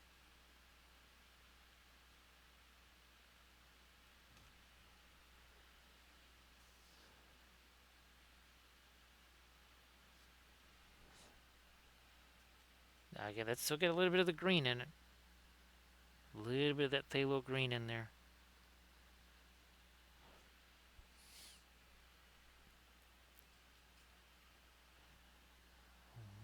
Here, let's lighten you up a little bit so now it goes over that cable there. Here, let me go a little later with the red. Let me get this and some of this. No, that's gonna be too much towards the orange. Let me try this now. A little bit more thinner to get some of that paint off of there. Okay, might go a little bit lighter still right there. All right, now there we are. That made a big difference. That needs a little something on it. Maybe here. Let's go back to the green. I think.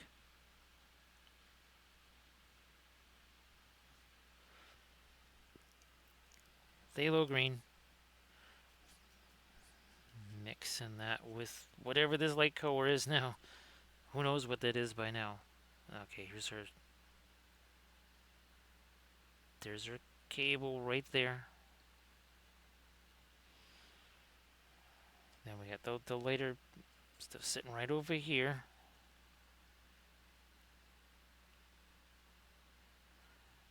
And then we stop. That's it. No more on that.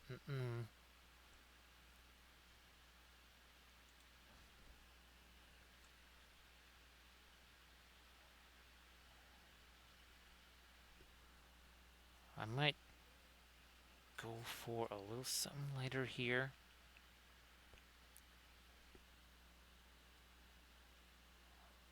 Right up at the top of that. I'm going to try this. I'm going to take the Indian yellow here. Combine that with the Pearling Crimson. So that's almost more of a rusty type of a color. Not quite so orange, more of an orangey brown. A little touch of also burnt, a little touch. Not that much. That's like all the burnt umber there. Not so much of that.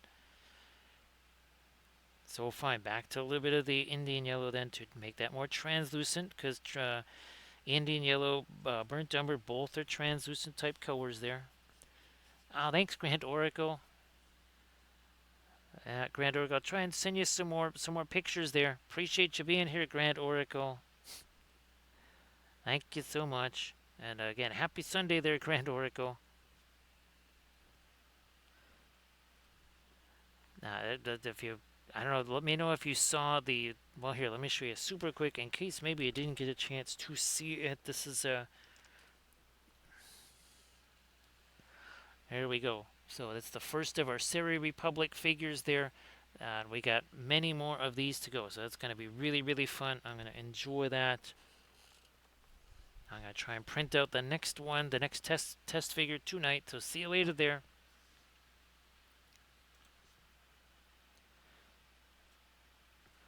Now again, it's not really a glaze. The reason why this is translucent is because the paint's translucent, not because we put a bunch of thinner in there.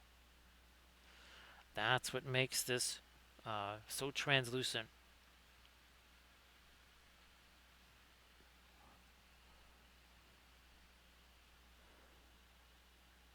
Oh, that was the bust. Yeah, that was the bust that you saw, Grand Oracle. That figure, that was still printing during the stream last night. That was what printed overnight last night, and now we're going to try another overnight print with. So that was the High Counselor. We're going to try the Wind Dancer tonight. I'm hoping maybe the Wind Dancer and the Scholar. We'll see if we can get both of those going. Not sure, but we're going to give it a try. There we go. Yeah, that kind of tones down some of this nicely. Also going to try to do that over here as we welcome in Burned Chef. How you doing there, Chef? Everybody please give Burned Chef a follow. So Chef, I hope that the stream was a blast. Hope it was super, super fun. Now, Candle, we got a Cinco Quattro coming up here in just a few minutes. Less than 2 minutes, yeah. I know, a little, like a 2 minutes and something away. So check this out, Burn Chef. This is another one of our corrupted Cyberthurian characters. Thank you so much, Ungrim. Appreciate that. You know, this universe is really starting to freak me out. You know what's freaking us out is your smell. You stink really bad. Well, just some things never change, do they? Let's see if we can. We have not had ourselves a Gandalf 6 all week long. I don't think. Let's see if Ungrim can do it. Ooh, we're getting mighty close. We've had a bunch of these. Nice to see you there, Sea Bear. And of course, Burn Chef, if you want to share anything in the chat, please go ahead. Looky here. That is the non-corrupted version of our Cyber Lady of Shalott. And here is, again, the Fallen to the Predations of Mordred. You can see the difference in the freehand, right? Very fractured.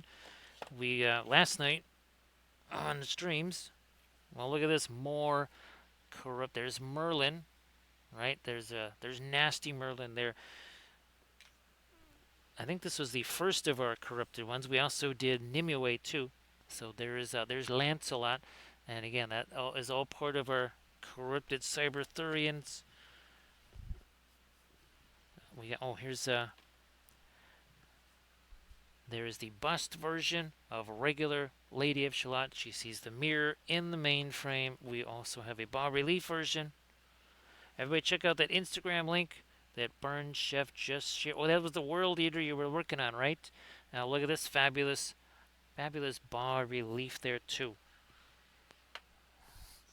Now, also on Monday, we started on this. So we started a new fleet of ships. This is the Earth fleet here, or, well, New Terran fleet.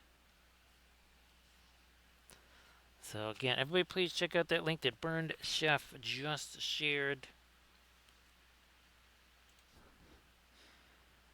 And hope the stream was super, super fun there, Burned Chef. I'm sure that it was. We're painting this with the oils like usual. So there it is, 4:44:44. 4 hours, 44 minutes, and 44 seconds ago, we just started on this thing. There's no paint on here before. It's all been happening in the last 4 hours, 44 minutes, and 44 seconds, as chronicled by Cam to Paints. And again, everybody please give Burn Chef a follow and check out that link that Burn Chef was kind enough to share. Some World Eater goodness. I'm gonna hit this with the same stuff again. This is not it's not a glaze. It's just this is really translucent colors here, and that is how the oils work.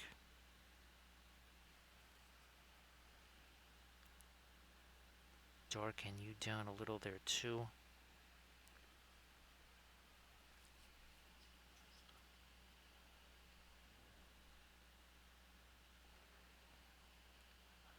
Yeah.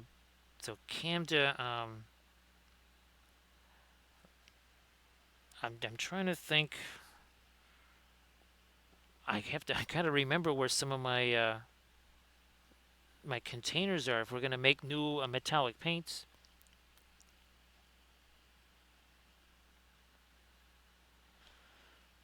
Thanks Seabear for joining. Appreciate that. And of course, Ungrim, thank you so much for the follow. Appreciate that. Of course, Gandalf loves all of his little hobbitses. Even if the Cyber Arthurians are not quite so excited about him. Thank you so much, Seabear. Appreciate that. So you know that some of this cyber stuff really sounds like it could help with the Balrog issues. So he's gonna tear your arms off again. He's like, well, no, that one died. So you're immortal, but you die. It's like, yeah, I guess you don't have that in your universe either. Really wish it wasn't in mine. That's it. Now we got another shot here. We have one more shot for Seabear on the Gandalf 6. Well, we got half a 6. Half a 6 better than none, right, Seabear? Those now Seabear, are the chain swords still mischievous to try and get rid of those nasty mold lines that run right through every single tooth on the chain sword? I'm guessing they probably still do. It's been a little while since I last filed mold lines on a chain sword, but 10 lifetimes could pass, and I would still remember filing mold lines on a chain sword.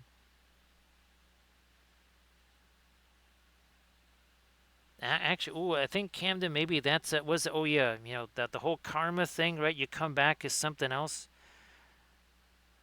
Yes, if you did something really bad in your life, that's you end up filing mold lines on chain swords. So Burn Chef can confirm that again, as a punishment for whatever wrongs you might have done in an earlier life, you get to file the mold lines off of chain swords.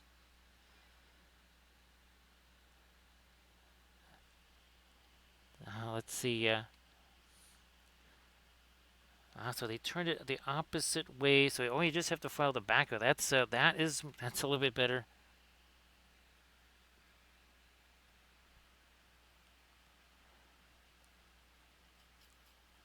Camden, this is yeah, this is not even purgatory for brushes, right? This is the full flamey treatment there.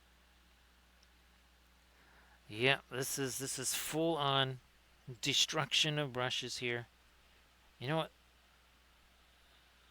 Now I'm going to actually get a little more of the ombre in here, a little more umber into this. Because what I want to do is over the top of that a little bit, take some of you away. Let's try this over here. Ah, is nice. Oh, there we go. There we go. We're starting to get that. Again, I'm trying to align this a little bit more with the. Where you at? There you are. So again, that's the original uh, version there, and this one depicts again because she is the mainframe. She sees everything in the mirror, which is the mainframe. So she sees Mordred. She sees the cyber Camelot falling, and then of course that's her own. That's her own expression right there, and it's all again. All of this stuff is lines of code. These aren't cyborgs or anything like that. They're not robots or androids. They don't exist. All of this stuff just lines of code.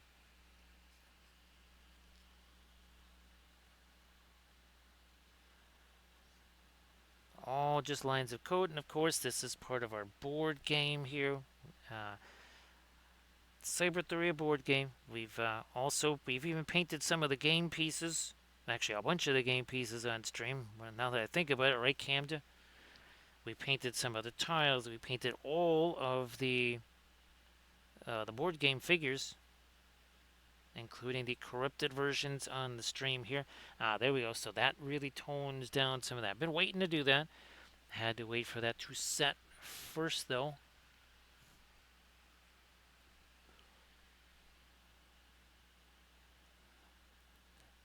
Touch more. Okay, then maybe a little more on the end of this, a little more down there.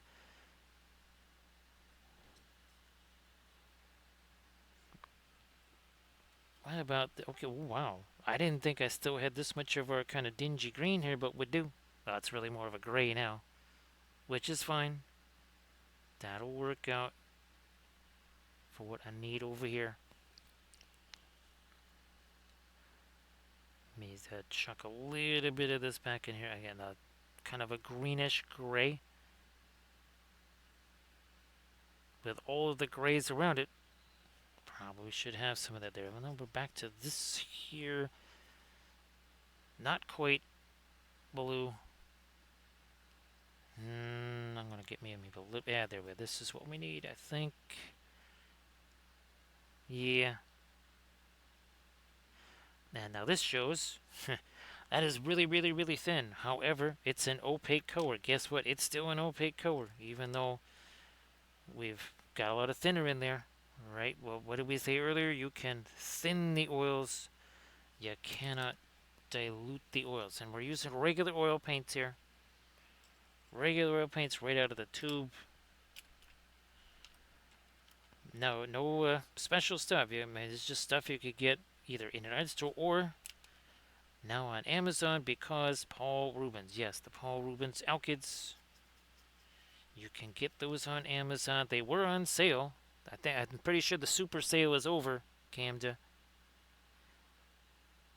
Yes, the fabulous Prime Days sale on Amazon is over, and those are well, not gonna be $63 anymore.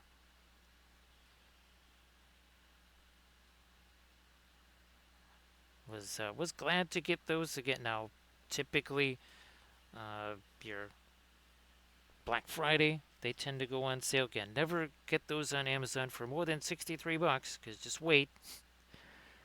Don't be hasty, right, Camden? Don't be a hasty little hobbit. Even though Gandalf loves hobbits can be hasty. They can also be tasty, also, right, Camda? At least that's what the Orklings probably tell you all the time. Actually, it's probably getting, well, it's only 3:24 here in the morning. I was going to say, is it close to feeding time for the Orklings? Get that little bit of light. Maybe I'm going to put some other over here too. Yeah, there we are. What about on the, yep, down here too.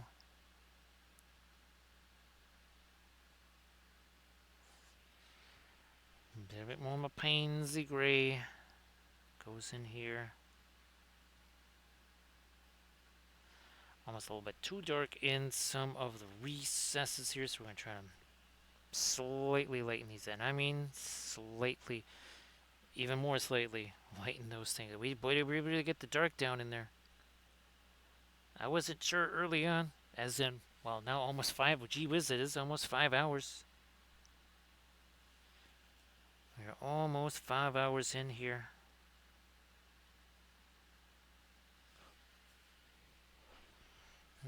Back to this here. Yeah, this is a little bit of thinner in there.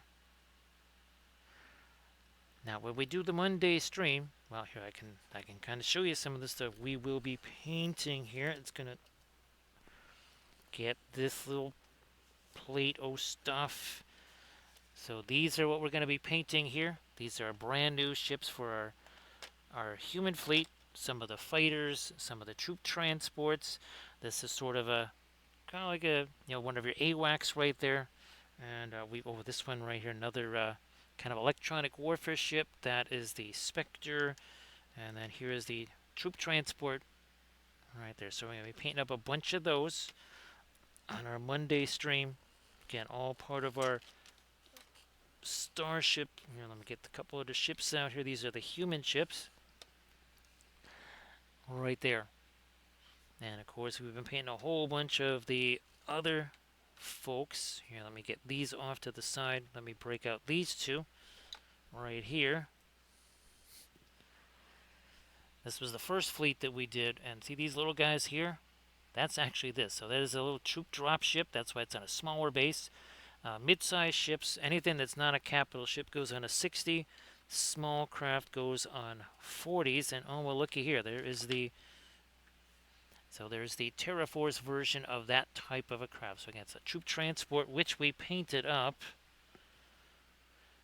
A flat version of it on Flat Thursday. Looky here. There's the. Let's get these lined up perspective-wise. There we go. Look at that. Super fabulous. We're working on all kinds of fleets. Ultimately, it's going to be something like I think 11 or 12 different fleets at least.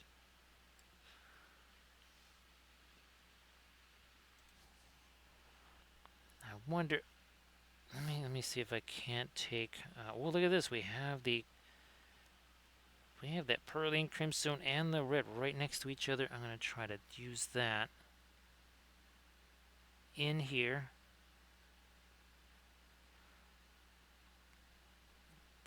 And that also is going to make our, see, that makes our, the typing on the screen show up a bit more.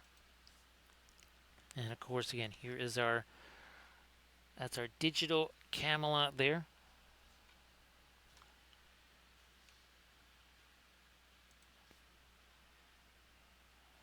Just going to take some more of this here.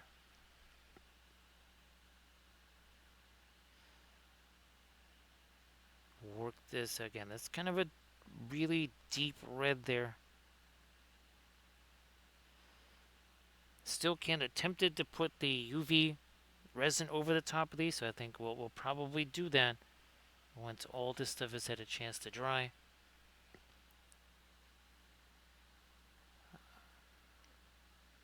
I'm going to try get a little bit of this lighter red in here, at least right by the eyes.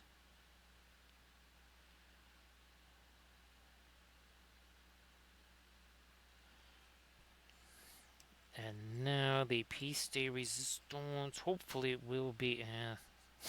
Okay, that needs a whole bunch of thinner there. I went to grab some of it and just brush just bounced off of it. Well, it's been, gee whiz, yeah, it's been 5 hours.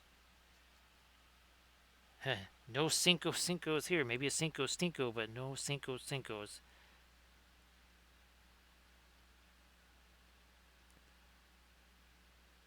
All right.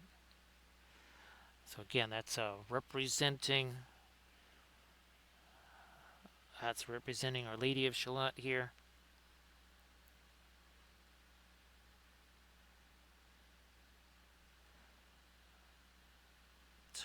tiny touch more. Okay. I think we've gone as light as we really can down here. Yeah, yeah, that's about as light as it can be. I think we did that there. Now over here, we're gonna hit you one more time like that.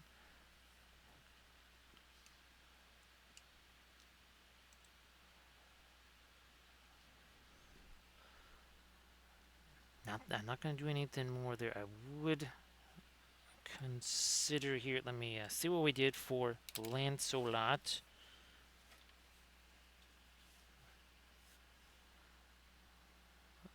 Oh, so we did not on all of them. Again, you can see what we did here with the digital portion of the freehand. Very chaotic as we need it to be, because well, everything is very much corrupted and fractured.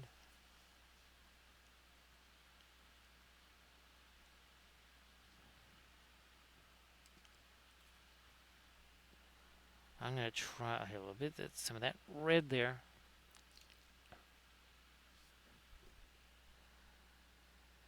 I'm gonna separate some of these little guys like so. This one, because then the other ones already kind of have that. And that just needs a little bit of cleanup around the edges anyhow. Let me try this again here. Let me get that brush refreshed.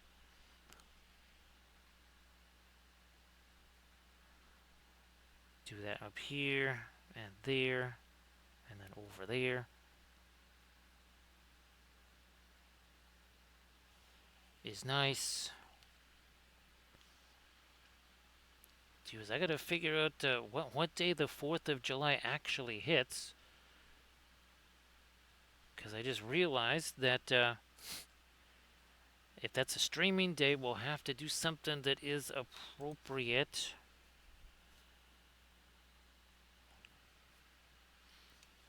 I guess let's see. Let's head over. I know Mittens is probably wanting to stop, but I think we might just now that it is 5 hours in. I do think we say thank you so much to Armored Wolf for doing all the moderations. And we head over Commander Mittens' way because now we've got ourselves. Looky there, we have ourselves the corrupted version of our Lady of Shalott. So very, very nifty. Got all the screens here. That's also to say thanks for all the bits and the subs and the follows and the cheers. Also the raids. So see ya on well, Monday there, Camden, for sure. See you Monday, and again I got lots of fun stuff to show you there, Camden. Here, we're gonna get the raid countdown underway here. Get this going. Oh, thanks, Irid. Hey, Irid, before real quick, share your stuff, share your Pinterest before we head on out the door here. So see you later there, Valfair. Again, I'll try to send you some more pictures of some stuff. Pretty sure you haven't seen it. So thanks, Irid, and well, I hope that the stream was good today too. Sorry about that.